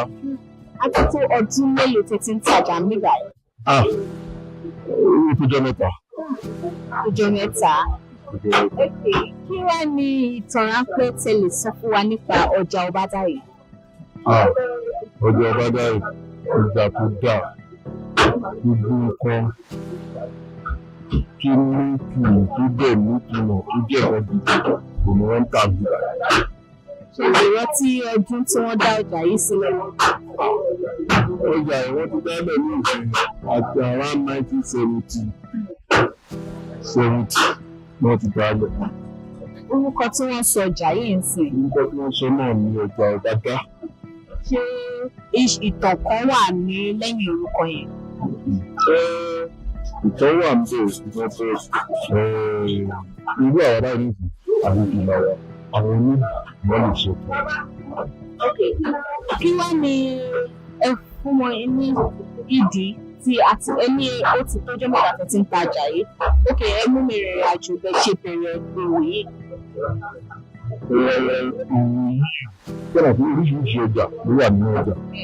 Bọ̀dù gẹ́gẹ́ bí àwa alápatà, àwọn náà ti wà nígbà tó jẹ́ mẹ́ta tí a fi ń dàbọ̀ níbẹ̀.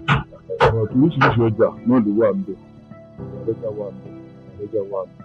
Oríṣiríṣi ọjà wọ́n ń tajọ, wọ́n ń ta gbogbo nǹkan oúnjẹ pẹ̀lú àmì. Kí wá ní ìpele ibo lẹ ti ń kẹ́ran wá?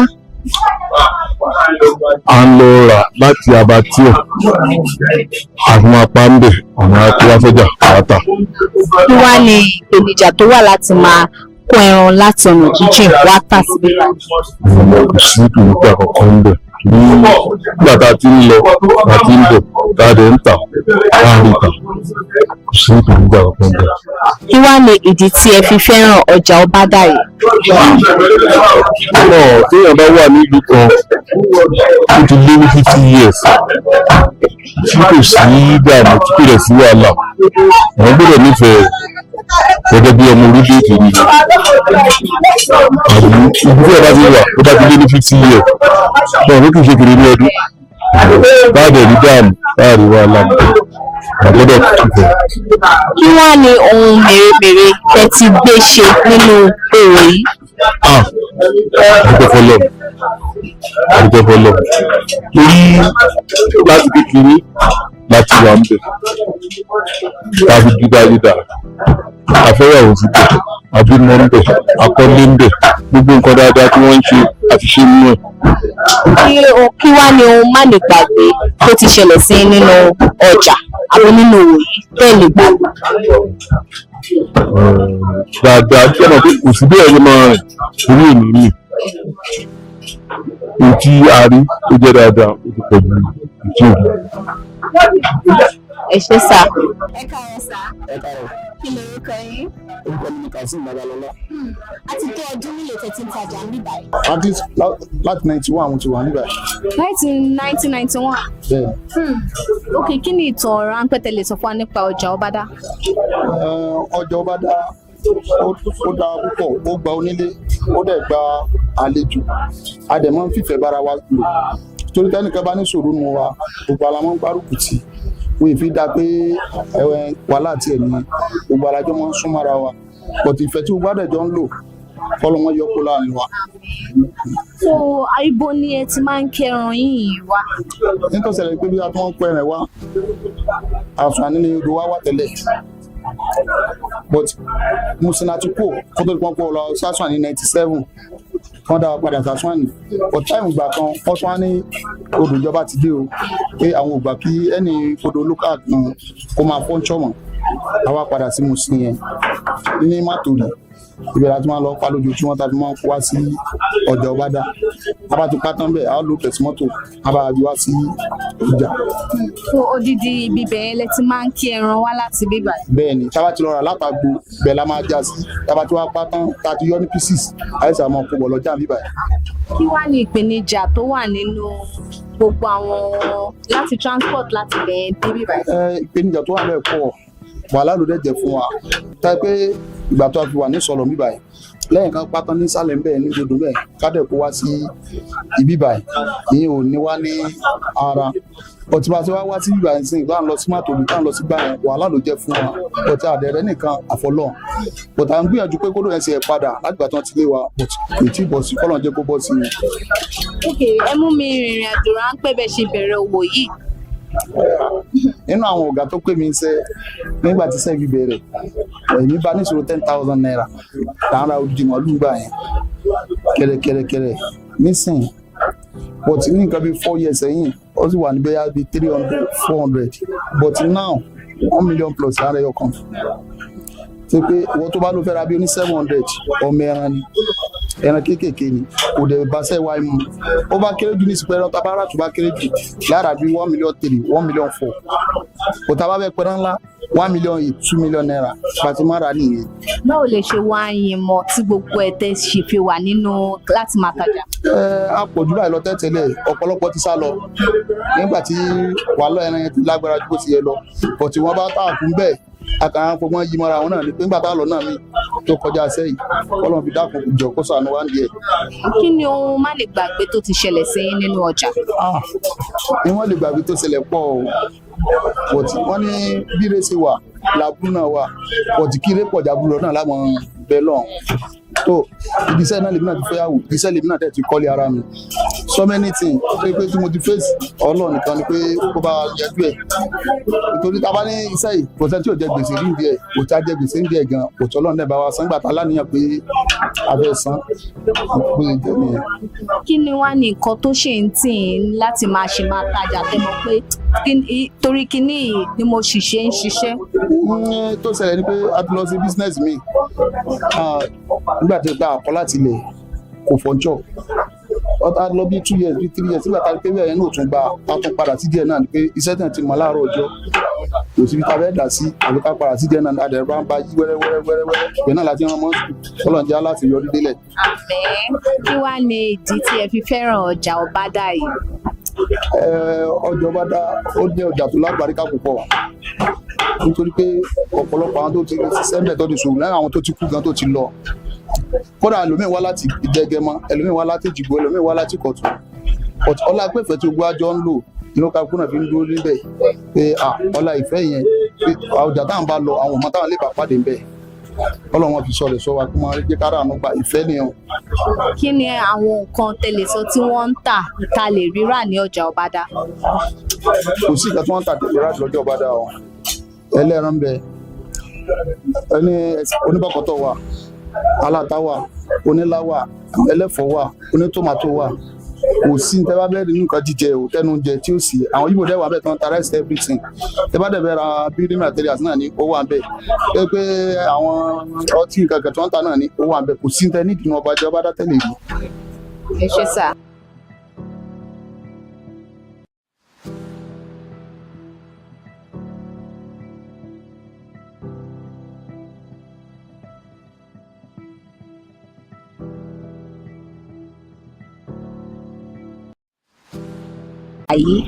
Ọbádà Ìsọ̀lọ̀. Ọbádà Ìsọ̀lọ̀ a ti dé ọdún mélòó tẹ́ ti jẹ oyè lọ́jà ní ọjà Ọbádà Ìsọ̀lọ̀ yìí? Ó ti tó 15 years torí màmá mi ni ó kọ́kọ́ wà ń bẹ̀ tẹ́lẹ̀ bẹ́ẹ̀ tí màmá mi dẹ́kun èmi ni mo wá wà ń bẹ̀ ó ti tó 15 years. Kí ni àwọn nǹkan tó máa ń wò tó máa fi ń yànyàn sí ipò oyè ọjà? Lórí ìwà ni lórí ìwà téèyàn bá ń wù ń lù ìwà téèyàn bá ń wù bóyá ọmọ dáadáa lèèyàn àbí èèyàn burúkú ni o ìwà yẹn náà máa wò kán tó yànyàn sípò. So lọ́rọ̀ kan ọ máa ń wo bíyàn ti ṣe ń ṣe láti ilẹ̀ wọn kàn ń dédé yànyàn síbẹ̀. wọn dédé yànyàn sọ́jà wọn máa wo wá ẹ̀ bó bá ti ara ayé mu tí ìwà ẹ̀ bá téèyàn tó dáa mu òun náà fi ń yànyàn sípò. So kí ni ìtàn ráńpẹ́ tẹ́ lè sọ fún wa nípa ọjà Ọbádà ìtìlú Ìsọ̀lọ̀ yìí?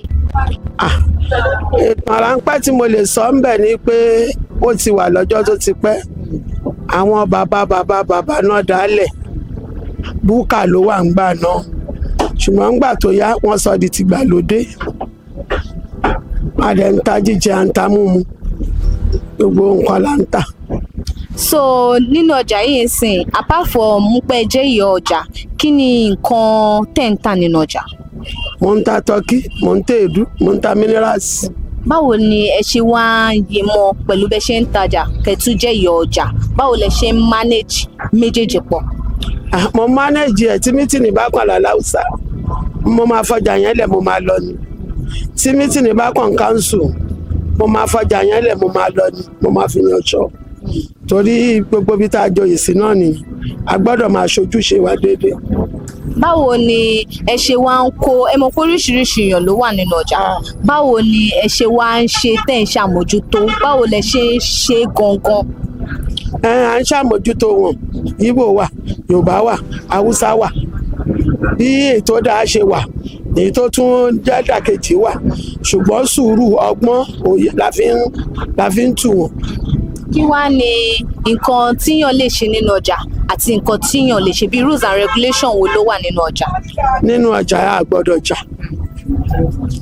tí ọ̀rọ̀ bá ṣọ̀rọ̀ pẹ̀lú ẹnìkan ẹ gbọ́dọ̀ wà fẹjọ́ sùn tí ìyá ọjà bá sí nílé kọ́mítì wà lọ́jà tẹ gbọ́dọ̀ débẹ̀ tẹ máa ṣàlàyé lágbájá ṣe nǹkan báyìí fún mi o wọn á mọ bọ́n ṣe máa ponítọ̀hún wọn máa yanjú ẹ̀ fún wọn tó bá wá léjú tí wọn lọ wọn á dúró kí n dé tẹ́mi náà bá dẹ̀dẹ̀ tí n bá sọ fún wọn tí ó bá jẹ́ pé wọ́n fẹ́ máa lagídí àfún wọn suspension kan lọ dúró ọ̀sẹ̀ kan lé.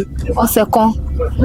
wọ́n bá dẹ̀ ti bẹ̀bẹ̀ láàrin ọ̀sẹ̀ kan yẹn á dá wọn lóhùn. so tíyàn bá jà ń sìn tí suspension ló wà fẹ́ nìyẹn fún ọ̀sẹ̀ kan. ọ̀sẹ̀ kan tán bá dẹ̀ ti bẹ̀ wá a máa òbé wọn a máa fún wọn ṣùgbọ́n àfẹ́ kéèyàn jánu ọjà.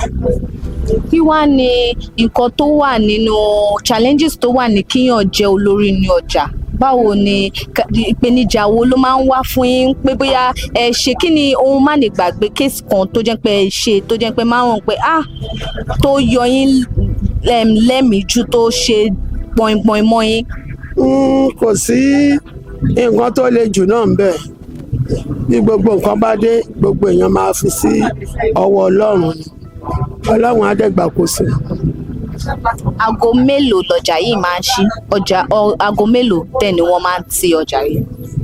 òun ni a máa bẹ̀rẹ̀ ní 7 and close ní torí ìjọba ti ní 6 ṣùgbọ́n ṣe mọ àwọn èèyàn ọjà bíi 7 8 ṣá ní kálukú ti lọ ní ẹ̀.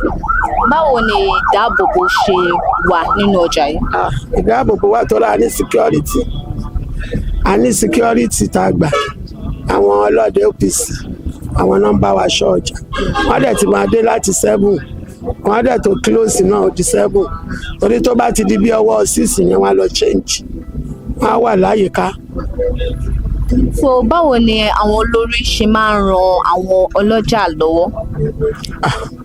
Ọlọ́run á ràn gbogbo wa lọ́wọ́ ní pẹ̀lú ìlú tá a wà yìí ṣùgbọ́n tí wọ́n bá gbé nǹkan kan wá tí wọ́n gbé wá síwájú mi pé àǹfààní yìí wà ń bí báyìí ó máa pè wọ́n ẹ wá lọ ẹlòmíì lè lóhùn ò ráyè ṣùgbọ́n mi ò mọ tán fẹ́ ṣe fún yín bẹ́ẹ̀ o ṣùgbọ́n ẹ wá lọ bẹ̀ tẹ́lòmíì bá lọ tán bá dé wọn á wá dúpẹ́ ìfún kan tán bá fún wọn bẹ̀ wọ́n lè tún yọnú ẹ̀ pé kí n gbà mọ́ ẹ máa kó nǹkan yín lọ yín náà fún tó bá kàn mí wọ́n á fún mi ń tèmi. orúkọ ọjà yìí tó jẹ́ Ọbádá ṣé ìtàn ó dá lé lórí tí wọ́n fi ń pè ní Ọbádá ni. ọba ló dálẹ̀ àwọn ọba náà dálẹ̀ ìyẹn la ṣe ń pè ní Ọbádá sọ̀lọ̀. ok so báwo ni lẹ́yìn security tẹ̀sán pé kínní owó wo mìíràn wo lẹ máa ń gbà lọ́wọ́ àwọn ọlọ́jà tí ẹ fi ń tún fi ṣe ìgbédìde ọjà. a máa gbowó environmental torí àwa náà ń sanwó fún lọ́mọ kódà nọ́mbà mo ṣe pè tán yìí tó yẹ kán wá gbélé à ń sanwó ni wọn wá gbélé a máa gbowó environmental a máa gbowó security. lẹ́yìn yẹn kò sí. lẹ́yìn yẹn o a lè gbà tàjèrè o ẹ̀ẹ̀kan ní lóṣù o. àtàjèrè kí ni ìyẹn jẹ́. àtàjèrè yẹn fún ìyálọ́jà àtàwọn kọ́mítì. àtàjèrè ok kí ni ayẹyẹ wo ni wọ́n máa ń ṣe nínú ọjà yìí. tó bá di December a máa ṣe pátí ọdún alóògùn lọ́jà a máa bọ̀gùn a máa bàjẹ́ a máa ṣe gbogbo tó bá yẹ ká ṣe àpàláàfà àpò ní ṣọ́ọ̀ṣì wọ́n lè ṣàdúrà fún wa àdúrà ọdún tá a bá dẹ̀ ṣe yẹn tán a ṣe pátí ọdún. ok so ọjà yìí sìn gbogbo àwọn ayẹyẹ tẹ́ dárúkọ yìí ṣé ó ní àsìkò sásìkò tí ẹ máa ń ṣe tolúkàlùkù. December náà ní gbogbo ẹ̀. December ni àfi tó bá yọ ìpè ká ṣe àdẹ́sáré ṣe ṣùgbọ́n tó bá di December a máa ṣe rẹpẹtẹ kó lè tùbà kó túṣe fún gbogbo wa. so ọdún December yìí tẹ̀ ń sọ yìí tẹ́ ní ẹ máa ṣe ayẹyẹ yẹn ṣé ará ọjà máa ń mú aṣọ. a máa máa ṣọ a máa ṣe pátì a máa máa ṣọ o a dẹ̀ máa ṣe pátì. so báyìí sí December yìí báyìí sí ó ti sẹ̀ báyìí. ó sẹ̀ rẹpẹtẹ ó sẹ̀ níjọba bá ràn wá lọ́wọ́ gan-an àgbà torí ẹ̀lítù tá a ní náà la fi ń mánéjì ara wa.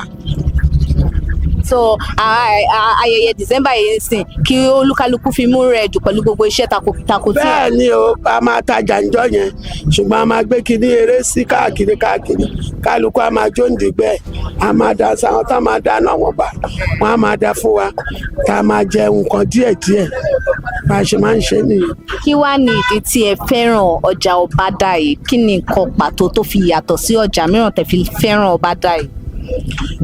Kì í ṣe pé ó yàtọ̀ sọ́jà míì ṣùgbọ́n orúkọ ọjà oníkálukú ọ̀tọ̀ọ̀tọ̀. Irú ìkan wà lókè ń bẹ̀yẹn sí ọba ọ̀sọ́lọ̀ bí orúkọ ọba àwọn náà dálẹ̀ fún wa ní tó ṣe rí bẹ́ẹ̀ ni. Ẹ ṣe máa.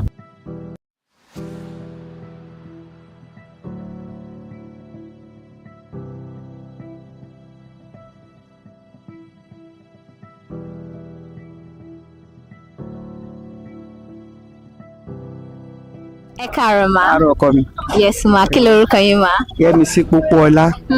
A ti tó ọdún mélòó tẹ́ ti ń tajà ní ọjà Ọbádà yìí? Kódà ó ti lé ní 40 years. 40 years? Ok, kí wá ní ìtàn ráńpẹ́ tẹ́ lè sọ fún wa nípa ọjà Ọbádà tẹ́ mọ̀? Ọjà wa ó jọjà tó dáa, ọjà abiyamọ ni, ẹnìkan ò kì í rí ẹnìkan o, àgbàlá bọ́mọdé bá ṣẹ̀ wá à ń fi sọ́kàn à ń foríjì tó ra náà lọ́mọ ń bì kan, kò ń ṣe ọjà tí ó ṣe ọjà pé ẹ má tajà lọ́jà yẹn o, ẹ má débẹ̀ o, ọjà gidi lọ́jà tiwa. Ibo lẹ ti wá tí ń kọjá wa tá à ń bí báyìí àbí tó sì lẹ́ ń gbé? Tẹ́lẹ̀ a máa ń yan ṣùgbọ́n sì nígbà tá a gbà dé nígbà tá a kọ́kọ́ bẹ̀rẹ̀ Èkúté Èkó láti máa ń lọ rajà ṣùgbọ́n sì Mushin bí ni tòsí bí la tẹ́rí àgbà ti dé ju pé ká tún mọ àwọn tó jọmọdé lẹ́yìn wa tó ń tà tó yìnyín fún ara wọn wà ṣùgbọ́n àwa ń lọ ra ní Mushin àwa ń tà níbi. Ẹ mú mi rìnrìn àjò bẹ́ ṣe bẹ̀rẹ̀ òwò yìí. Òrìn àjò tá a fi bẹ̀rẹ̀ òwò yìí ọ̀nà yìí owó tá a fi bẹ̀rẹ̀ òwò yìí èèyàn gbọ́dọ̀ gbọ́ torí mi tí ẹ mọ̀ bí mo ṣe lè pé ṣe ẹ mọ̀ 20 naira lọ́nà mẹ́fà. Lọ́nà mẹ́fà that's 120. Kò yẹ 120 kò tiẹ̀ pé 120 gan-an la fi bẹ̀rẹ̀ iṣẹ́ ìgbà yẹn tá a dẹ̀ bẹ̀rẹ̀ báyìí kódà owó nǹkan tá a máa ta fi rà ó ju gbogbo ohun tó wà nílẹ̀ yìí lọ a dẹ̀ fi bẹ̀rẹ̀ wẹ́rẹ́wẹ́rẹ́ tó a dúpẹ́ pé àtọmọ nínú ẹ̀ a dẹ̀ lálàáfíà a jẹun àwa náà ṣe nǹkan rẹ̀ téèyàn ń ṣe lórí ẹ̀. Kí ni ohun má ní gbàgbé tẹ́ ẹ lè gbàgbé tó ti ṣẹlẹ̀ sí nínú ọjà tẹ́ máa ń rántí? Ṣé nípa tọlọ́mọ àbí nǹkan kan? Anything tẹ́ lè gbàgbé tó ti ṣẹlẹ̀ sí? Nǹkan ayọ̀ náà ni gbogbo ohun tó ṣẹlẹ̀ sí wa. A tọ́ àwọn ọmọ ń bí a rán wọn ní school wọ́n kàwé gbogbo wọn dá wọ́n jáde wọ́n bẹ̀rẹ̀ iṣẹ́ wọn ìyẹn náà jẹ́ nǹkan kan tí a lè máa rántí ní ẹ̀kọ̀ọ̀kan tínú wa ń dùn sí Ọlọ́run má bá wa bà á jẹ́. Ok, kí wá ní ìdí tí ẹ fi fẹ́ràn ọjà Ọbádà yìí? Ìdí tí a fi fẹ́ràn ẹ̀ ni pé ọjà tó dáa toró lójú ọjà míì tó jẹ́ pé ẹ lè dúró ń bẹ̀ pẹ́ títí bá a ṣe la pẹ́ tó jẹ́ pé oríṣiríṣi àwọn èèyàn ló wà ń bẹ̀ tó bá ní wọ́n ń fẹjú mọ́ wọn wọ́n sì kí wọ́n ń ṣàárẹ̀ wọ́n ń gbé wọn kiri òyìnbó ẹni tí nǹkan kan bá ṣe nìkan bí kàn mọ̀ wípé ohun Ọlọ́run bẹ́ẹ̀ ni kò ṣe pé bóyá àtọ̀wé èyí kò sí pé ìyá kan ló ń fẹjú mọ́ mi àbí bàbá kan ló ń fẹjú mọ́ mi àbí ẹnìkan náà ní kò mọ̀rọ̀ sọ náà kò sí yẹn bẹ́ẹ̀. Bí mo ṣe wọnú ọjà yìí mo rí bí ọjà yìí ṣe mọ́ tónítóní ṣé èlò lẹ máa sọ fún environmental sanitation? Fúnra wa máa ń ṣe environmental kódà àgbà tí títì tọ̀ tí ì ṣe kọ́tà ńlá yìí àwọn ọjà ya ní ẹgbẹ́lẹ́gbẹ́ tó jẹ́ pé a máa kó kọ́tà fúnra wa a dẹ̀ máa pe mọ́ làwọn máa bá wa kó dànù wọ́n ṣe wàyí sí oníkálukú ló máa gbá èso ẹ̀ tó bá ti dalẹ̀ àgàgà ọ̀la environmental ń sìn gbogbo ẹ̀ báyìí ó máa wà tónítóní gbogbo ẹ̀ la máa gbá ta máa tún ṣe. Ẹ ṣe máa.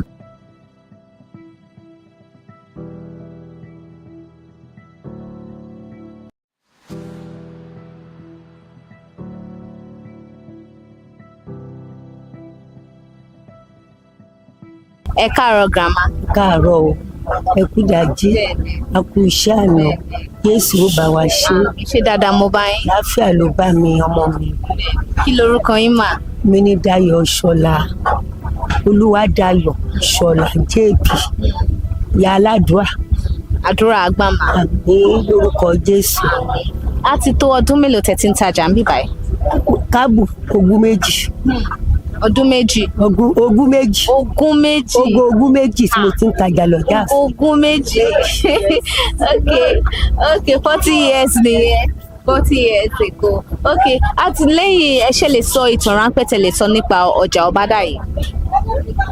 Jésù ṣeun adúpẹ́ ń pa ọjà Ọbádà yìí ìsọlọ̀ jẹ́ ọjà ọbádà ìjọjà tó dáa torí pé kò sọjà tẹ́lẹ̀tẹ́lẹ̀ lọ́jà sọlọ̀ odò ẹran la máa ń ná gbọ̀ṣángbòdì pé Fáróǹbí jọba lọ́jà dé tó ní ká má kiri mọ́ ká dẹ̀ máa lo odò ẹran mú pé tá a bá tiẹ̀ wá ń kiri o ká máa wá gbé ọjà wa sọ́jà ká máa jókòó títí tí ọjà yẹn dẹ̀ fi di ọjà ńlá tá a fi ń tajà tá à ń jẹ tá à ń mu tá a bá dìde báyìí á lọ bímọ ni ọjà ayọ̀ ni ọjà tó dáa ni ọjà sọlọ̀ ọjà dáadáa ni kò ìṣọjà oníwàhálà kì í ṣọjà àdàmú ẹ gbọ́jà yín kalẹ̀ ẹ tà bẹ́ẹ̀ bá lóyún bẹ́ẹ̀ bá fẹ́ bímọ báyìí dé ọjà lẹ́tì ní tẹ́tì lọ bímọ ọjà sọlọ̀ ọjà tó dáa ọjà tó dáa ni.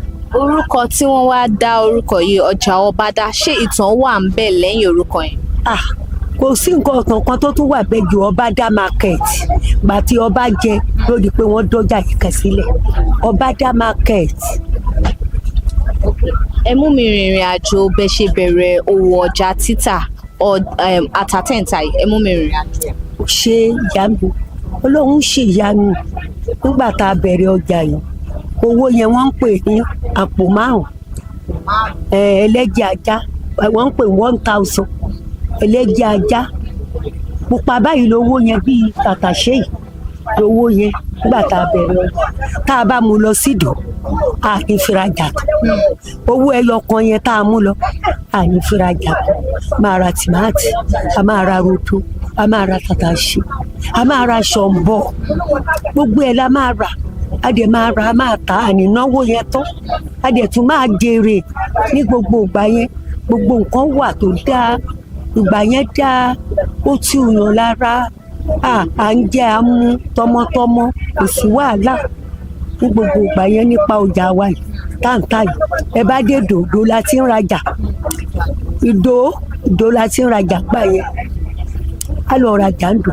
ara ta ara àlùbọ́sà ara tìmáàtì ara rodo ara ṣọ̀pọ̀ ara ta gbígbẹ adẹ̀ ń ta gbogbo adẹ̀ ń jèrè ojọjà tó dáa. so àtìgbà yẹn lọ́hùn lẹ ti ń ta tí mo ti ń ta tí mo lọ bẹ̀. so ṣé ẹ lè kí ni ìyàtọ̀ tó wá wà ní ọdún lọ́hùn gbẹ̀yẹn sísìn.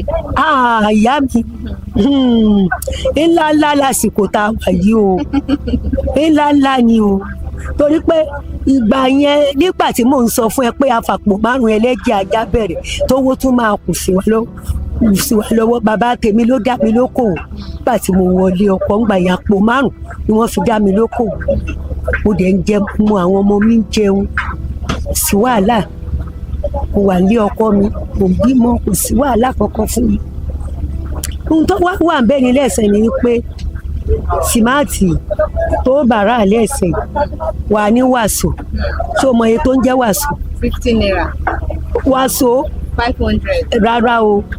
wàsó 15 naira ń gbà yẹn. wá 15 naira nígbà yẹn láyé ẹ̀sẹ̀yìn 10 tìmáàtì yẹn tá à ń ra wàsó nígbà yẹn 10 wọ́n tà. ṣé o mọ iye tí wọ́n ń pè lẹ́gbẹ̀rún 10 lọ́nà 5 50,000 ìgbà yẹn 50 naira là ń rà tìmátòsì rodo òun là ń rà lẹ́sẹ̀ ohun tó jẹ́ kó wọ́n nìyẹn bẹ́ẹ̀ ni rodo bẹ́ẹ̀ ni tìmáàtì bẹ́ẹ̀ ni ṣọ̀mbọ̀ bí wọ́n ṣe ń tà nìyẹn ó ti yàtọ̀ sí tàtijọ́ tá à ń rà ó ti wọ́n ọjà yẹn ti wọ́n jù. so 50,000 naira báyìí ń sìn lẹ́ ń rà nísìn. 50,000 là ń rà apẹ̀rẹ̀ 50,000 ní apẹ̀rẹ̀. báwo lẹ ṣe wá fi ń lé ọjà tẹ ṣe ń rí èrè ni. wọn bá èrè tá a bá jẹ lérí ẹ̀ náà ní 500 lálẹ́ nígbà yẹn kọ́bọ̀kọ́bọ̀ là ń láta tọ́rọ́tọ́rọ́ 500 lálẹ́ ṣọ̀mbọ̀ yìí 500 rodo yìí 500 ṣọ̀mbọ̀ yìí tẹ́ ẹ rí lọ́ọ̀kan yẹn 1,000 ni. ibo lẹ tí wọ́n ń rajà nísìn. my 12 lọ́dọ̀ àwọn mọ́là ló ń tà fún wa táwọn mọ́là bá tà fún wa ni kò sí bòmí ẹ̀ tá a lè lọ so àtòdìdí mile 12 lẹ ti máa ń transport ọjà wá bí báyìí. bẹ́ẹ̀ ni àtòdìdí mile 12 ni o àti jí lọ láago 5 mo ṣẹ̀ṣẹ̀ dé ní ọjà mi ṣì wà nínú mọ́tò kéde a ṣẹ̀ṣẹ̀ tọ́jà dé ní. so nínú ọjà yìí náà lẹ tún ṣe máa fi owó mọ́tò ṣírò ẹ̀ sínú ẹ̀ àti àwọn alábàárù máa gbé 500 onímọ́tò máa gbé 1000 onímọ́tò máa gbé débi alábàárù tó gbé láti sọ tìmáàtì dé páàkì ibi tá a ti ń wọ mọ́tò 500 ẹni máa bá mi rù níyànà níbi tí wọ́n já sí bí 200 ló máa gbà.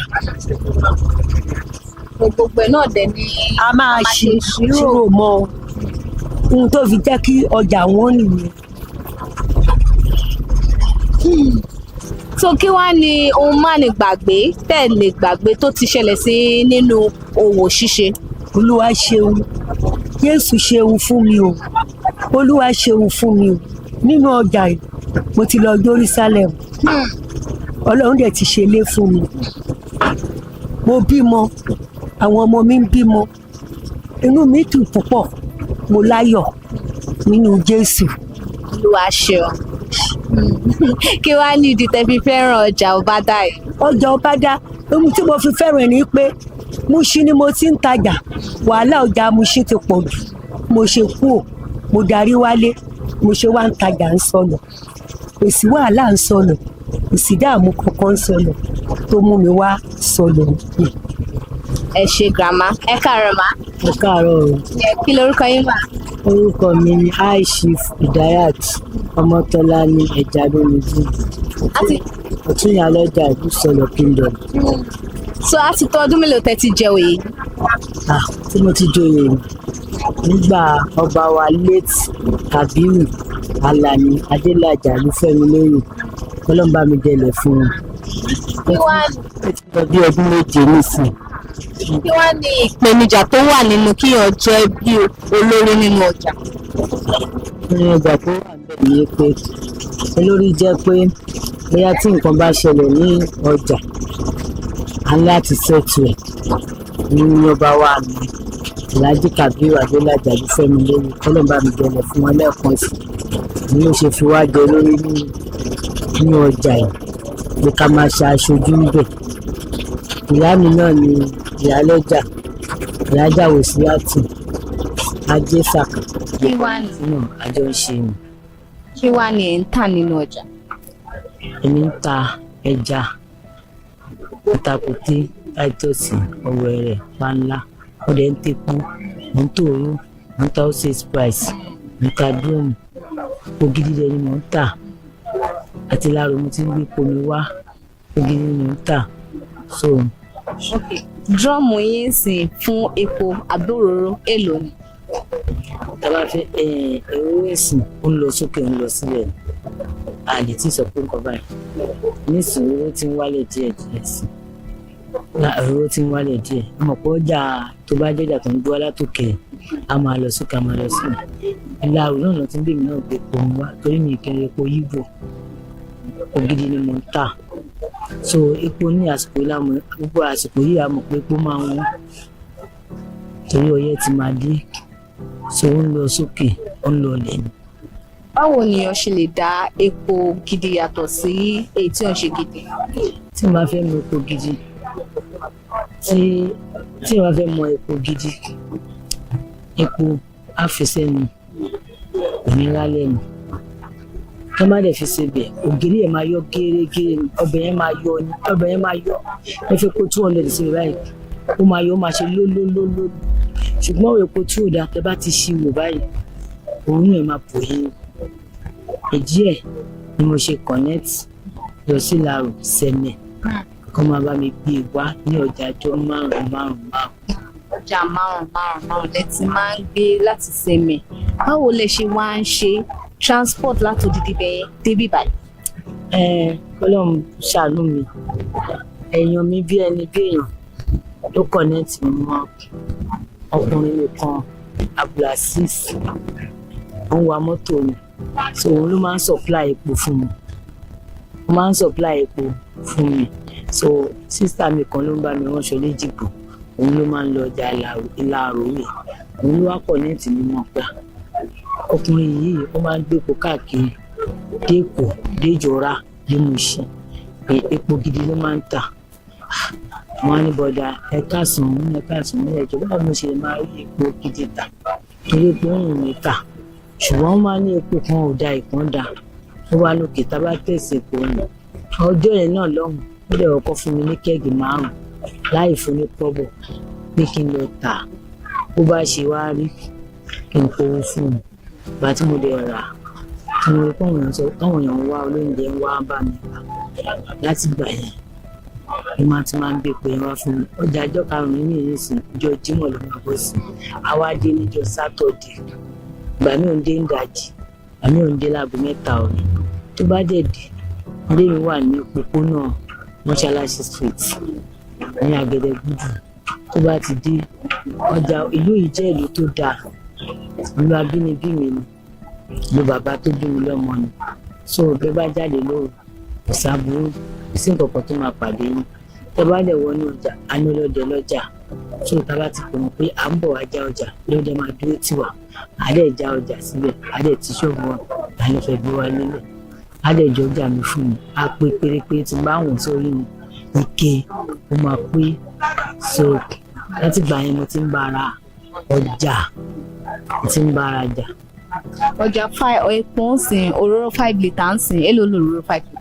11,000 àwọn míì tàn 12 ìrì àjẹpajúdé kò dáa fọmọlúwàbí ọlọ́run ló ń èèyàn ló ń pín iṣẹ́ ọlọ́run ló ń pa àlùbáríkà 11,000 èmi ń ta o lóòótọ́ ló ń lọ sókè lọlẹ̀ àti tàn 12,500 tàn 12,000 tàn 11,800 ṣùgbọ́n lọ́wọ́lọ́wọ́ báyìí 11,000 ni ìṣèpá náà máa rí tiwa obìnrin à ń rí tiwa epo náà lè ní à ń ta 11,000 à ń ta 11,500 bàbá ṣe rí aláṣìíra bá ṣe ń ta mọ́ àwọn yìí nítorí pé ẹ lè fi epo tí ò dáa àwọn míì tẹ epo 12,000 12,500 ṣùgbọ́n lèmi ò mọ̀ kankan síkùn lórí mi tó bá ti rà nísìn epo mi pọ̀ jù báyìí lọ lánàá wọn wá kó tán ni ọjà mi ìsìnjọ́ Friday ló máa bọ́ sí mo ṣẹ̀ṣẹ̀ fẹ́ kán tún bá mi gbé mi wà ní wọ́n bẹ́ fún tí mo ní lélẹ̀ àtẹyọ kan tó wà nínú ṣọ́ọ̀bù mi ní ọ̀kan yẹn so ǹjẹ́ bí mo ṣe jẹ́ nù. so bí yellow keg yìí ń ṣe máa ń ta bí yellow keg yẹn. ó ń ta èlò lẹ̀ ń ta yellow keg. bá fẹ́ ta epo yellow keg yẹn tí mo bá fẹ́ jẹ́rìí àjẹpàdé ẹ bá dé dálé kọ́ mílíọ̀n náà 65 ló ń ta tí wọ́n bá ti gbé fáwọn ní 63 èmi lè ta 66 mo máa 63 ló máa gbé fún èmi èmi lè ta 63 66 65 mo wáyé kó fẹ́ kó mẹ́ta mẹ́rin márùn 2,000 náà máa bá 10,000 so wọ́n bá fẹ́ rà ní ta mọ́ra wọn. òróró wa ń kọ́.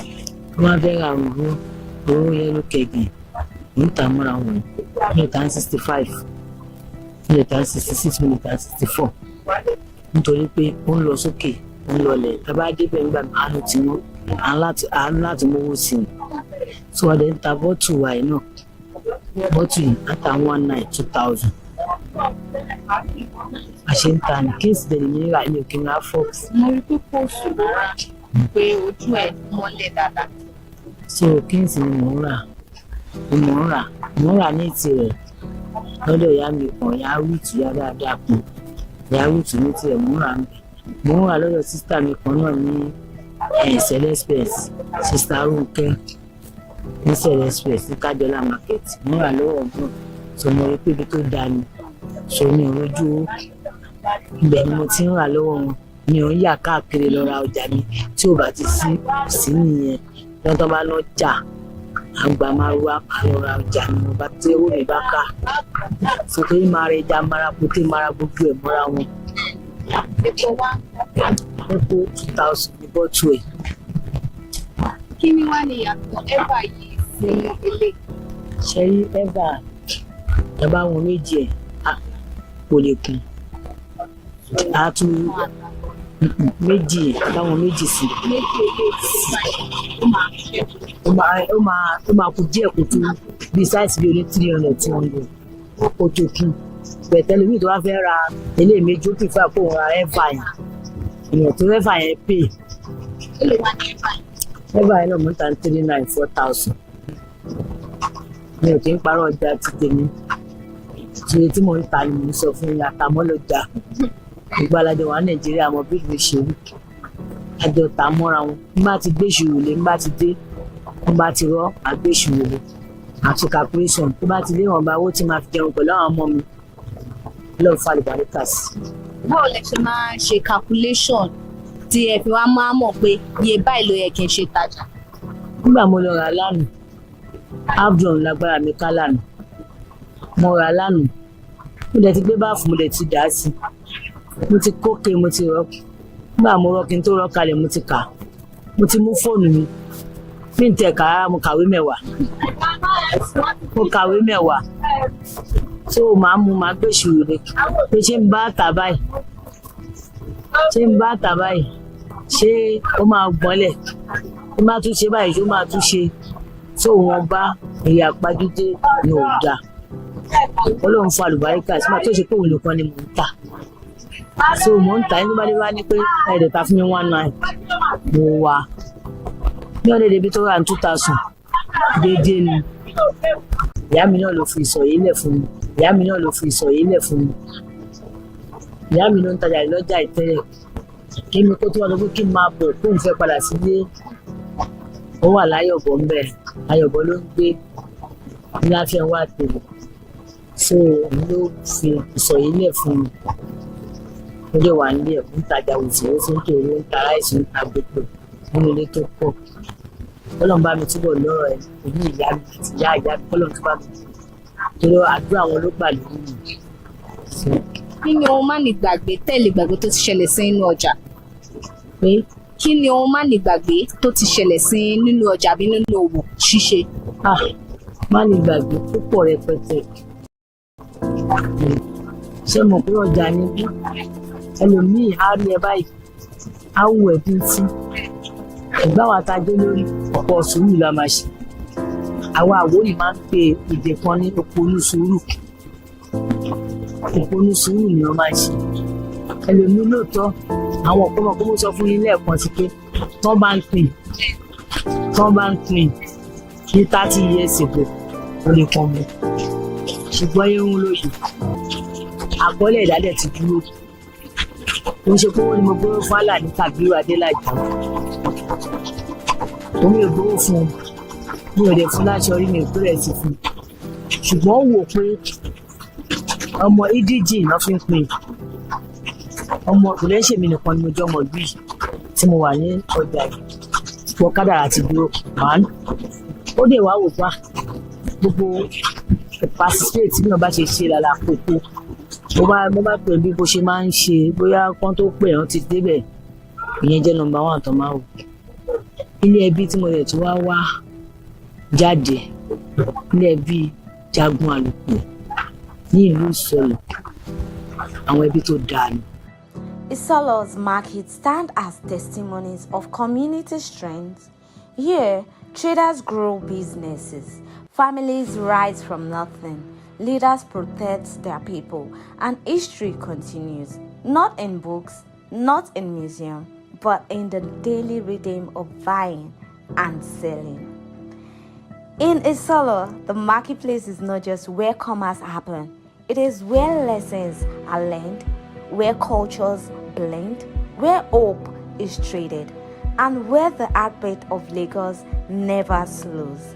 This is in the marketplace, and I am Elizabeth Abefe, bringing you news upon news of different markets. Do not forget to like, subscribe, share, follow us on all our social media handle at ConsumerHallaTV.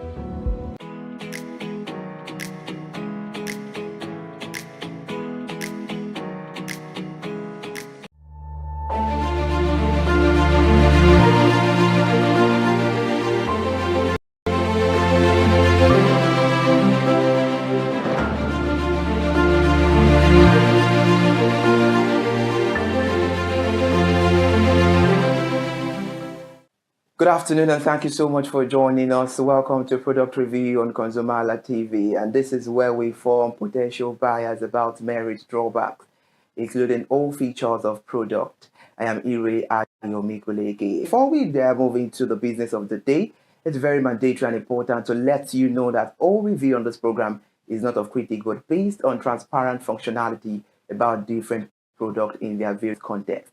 Today on the show will be reviewing a product which has to do with cosmetics product. Cosmetic products are substances used to enhance or alter the appearance of the body, covering a wide range of items from makeup like lipstick and foundation to hair care products like shampoo and dyes and skincare items such as lotions and cleansers.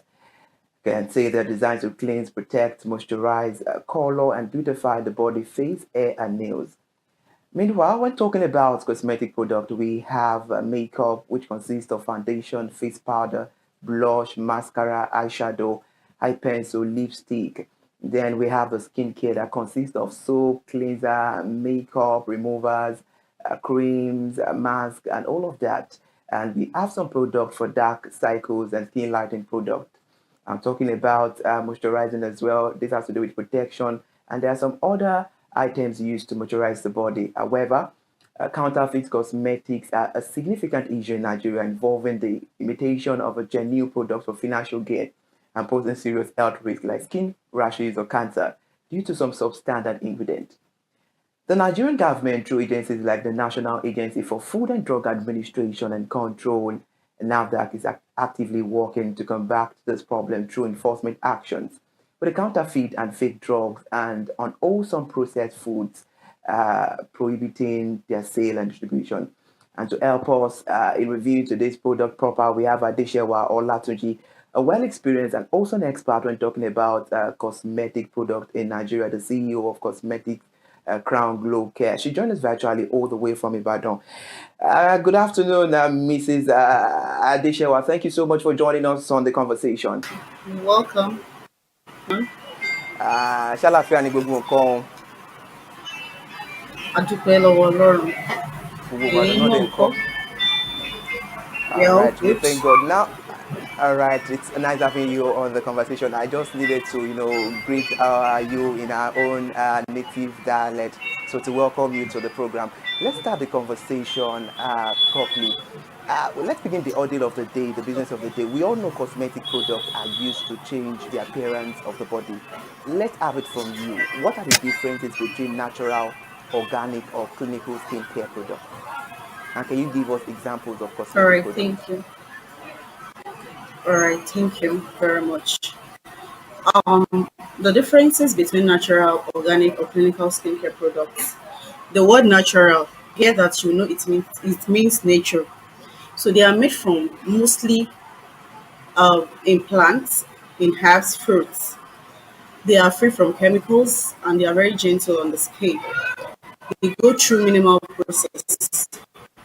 And the examples of natural skincare that we all know as Ori, common natural products. We have coconut, aloe vera, we have honey, we have turmeric, just to mention a few. The way we talk of organic skincare products, we can also say organic skincare products are natural products, but the ingredients are grown without synthetic fertilizers. They have higher purity standard and they are more eco-friendly. They can be more expensive, due to certified farming.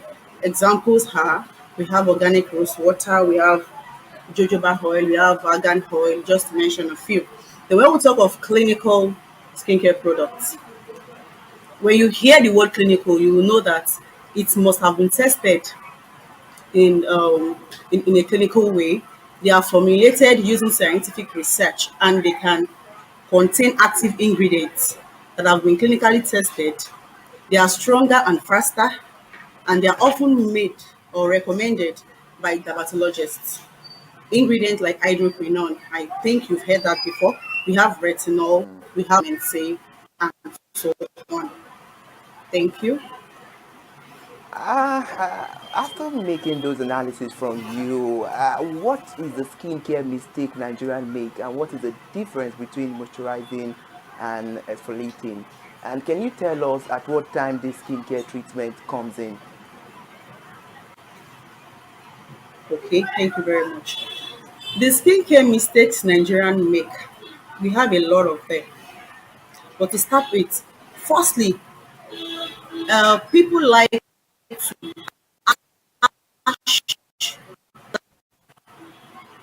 I mean by that, they like to mix organic creams with tubes. Tubes like Fimbate, Skenil, Better Sol and Move It. We have a lot of tubes that are very ash. Why? Because the ingredient that has been made or that has been used to form these things, they are very ash. They are ash chemicals. So you can't just apply tubes on your face like that or your body.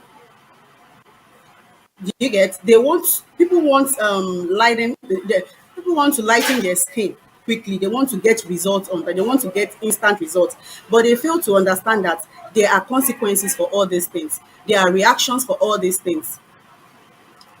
When they use ash products, it causes stretch marks. It causes dark knuckles. That's why you will see some people. You see some people on the road. You see people. Some people will have lighter face, dark body. We call them Coke and Fanta. Do you get? So those are the things that those are the mistakes. One of the mistakes that they make, and also they fail to use sunscreen. Many people assume that sunscreen is for fair people, and it is not. Without it, sunburn can get worse. Then also they overuse organic mixtures. A lot of organic vendors, they mix acids because you are not there when they are mixing those products, but they won't tell you. They mix acids, they mix steroids without proper formulation. So people end up with damaged skin. They end up with they end up with dark patches and skin. And also people like to copy from people instead of choosing the products that suit their own skin, because it's not all product that will suit your skin, because we have different kind of skin. So you can't say because Mrs. A is using this particular product, or of course it will be good on my skin to know. It's not possible. You wouldn't know the kind of skincare, the skin type you have and what Mrs. A have. So you have to know what suits your skin before you start copying someone else. What works for someone with dry skin won't work for oily skin. So many people buy products because they are trending, not because they are suitable. And also, one of the mistakes they make, they sleep with makeup on. Some people, when they go to parties, when they come back, instead of them to remove the makeup they wore since morning, no, they will leave it like that. They will sleep over like that. Those kind of things, they will cause sunburn or skin reaction. And also they ignore ingredients. That is, many people only look at the organic whitening because everybody wants to be fair in complexion now. I want to be fair, I want to be like Oyibo. They don't look at what ingredients they use in mixing those cream. They don't know if the chemicals are strong or not. They just want to, what they want to see is whitening glowing skin cream or lightening glowing cream. They don't want to check for strong chemicals like mercury. They don't want to check strong chemicals like steroids, like hydroquinone. No, these are ash chemicals which they fail to understand. And also there is what we call do it yourself. Do it yourself skincare is also a mistake, because what is do it yourself? Yes, that's what I want to explain now. Do it yourself skincare is also a mistake some people make. They use lemon directly on, they will prescribe the product themselves, not that they seek a dermatologist or a skincare a skincare. They will take lemon directly and they will rub it on their faces. They will use lemon. While lemon is acidic in nature, it can cause sunburn. Many people fail to understand that when you use lemon on your face, it's very, very ash. It is acidic and it causes sunburn. And also, they change product quickly simply because they didn't get results on time. Because many people want instant results, and skincare does not work like that. It takes time. Even if a particular product is not working on your skin, at least you should wait for like 6 to 8 weeks before you can say, okay, let me change to another product. But people want to get instant results, and as a result of that, you start seeing rashes on their faces, on their skin. You see irritation, you see sunburn, you see dark knuckles, and all and so on. Then above all, they don't address internal factors. What do I mean by that? Many people have poor diets. The fact that you use cream on your skin does not mean that you should eat well, not feed well.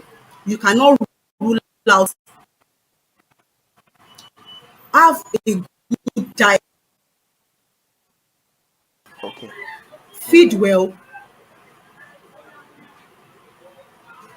Are you listening? Please go on.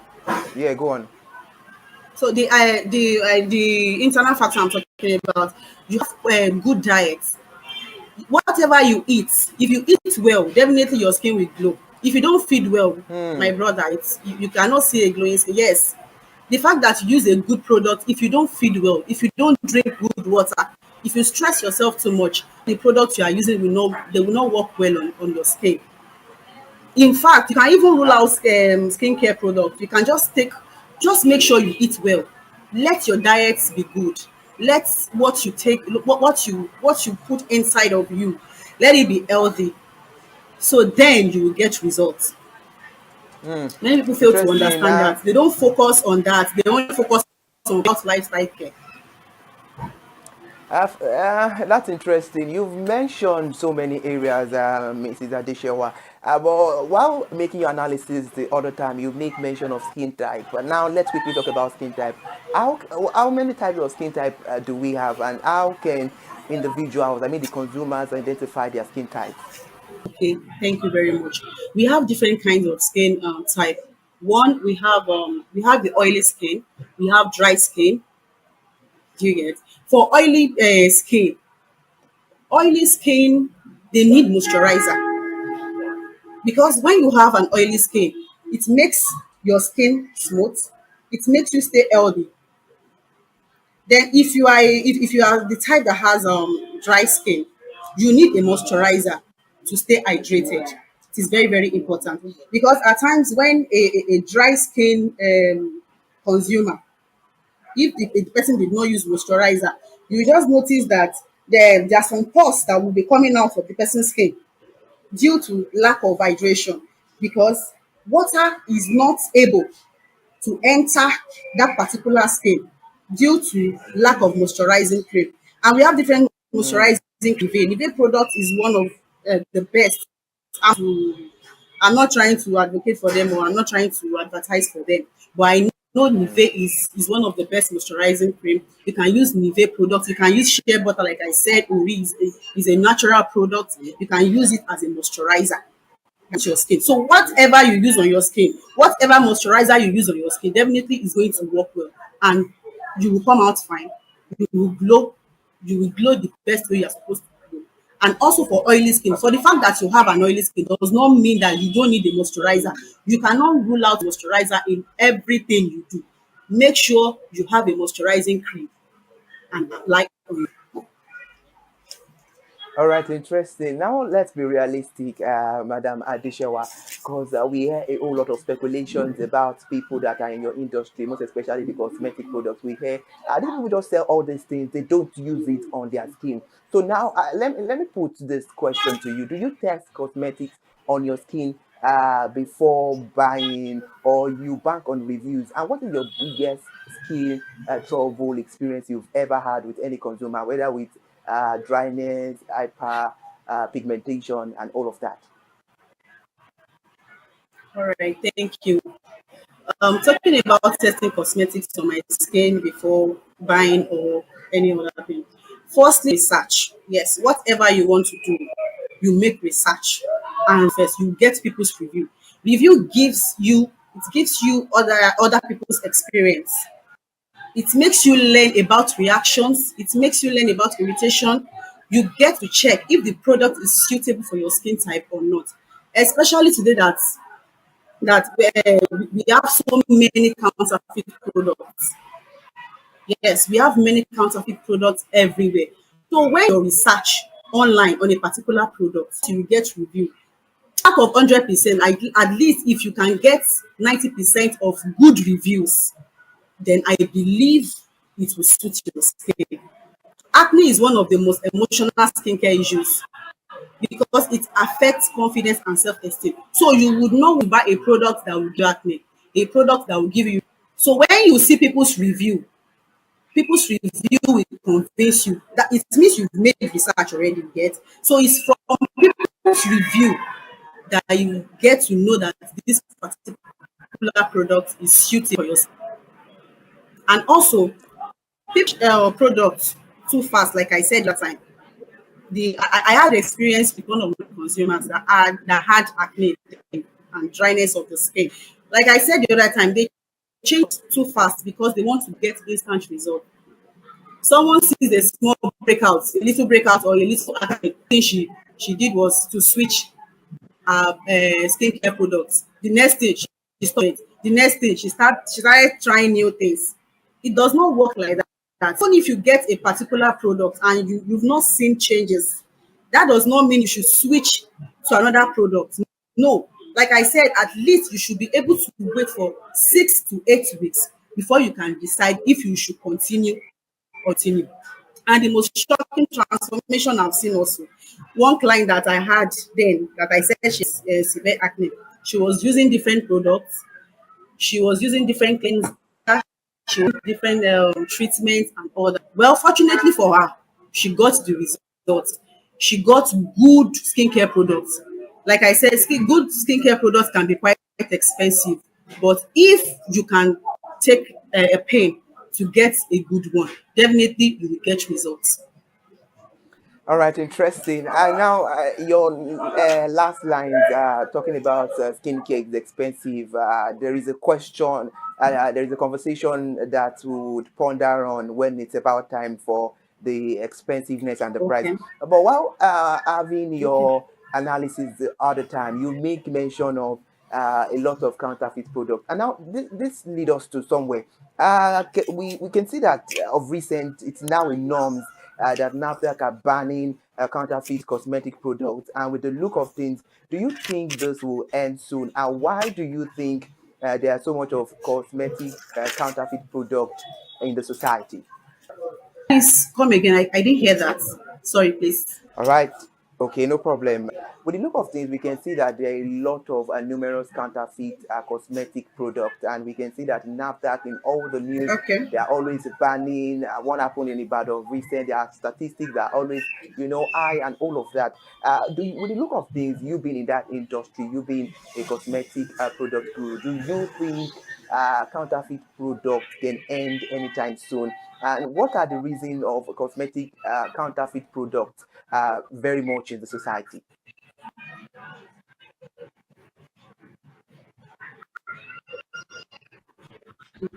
Okay, thank you.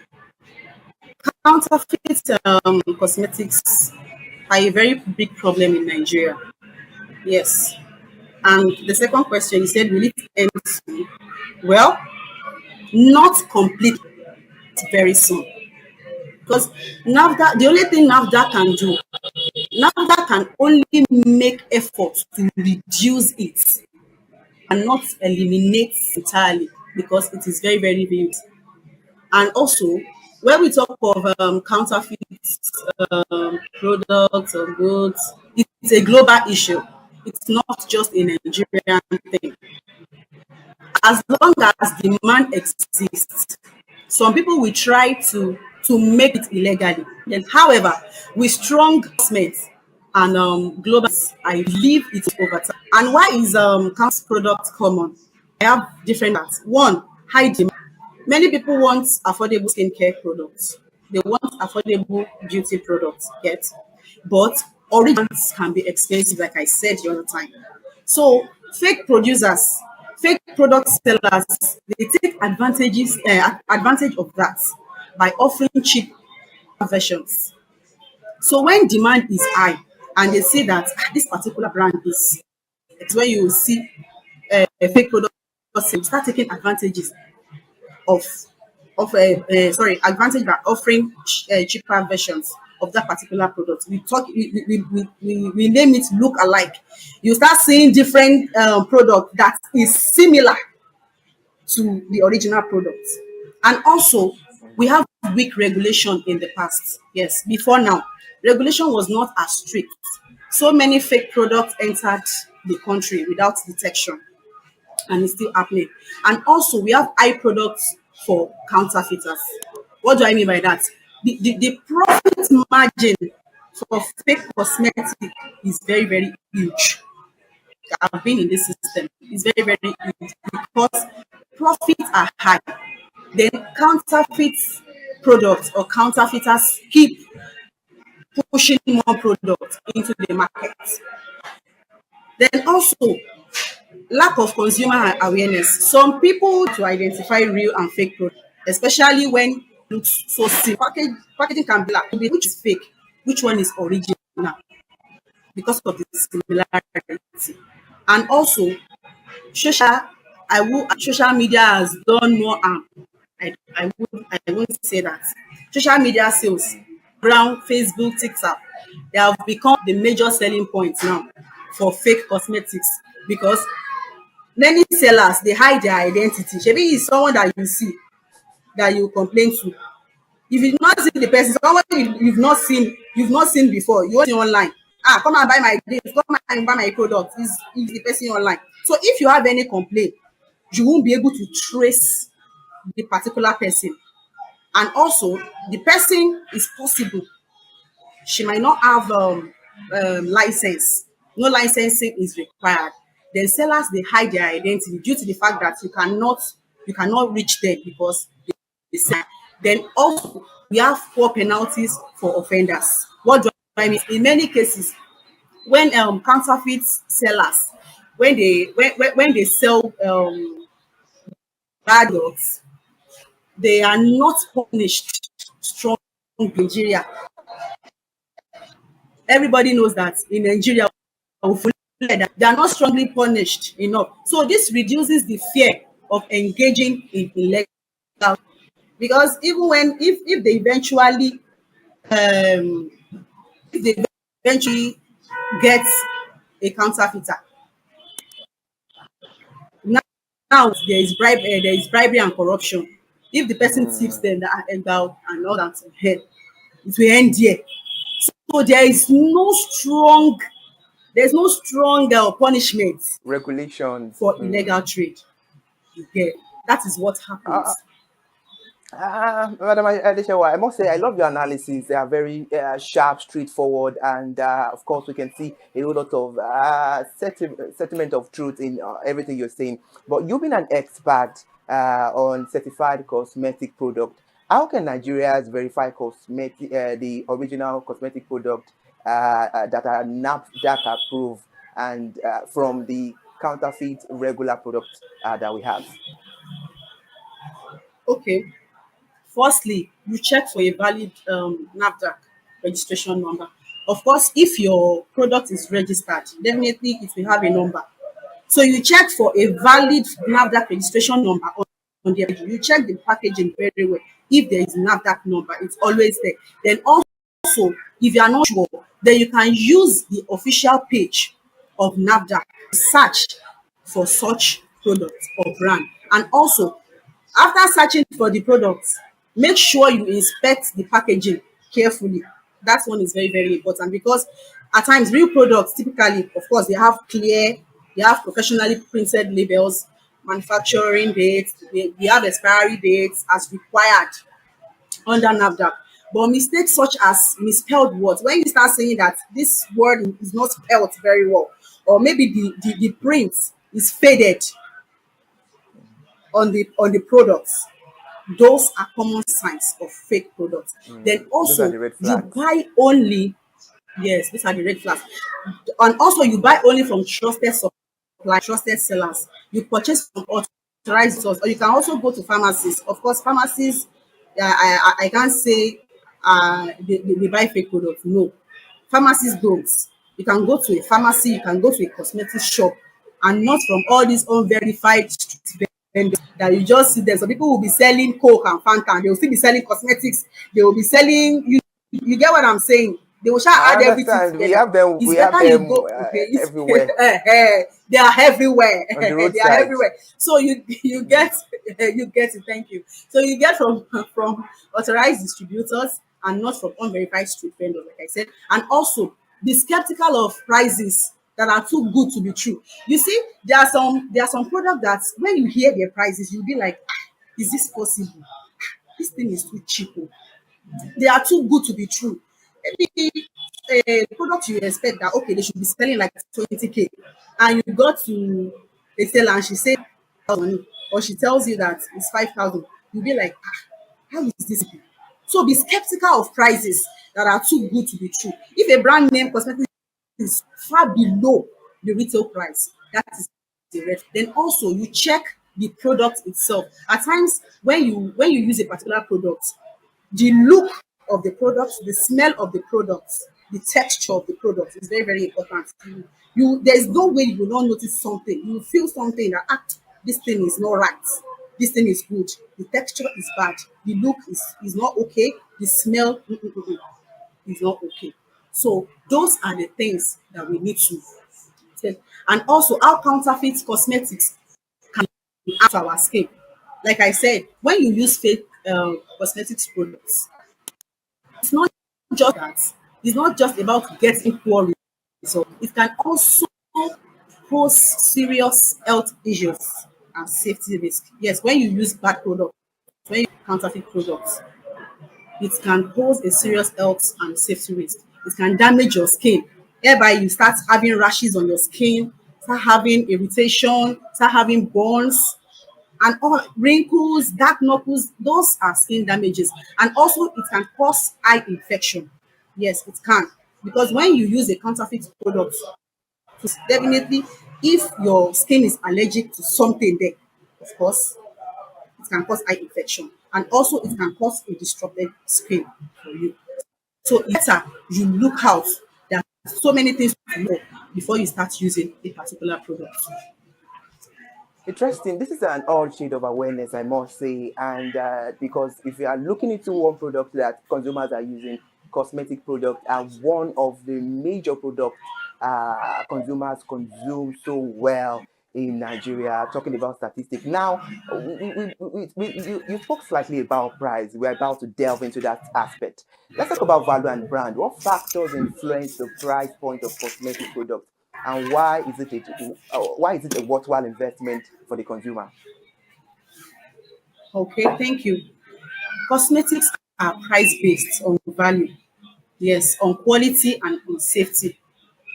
One, the ingredients, quality, and the potency. Yes, when you want to get a particular product, you check if it is a quality and how potent it is. The higher the quality, the higher the price.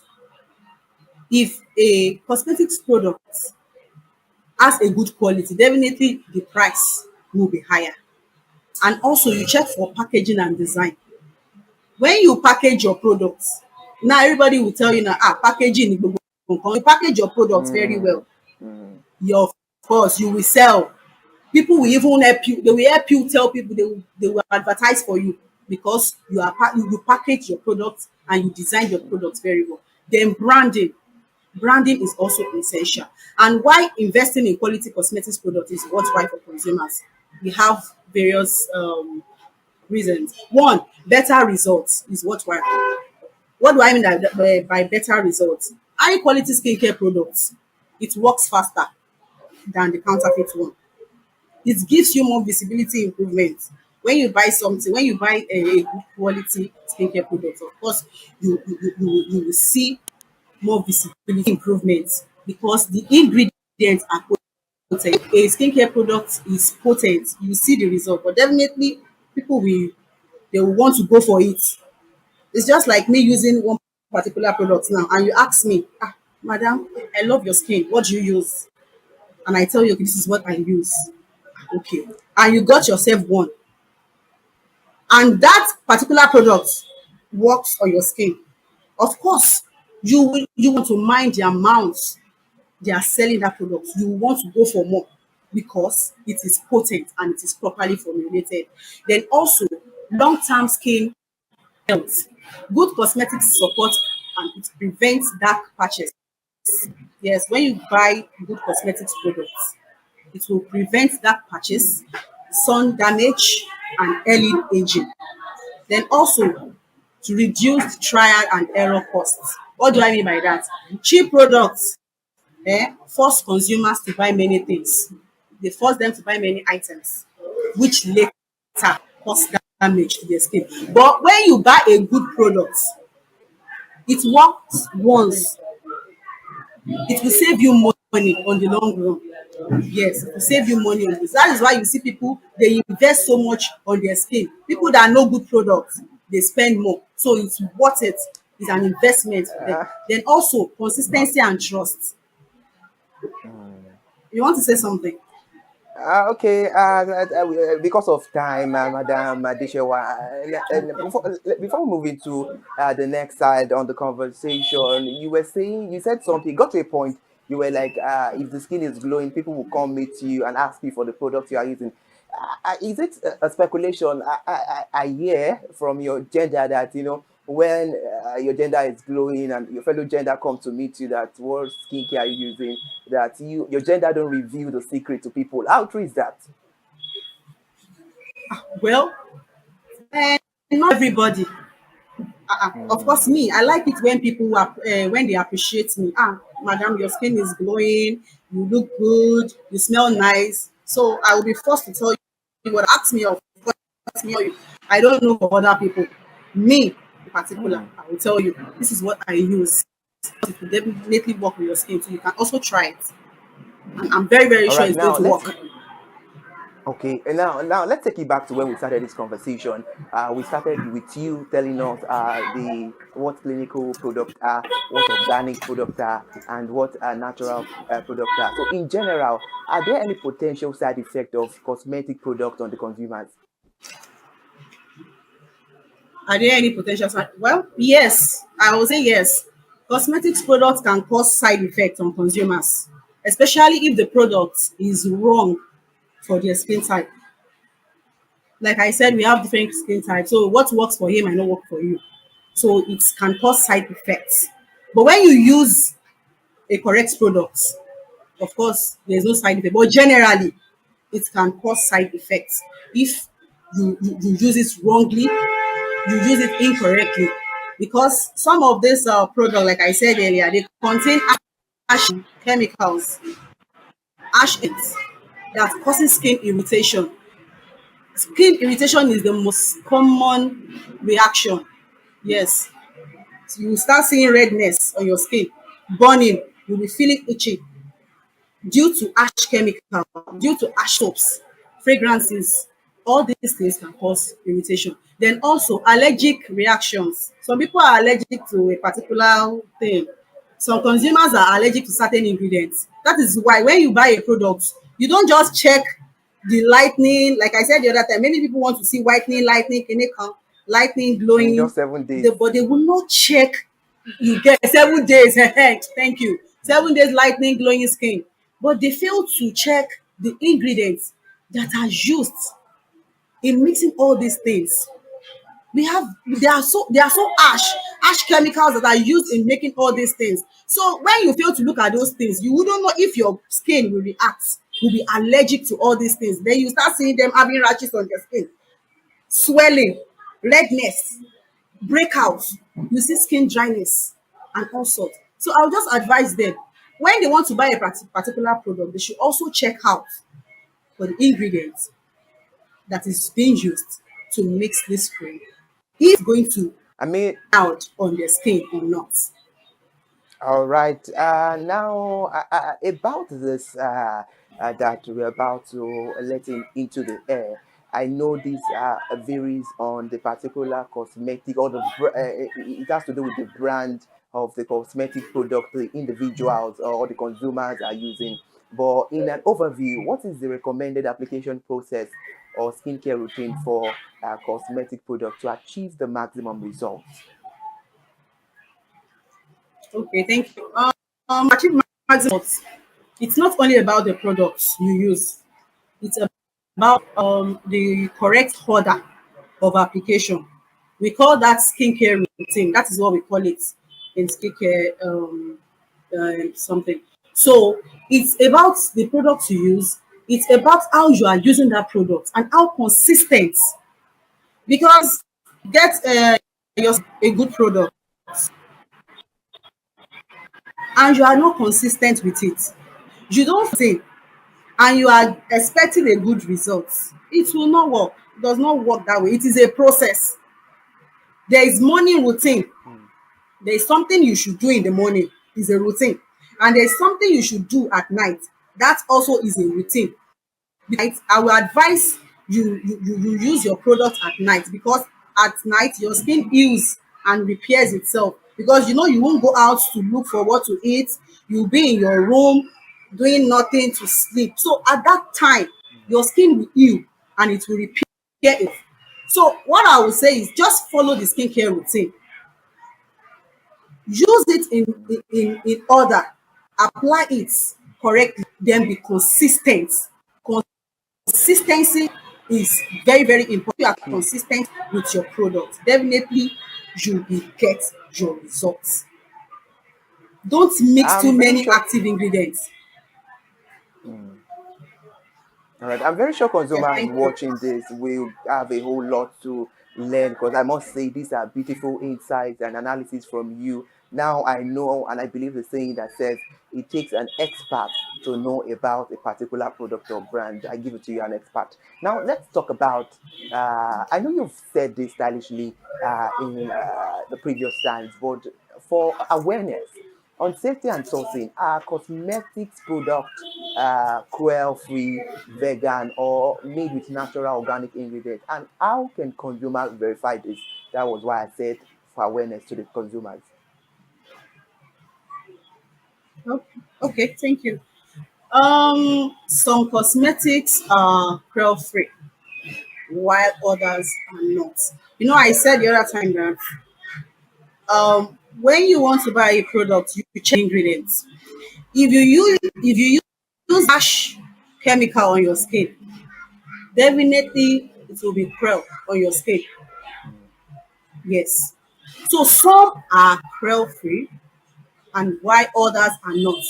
Some cosmetics products are organic. Some are partially organic. And some only use organic as marketing. As I sell organic, I didn't mix anything, it's a lie.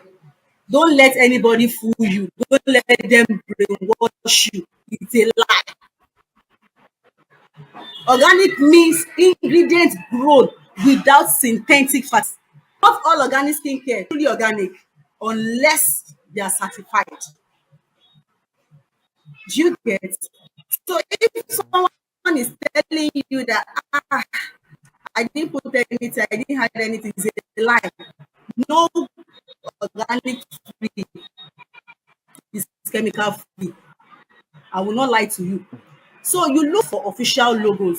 A real certification logo should appear on websites and product labels. Legitimate brand display ingredients. Like I said the other time, they display transparency and details. And you can buy through app, through their website, use sales, use the products that are cruelty free and some are not, like I said. Avoid the red flag. And use this phrase chemical free. Like I said, nothing is chemical free. 100% organic, but no certification. It may be misleading. If you see those things on your product, it is 100%. No, it's a lie. Nothing is chemical free. Let them know. Nothing is chemical free. So yes. When they see products like that, they should japa. They should japa. They should japa. That is why I said it's not everything you see that you will use on your body. Because everybody wants to be fair. They want to go, I want to be like Olibo Pepper. I want to do like that is what many people are doing outside there now. You will see them, ladies fair. I want, and you will start seeing veins on their skin. Veins, green veins. In fact, I don't even know what else to say. All right, now because of time, we need to bring everything to an end. How quickly can a user expect to see results? And is there any scientific data or clinical studies to support these claims? And are there any products designed for a specific skin type or concern? Well, it takes time. The time it takes to see results depends on the type of skincare products. Okay, all right. It depends on the active ingredients and the skin type. Yes, thank you. All right. Okay, thank you so much, Madam Adeshewa Olatunji, CEO of Cosmetic Crown Glow Care. In 1 minute, let's have your parting shot. To everyone listening to me out there, especially ladies, I just want to tell you that it is very good to look good. Yeah, to look good. But at the same time, during the course of doing that, make sure you don't do something that will cause harm to your skin. All right, thank you so much for joining us on the conversation, Mrs. Adeshewa Olatunji, the CEO of Cosmetic Crown You're Glow Care. welcome. I can tell you that all your insights and your analysis are very, very beautiful. And I know a lot of consumers will get more than one, more than two to learn from and to be very careful because, of course, you're absolutely right. We have a lot of counterfeit products out there. Thank you so much for joining us once again. Do well to enjoy the rest of your day. You're welcome. And you too. Thank you very much. Bye. All right, bye. Wow, that's very beautiful insight, and I can say that this is one of the product review that I myself enjoy because looking at it with the rate of statistic out there, we can see that cosmetic product is one of the products consumers consume a whole lot, and in as much as consumer consume this product, there is a clause, and the clause is that we have a lot of counterfeit product, and we can see that of recent NAFDAC were in the north and they were in Ibadan as well, in Lagos too of recent, but that has to do with alcohol, whereby they have to ban a lot of counterfeit products. We need to be careful, and she said a whole lot of things. I add a whole lot of insight talking about we making sure that if you want to make sure you dive into cosmetics, you want to be a well consumer, you want to consume cosmetic, definitely you must have the money because it is expensive, and it does not even have to do with the cosmetic product. It has to do with what you take in, your balanced diet, which is something beautiful. And she mentioned about the clinical cosmetic product, the organic cosmetic product, and also the natural cosmetic product. That's a very beautiful insight. Thank you so much for joining us on the conversation. It's a very insightful one, I must say. Join me next week for another insightful product review whereby we review another product. It's very compulsory to let you know that all review on this program is not based on critics, but based on the transparent functionality that the product we are reviewing consists of. I am Ire Ayomikule Eke. Good afternoon, Nigeria, and do well to enjoy.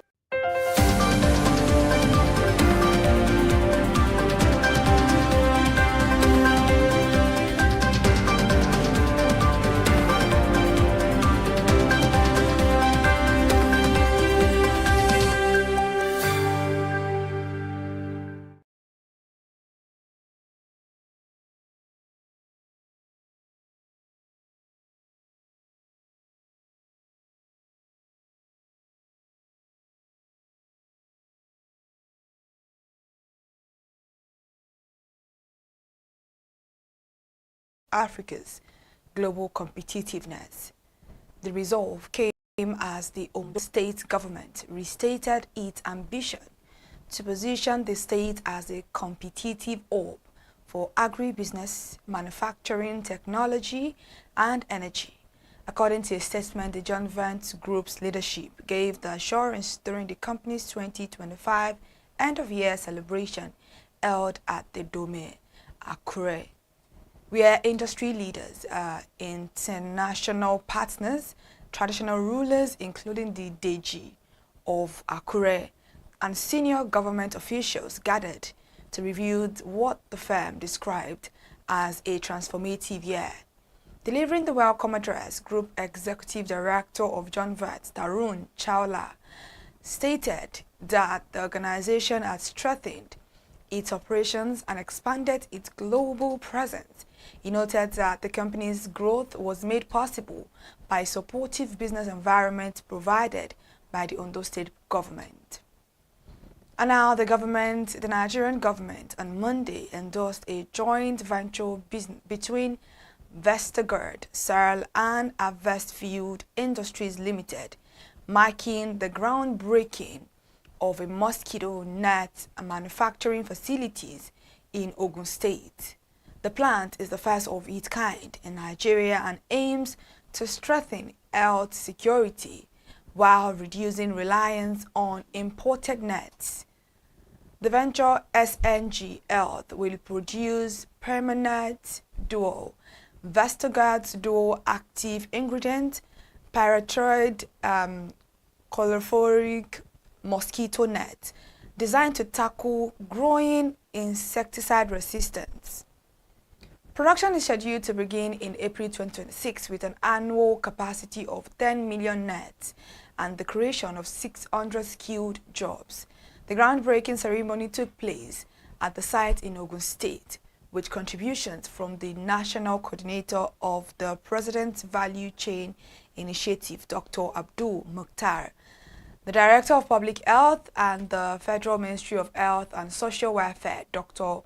Godwin Ntadom, the Director and National Coordinator of the National Malaria Elimination Program, Dr. Inena Ogbulafo, the Consul General of Switzerland in Lagos, Ms. Cornelia Kamanzid, and the World Bank Nigerian Tax Team Leader, Mr. Honoriode Ezire. PVAC National Coordinator, Dr. Abdul Mukhtar, said Nigeria is ready to lead the next frontier of malaria control in West Africa. Moving away from that to the federal government, as they have begun the process of repaying the 4 trillion naira debt owed to power generation companies with the launch of a 590 billion naira first tranche bond issuance. The initial tranche, part of a wider 4 trillion naira NBET Finance Company PLC bond program, is guaranteed by the federal government. It comprises 300 billion naira in cash bonds to be issued to the market and 290 billion naira in non-cash bonds to be directly allotted to GenCos on identical terms. According to Newsman, that details are contained in the bond term sheet obtained by our correspondent on Tuesday revealed that the Series 1 bond will be issued between November and December 2025. Cardinal Stone Partners Limited is serving as the lead issuing house and financial advisor. And according to the term sheet, Series 1 Tranche A involves 300 billion naira issued to the market for cash, while 290 billion naira on the Tranche B is allotted to the GenCos on identical terms. The bond will be issued between November and December with a 7-year tenure on a fixed rate coupon, redeemed on an amortizing basis, and paid semi-annually in arrears. The bond issuance marks a major step by President Bola Ahmed Tinubu's administration to resolve what experts describe as one of the most crippling financial crises in Nigeria's power sector. The Series 1 bond carries a 7-year tenure, a fixed coupon rate and semi-annual interest payment, and will be amortized over its lifespan. A renewed clash has emerged between the Nigerian National Petroleum Company Limited and Periscope Consulting, the audit firm hired by the Nigeria Governors Forum to examine an alleged under-remittance of oil revenue totaling $42.37 billion at about 12.91 trillion naira to the Federation account between 2011 and 2017. The dispute, reviewed by fresh submissions from both sides, has forced the Federation Account Allocation Committee to mandate a joint reconciliation session to determine the true state of remittances and resolve the long-running impasse. This was disclosed in the Federation Account Allocation Committee's post-mortem review for November 2025, which detailed fresh exchanges between both parties over the alleged unremitted fund. The document was obtained by our correspondent on Tuesday. Recall that in October, Newsman reported an extension of the ongoing probe and reconciliation of payment made by revenue-generating agencies, including the Nigerian National Petroleum Company Limited, to December 2024, following unresolved discrepancies in remittances. It also examined allegations that NNPC Limited failed to remit $42.37 billion about 12.9 trillion naira in oil revenue to the Federation account during the 2011 and 2017 period. Now, the House of Representatives has summoned the Minister of Finance, Mr. Wale Edun, and the Minister of Budget and National Planning, Mr. Atiku Bagudu, for poor budget implementation. The House on Tuesday held a closed-door session with Edun Bagudu, the Accountant General of the Federation, Shamsuddin Ogunjimi, and the Executive Chairman of the Federal Inland Revenue Service, Zach Adedeji. A lawmaker who attended the session told newsmen in confidence that the meeting focused on the poor implementation of the capital component of the 2024 and 2025 budget. He said lawmakers expressed deep frustration over the government's failure to release funds for fair projects already executed. As a result, the House resolved not to consider the 2026 appropriation bill until the federal government clears outstanding payment owed to contractors under the 2024 and 2025 budget cycles. In protest, the House stepped down consideration of about 42 bills listed for first, second, and third readings. It also deferred the presentation of 4 committee reports on bills proposing the establishment of agricultural college and specialized institutions in Kaduna, Edo, and other states. Lastly, before we go this afternoon, the Nigeria Labour Congress has announced plans for a nationwide protest on Thursday, 17 December 2025, to demand urgent government action on a series of pressing national crises, including escalating insecurity, the deteriorating tertiary education system, the ongoing health sector strike, and concerns over political interference in the Labour Party.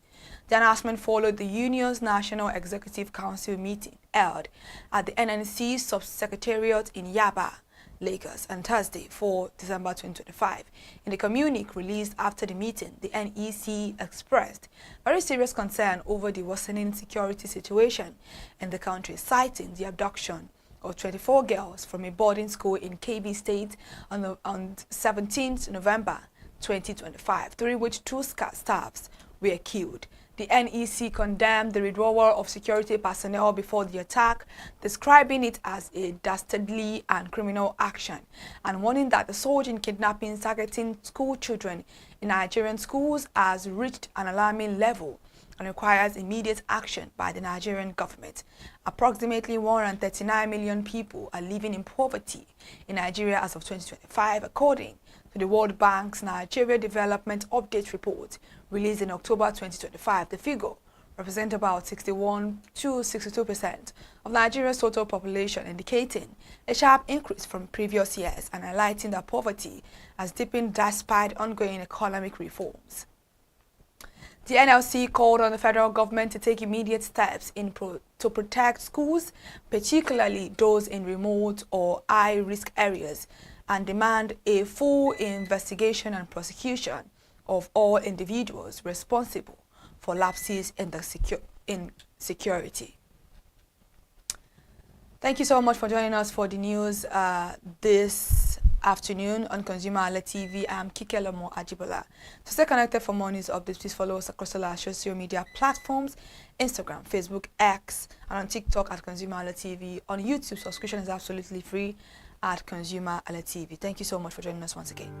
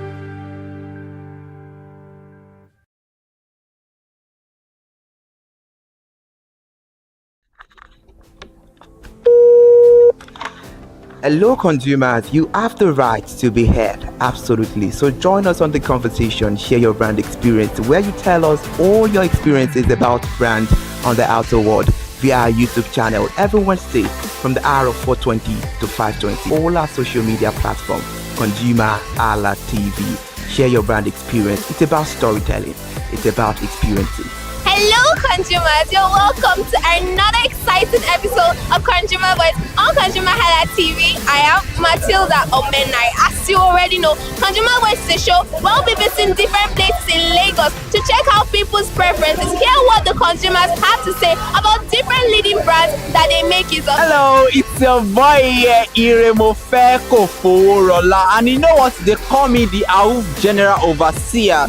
Every day is a blessing and it is meant to be enjoyed maximally with AUF packages that put a smile on our faces. And guess what? That is why this show AUF is for you. You can get to know about trendy market slashes, promos, offers and juicy deals that put a smile on your faces, and you can always enjoy them maximally. And you know one thing that is so interesting about this show? It is a blend of English and Pidgin. As I dey run you English, now I go dey marry am with Pidgin, make am spicy. So catch me every time on the show to enjoy more about trendy AUF packages. Public service announcement. Hello, consumers. I am Kikelomo Ajibola, and welcome to the Scam Alert segment on ConsumerHalla TV. Scam Alert educates viewers about various scams affecting consumers.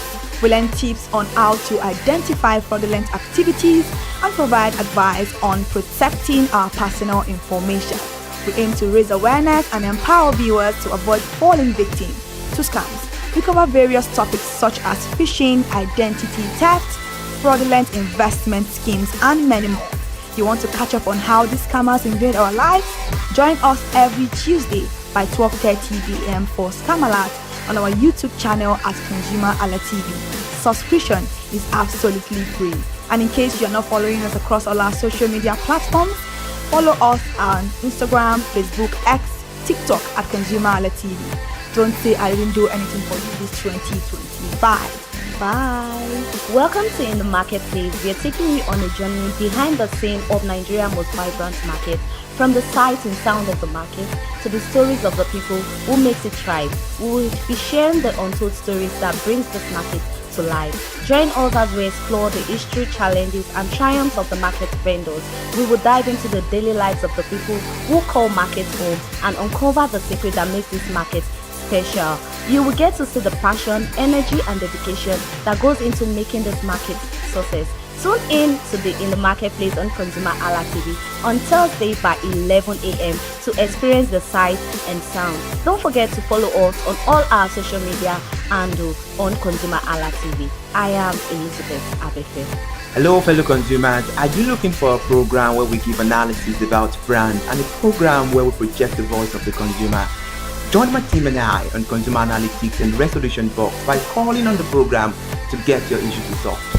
And in case you are wondering where Consumer Analytics and Resolution Box will be showing, please join us on our YouTube channel at ConsumerHalla TV.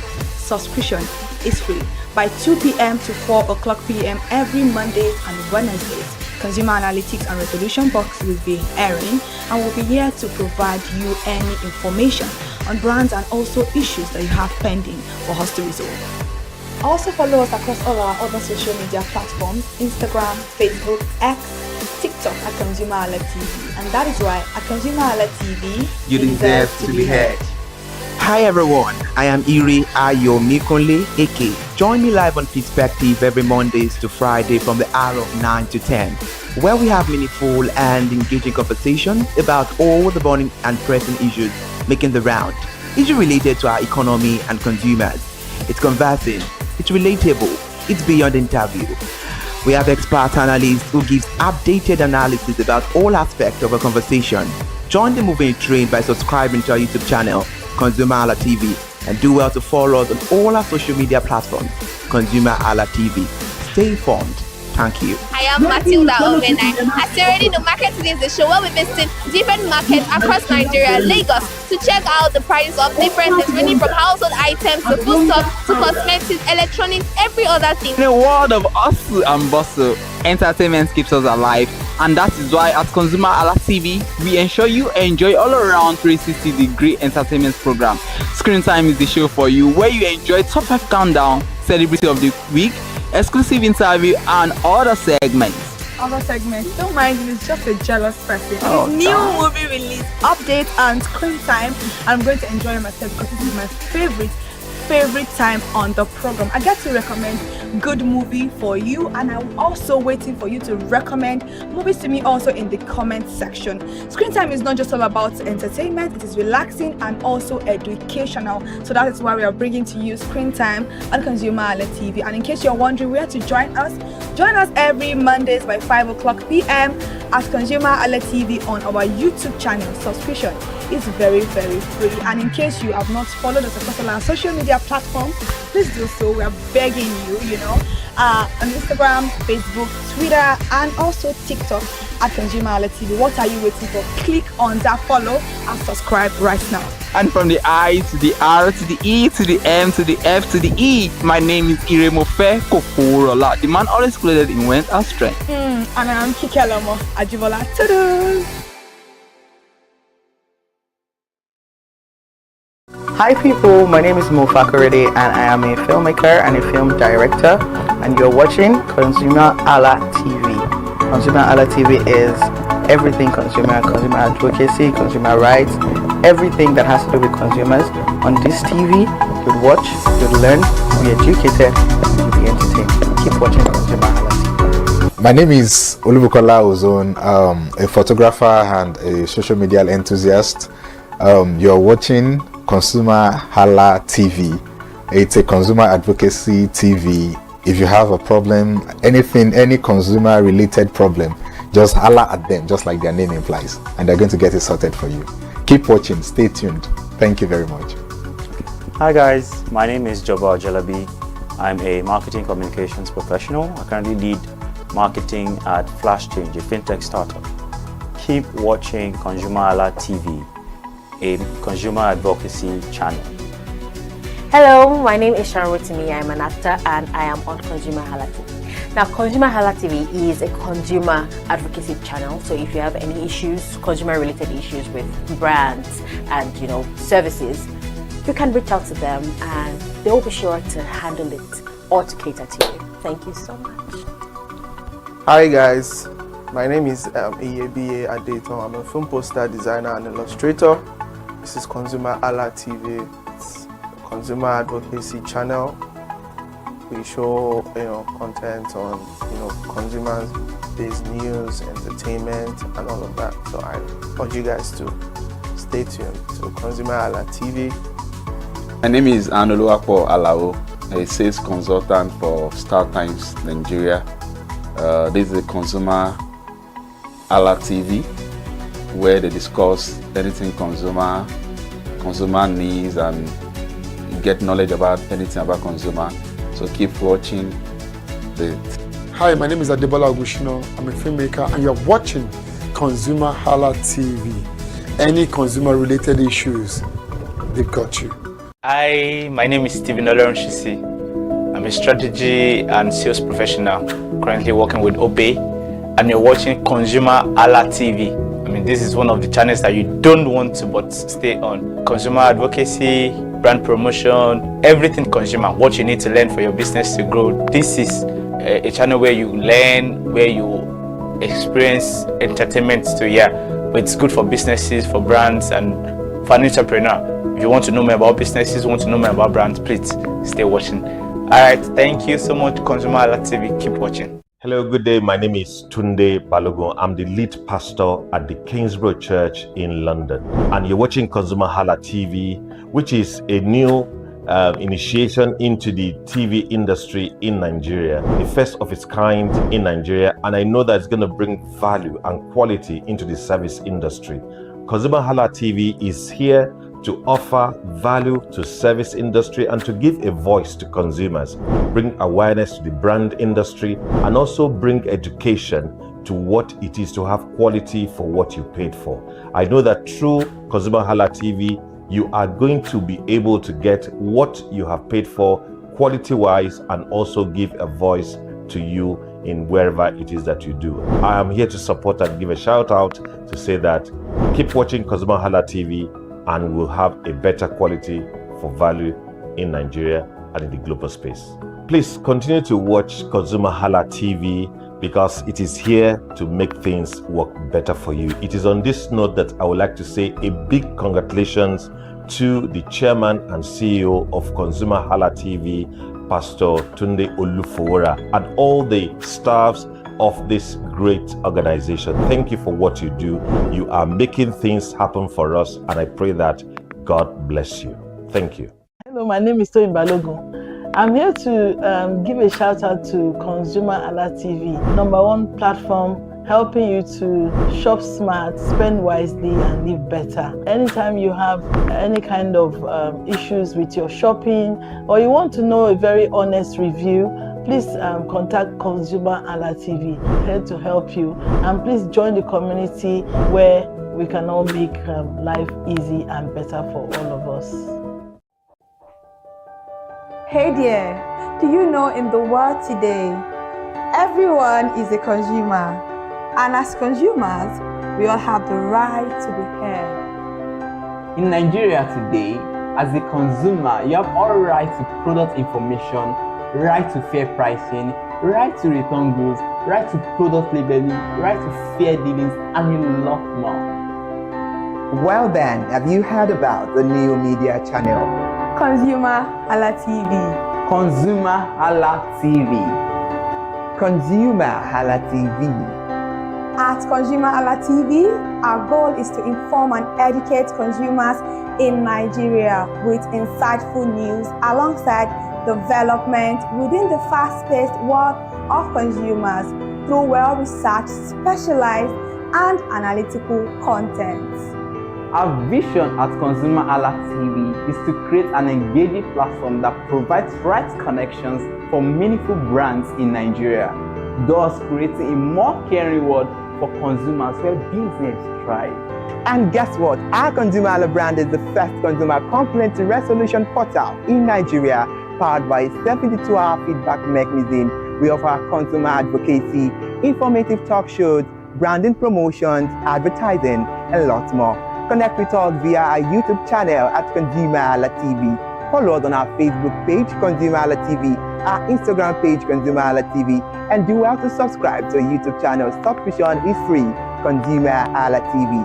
At ConsumerHalla TV, you deserve to be heard. At ConsumerHalla TV, you deserve to be heard.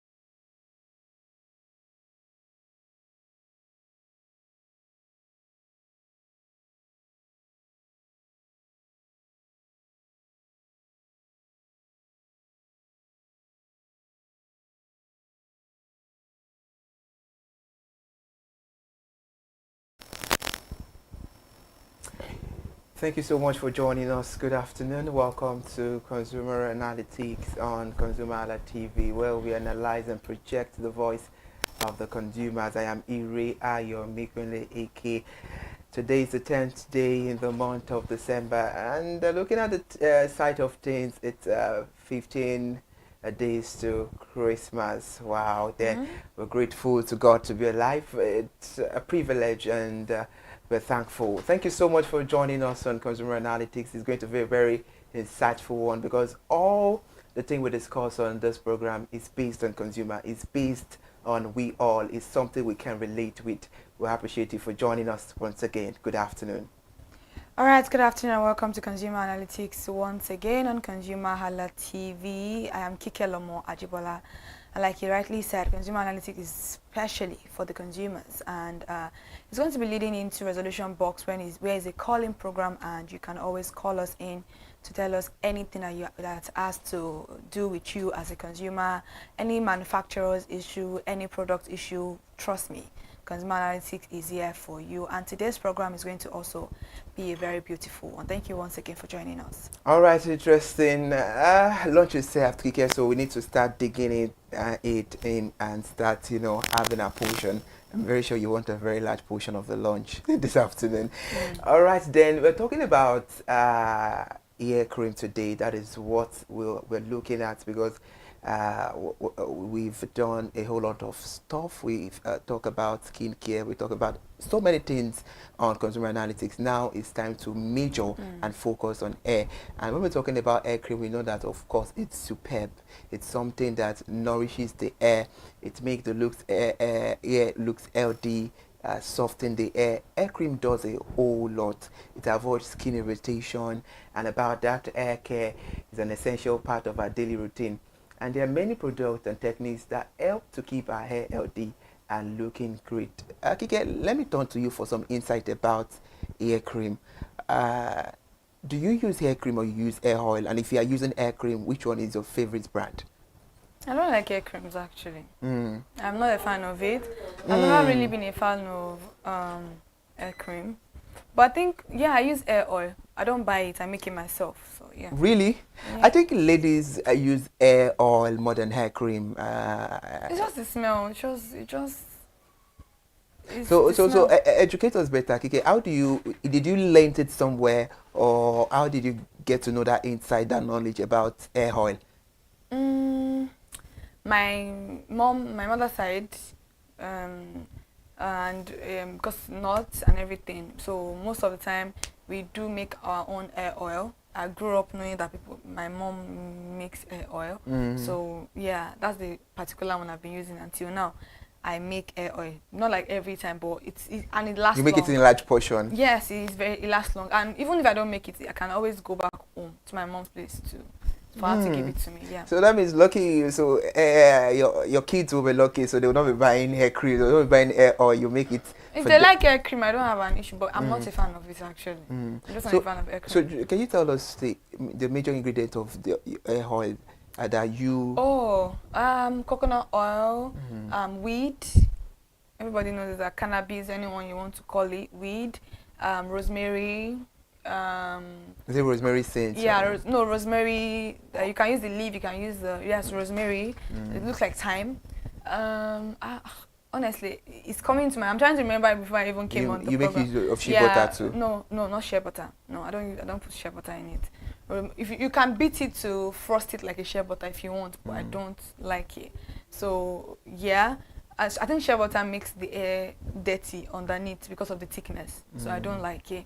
And before I apply it though, I think rosemary, clove. There's clove in it. There is coconut oil, and also the last one I mentioned. I can't remember them. So those 4 ingredients at one time. All right, that's interesting. And when we're talking about this, a lot of people are saying a whole lot of things when it comes to hair. That knowing hair texture, know your hair type. There's 4C, there's 3C. There's 4C hair, there's 3C hair, there's straight hair, there's curly, there's different type of hair actually. But talking about knowing hair, I think that has to do with women, because men too have 4C hair, some men have 3C hairs, some men have normal straight hair, Yeah, there's nothing like natural or natural hair. Every hair is natural. It's just the texture. So natural hair, some people, if you say natural hair, people that have not put relaxer, you're either a 4C or a 3C, so it's always like that. All right. So we're talking about hair cream, how to take good care of your hair. And about that, I know definitely that aside from the fact that you're using hair cream or you're making use of hair oil, definitely you have to stay hydrated as well. It helps to make the hair grow properly. And there's a lot of hair care products that you can use in Nigeria that will nourish your hair mask, you know, sulfate the free shampoos, hair growth serums, and a whole lot. So definitely hair cream is a popular styling product used to add moisture, definition, and hold to hair. And there are some benefits and tips for using hair cream. Before we talk about that, we have a whole lot. And now let me reference it to me. Let me use myself as case study.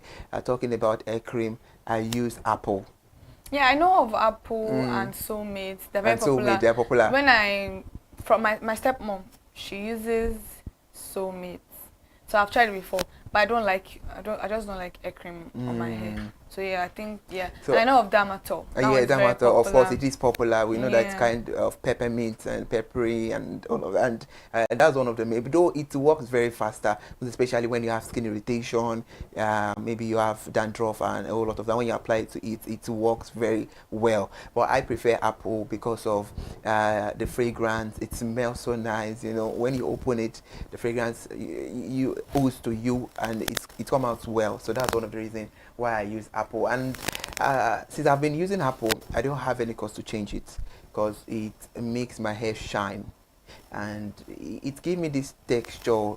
When I touch my hair, it's kind of silky, it's very smooth to the palms, very soft and tender. So I love it so much. Maybe your type of hair may not necessarily be the cream. Yeah.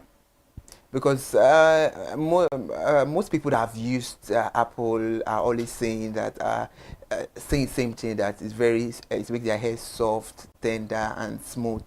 That is why, and it works that way just for me too as well. We have benefit for using hair cream to moisturize it and hydrate. You know, using your hair cream helps you lock in moisture and reduce the dryness and freeze. Definitely, you see that when people do not apply hair cream, their hair is very, very dry. And when an hair is dry, even as a lady or a man, definitely, if you want to plait your hair, if you want to do any hairdo, it will not be very, very easy because your hair is dry, I think. No. Really? Yeah. And you think there will not be any pain or even? No. So what are the criteria of hair dryness? I'm saying that your hair being dry doesn't mean that your hair is going to be hard to make. As a lady, putting on hair cream is just to make your hair shine, not because of the hair. A lot of people don't like putting hair cream on their hair. Even hairdressers don't like. They will tell you, don't put hair cream on my hair, and you have to make the hair like that. So it doesn't affect it. I remember while growing up, it was a particular time where my mom was making hair for someone, and she was like, she was combing the hair. The young girl was, you know, kind of. You put hair cream on your hair or not, and my mom was like, why won't your hair pain you since you didn't use, you know, that's hair That's cream? the misconception. Whether you put hair cream or not, your hair is going to pain you. Me personally now, if I want to comb my hair, because I don't just use oil, I use water. I mix water with the oil, and I also use leave-in conditioner. That's the way I can comb my hair, and I feel like because leave-in conditioner sometimes will make your hair very soft, so you can always do that. Some people don't like. Okay, look at, for example, now when we make our braids, we don't use hair cream. We use gel. We use what's it called? Styling gel. That's not hair cream. Styling gel is even thick, like it makes your hair solid. So it's not about the cream that is going to make your hair. The cream is just going to make your hair feel hydrated. It's not going to make it look dry. Even editor will be like, it should not be fine. Let me put hair cream so that I can look shining. It's not because of the dryness. The dryness is not going to be the one to affect it. So I'm just trying to put that out there. All right, then, because when she said that, I had to. No, that's a misconception. That's like. And you know that a lot of people believes in that. A lot of people say I don't think so. This is the first time I'm hearing it. It's a misconception again that people would always say something peppery is good for your hair, which is not always so. So yeah. Okay, so if something peppery is not good, so why the use of let's use Dermatol to cite an example right now. You know, when there are skin irritations, a lot of people will tell you use. I think there was a time that I spoke about what's it called, ringworm, lapalapa on the head. A lot of people use Dermatol. It didn't work for it. It would not work because that's not the sole purpose of the work. For whatever they are using, you have to use a antifungal cream. and a lot of people would scrape their baby's hair and put lime because they want it to be peppery. Too. That's not what is going to work. Dermatol works for, what's it called? Dandruff. Dandruff. Just like they said, Dermatol work, and Dermatol has not seen is it psoriasis, dandruff on the head. It won't work for it. It works for normal, maybe like your hair, you have a dry scalp. Dermatol can work for you. It's not the mint that is making it work. Because if it is the mint that is making it work, everybody will put rub on their hair. So it's not the mint that is making it work. It's what the function of the cream. Some too is peppery. So it's not, that's the misconception people have. So that's not what is, it's not because of it. It's just because mentholated cream are more of a soothing cream. It relaxes you.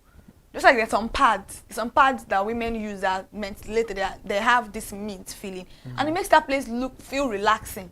So it's not because of the mint and the pep that is making it work. No, that's a misconception. It's just what the cream is designed to do. All right, it's about self-care, hair care, to be precise on the program. We're talking about hair cream. Before we even get to the brands of hair cream that we have, now let's get to see what the consumers are saying about their brand when it comes to hair cream and the reason behind them using this particular brand. We'll be right back. Hair cream is staple in many hair care routine, but then what exactly are hair cream and how do they benefit? How does your locks benefit from them? Yes, hair cream are leave-in products that helps to moisturize, nourish and protect your hair from different kind of hair stuff, but then it also gives it this shining look and reduces frizz. No wonder hair cream is actually very popular among hair care products. I am Elizabeth Abefe and I'm live here in Lagos, Nigeria. You're welcome to Consumer Voice on ConsumerHalla TV, where we will be asking consumers to test them whether they really don't know their brands or they are familiar with the brand's name of the product they make use of. And today, hair cream won't be different. We'll be asking them to tell us why do they prefer this particular hair cream and to tell us what makes... Okay, so do you make use of hair cream? Yes. Which brand? Indian hemp. I make use of soulmate and Dermatol. Sometimes I make use of apple. I make use of hair oil. No, I use oil. I use variety, but the most one I use is Mega Growth. Mega Growth oil. Dermatol.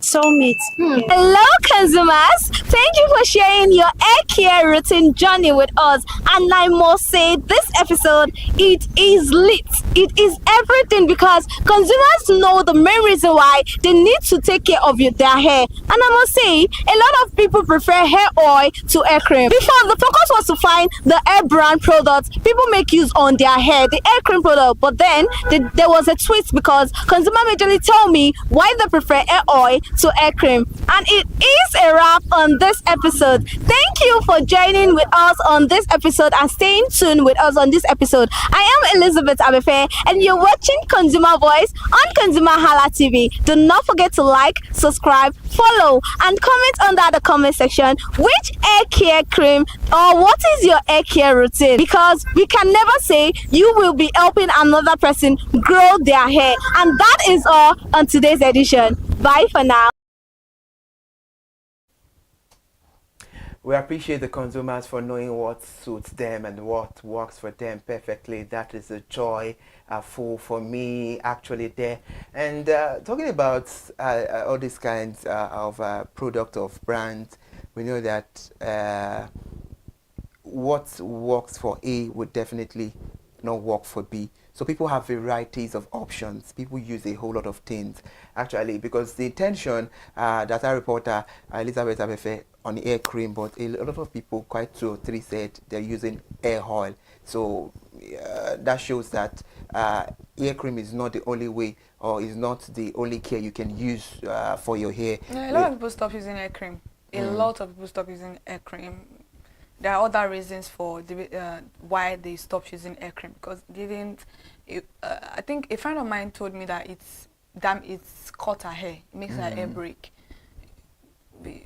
Adding hair cream to your hair doesn't necessarily moisturize your hair. That's one thing people don't understand. That is why it's very, very dangerous when you put hair cream on your hair and they are using hair dryer.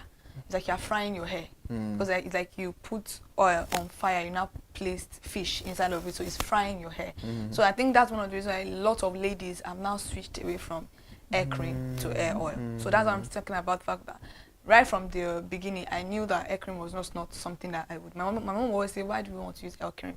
Use hair oil. Hair oil has a lot of moisture. There's a lot of moisture in it. And then if you feel like your hair is irritated, add water. If I put my hair cream in my hand, I add water in my hair cream so that it can soak into my hair. And it's also about just putting it on your hair. It's about putting it directly onto your scalp. So it's different like that. So a lot of people have switched away from using. You see people going to the salon with their hair oil because they don't feel like it targets whatever they want. That is supposed to target. A lot of people even say hair oil is natural. Yeah, because a lot of people make the hair oil now. People know the recipe that they want to use on their hair.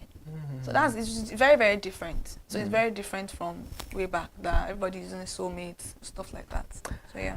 All right, interesting. This one is a insightful one, I must say, and it's a beautiful one to know that consumers know what is working for them at this age that we have. Of course, consumers are always welcome to make research, not even with the fact that the world is a global village and you have your power, just like we journalists say that our power is our pen. So consumers, you have your power, that is your phone.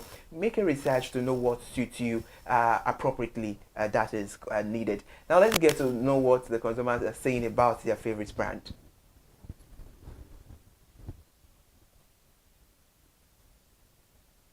I will start with Miriam Kakatin. Miriam says, Kakatin is a brand I use, and sincerely, it's been a year using the hair cream. I love Kakatin because it treats any kind of hair irritation.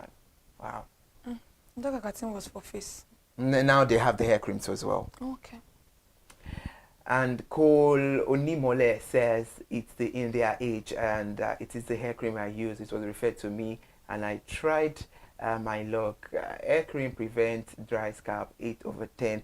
Talking about India I've gone to see a lot of people, because when I had issues with my the front line and everything, they told me, you just get India H and add it to your hair cream and it will grow and all of that. Do you think yes, it works because I add it in my oil.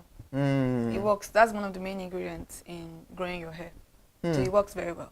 There's a particular cream that I can't remember the I've seen one too where they green. It's green inside. You can see the particles. I can't remember because my stepmother uses that particular cream. I cannot remember. Okay, we can see that we're always making an awareness that Indian hemp is bad, the smoking and everything. But I think right now, when it comes to hair, no, it's good for hair actually. Very, very good. It's very, very good. But the smoking is something that we should not do. And now let's get to see what some consumers are saying. And we have Tony. Tony says, Soulmate, Damatol, and Hapu. It's a 3-in-1. I love that.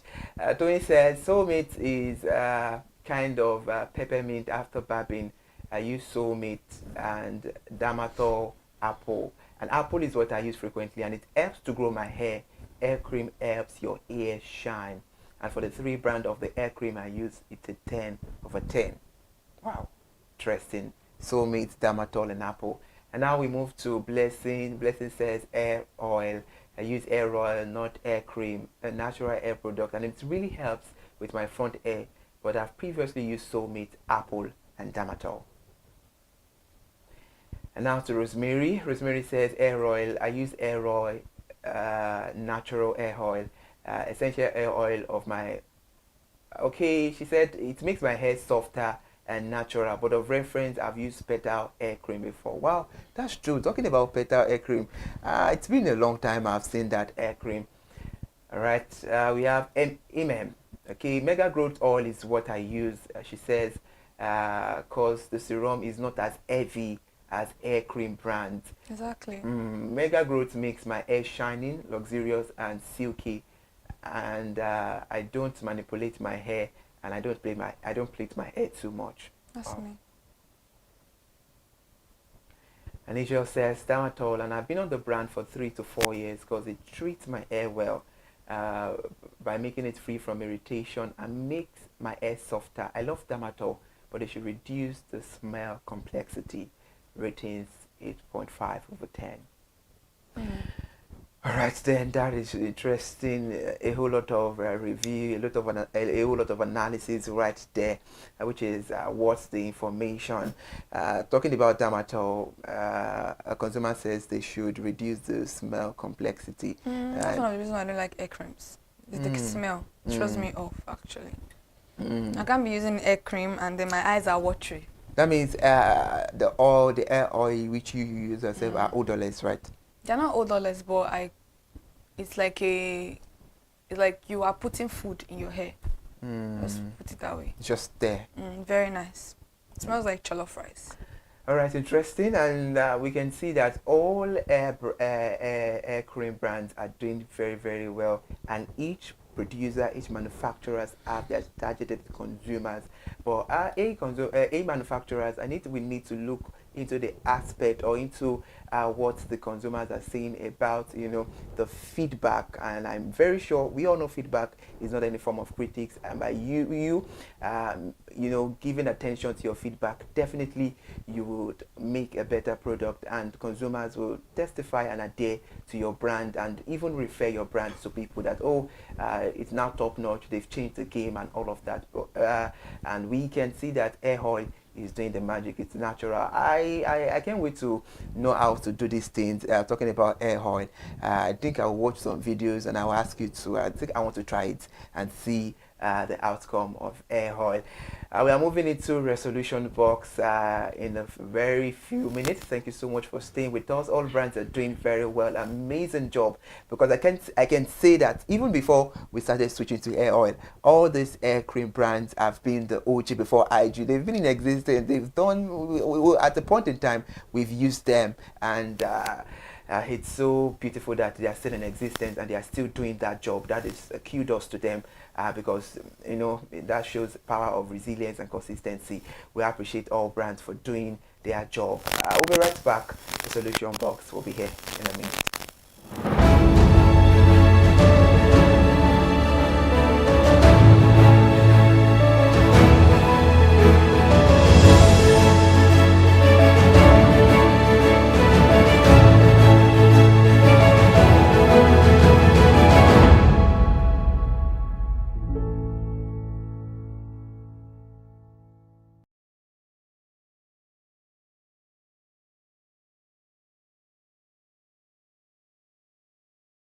Shall I bring to birth this unique and exciting platform?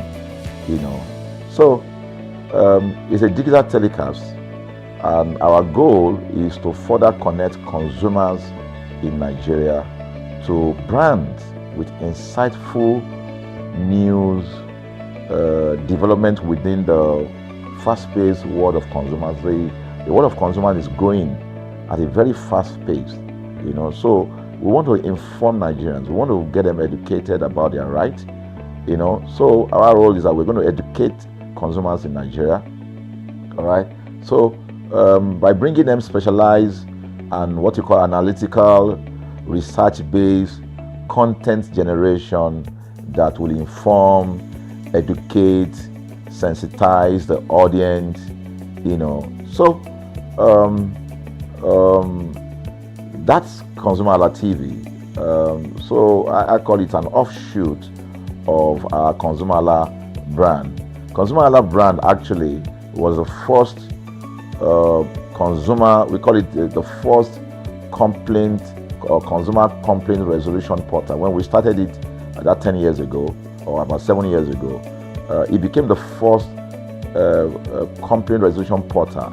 We created it so that Nigerians can actually lodge complaint on that portal. We spent a lot of resources to build a very robust platform where today, if you have any complaint, about any brand, any leading brands in Nigeria, and you go on that platform, you can actually click, just a click, you can find the brand, you can actually lodge your complaint, and once you submit it, that complaint will be routed to that organization, and within 72 hours, we will obtain feedback for you. We build it in such a way that we have connection to almost all the organizations, and it's been working. We've resolved several complaints for people without having to charge them any penny, because the idea is not to charge. So what we have done with ConsumerHalla TV is to take it to the next level. So we hope to change the narrative. We want to give the right direction. Nigeria has the largest consumer market in the world, with a population of over 220 million people. Why should we be the one that is suffering the most? Everywhere you turn to, it's as though Nigerian consumers don't have a voice. You're traveling, you buy a ticket. For whatever reason, an airline will wake up middle of the night,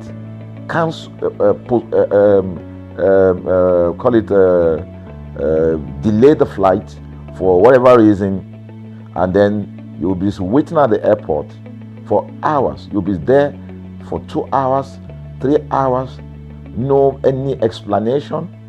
Then while you're there, they can even wake up and say, oh, flight has been cancelled. So everybody carry their luggage and go home. Nothing happened. Of course, things are changing. We must commend government, because government is beginning to wake up, but there's still a lot to be done.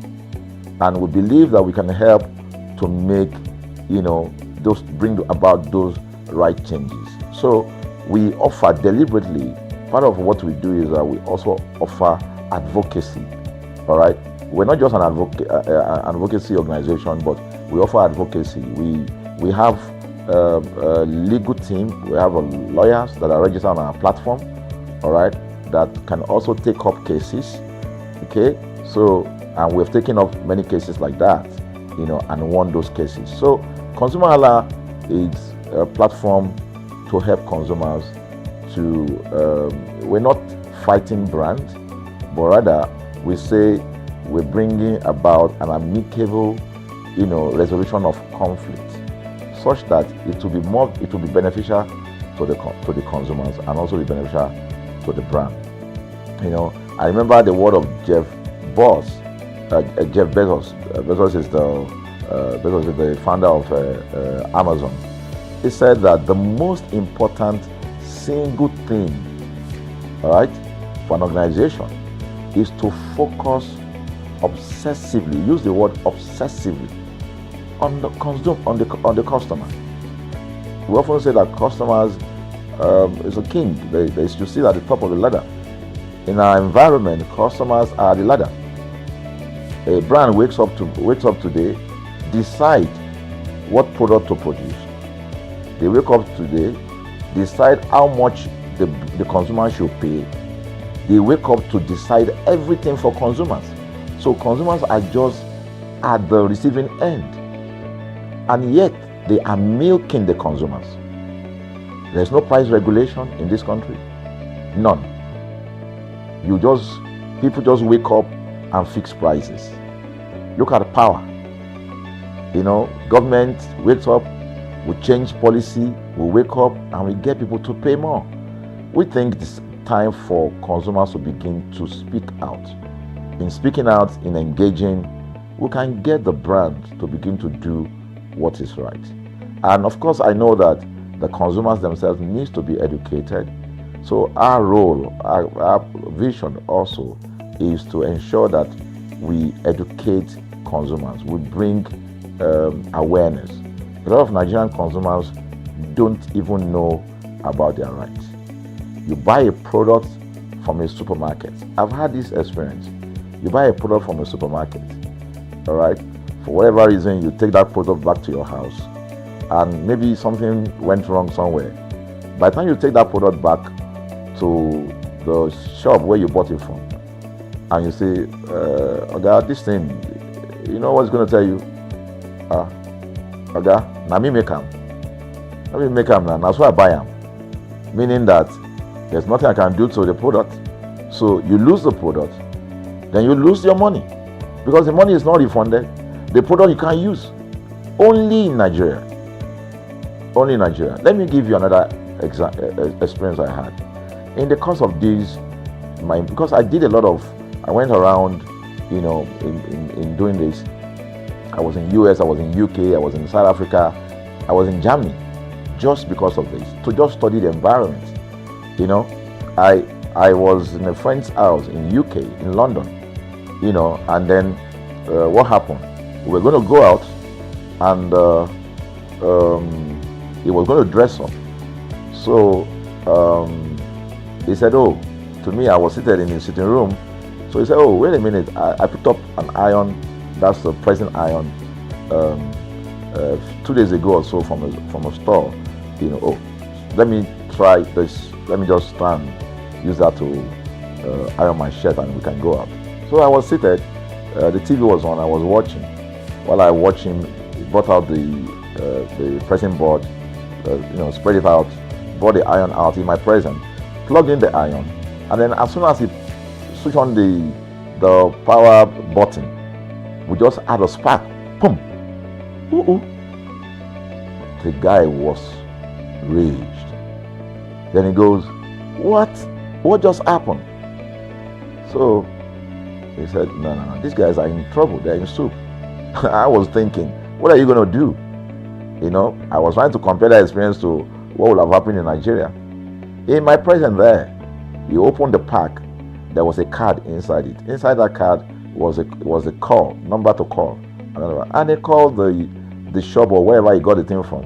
I was hearing the conversation that was going on. And all he said to them on the phone was, look, you know, by the time he even called, you know, clearly because they already, through the call, they could trace where he was calling from and who was calling. He said, yeah, I picked up this number, I picked up this iron yesterday, and guess what? I just plugged it to power, and then this thing just, you know, didn't work. At the other hand, I could hear the voice, oh, we're so sorry. We're sorry about that. And they said, this is your address, yeah. Don't worry, we'll get you a replacement. All right. So my friend handed the call and dropped the. So I said, what's going to happen? He said, don't worry yourself now. Shebi, we're here.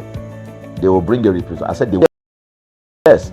I said, they won't even try to check whether it was your fault, because it could have been your fault. Maybe you didn't do something well about the first. No, it can't be his fault. Now, Shebi is a brand new item that he bought. While we were still talking, in fact, I'm not even sure it was up to 30 minutes or so, we had a knock on the door. He himself said he must be the dispatch person. By the time he opened the door, it was a dispatch man that was on the other side. And then the dispatch man was at the door. Just watch this. Was at the door. I was seated in the sitting room. The guy was at the door to meet with the dispatch guy. The dispatch man that brought the replacement iron, you know, I heard him say, we're so sorry. So I was so shocked. I mean, a dispatch man, this guy is a dispatch, so also apologize. I was so touched by it that even a dispatch man was so trained, you know, to tell the guy, we are so sorry. And guess what? He brought the replacement iron. By the time my guy opened the iron, it was a bigger size iron. So they replaced with a bigger size iron. The guy never asked for the one that went back. He didn't say, okay, where is the other one that we gave to you, so that he could take it back? No, he just bought a new one and gave it back. So I asked my friend, I said, can you interpret this to me? He said, here in London, if they didn't do this, they know the next thing I would do. So I'm just going to grab a lawyer and I'm going to tell them they've destroyed something in my house. By the time I'm done, they will pay through their nose. Because the consumers are conscious of their rights. In Nigerian consumers, even those who are aware, won't even take the battle up.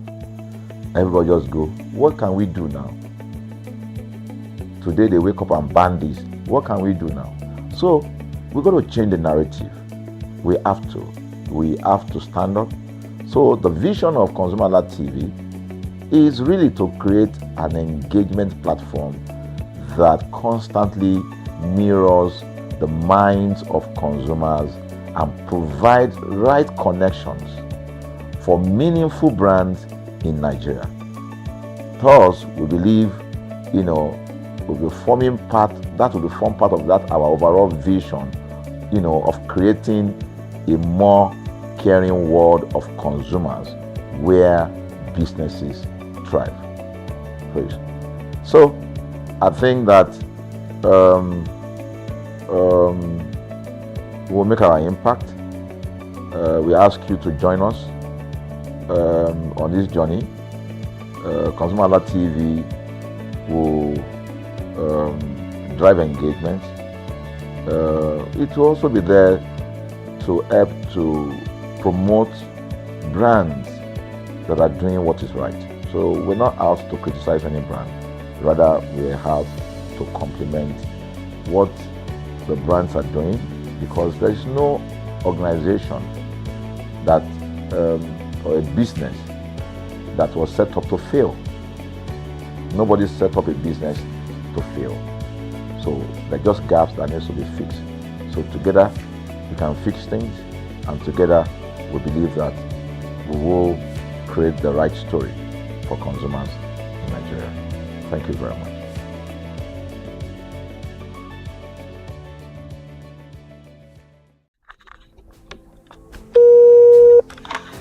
Hello consumers, you have the right to be heard, absolutely. So join us on the conversation, share your brand experience, where you tell us all your experiences about brands on the outer world via our YouTube channel every Wednesday from the hour of 4:20 to 5:20.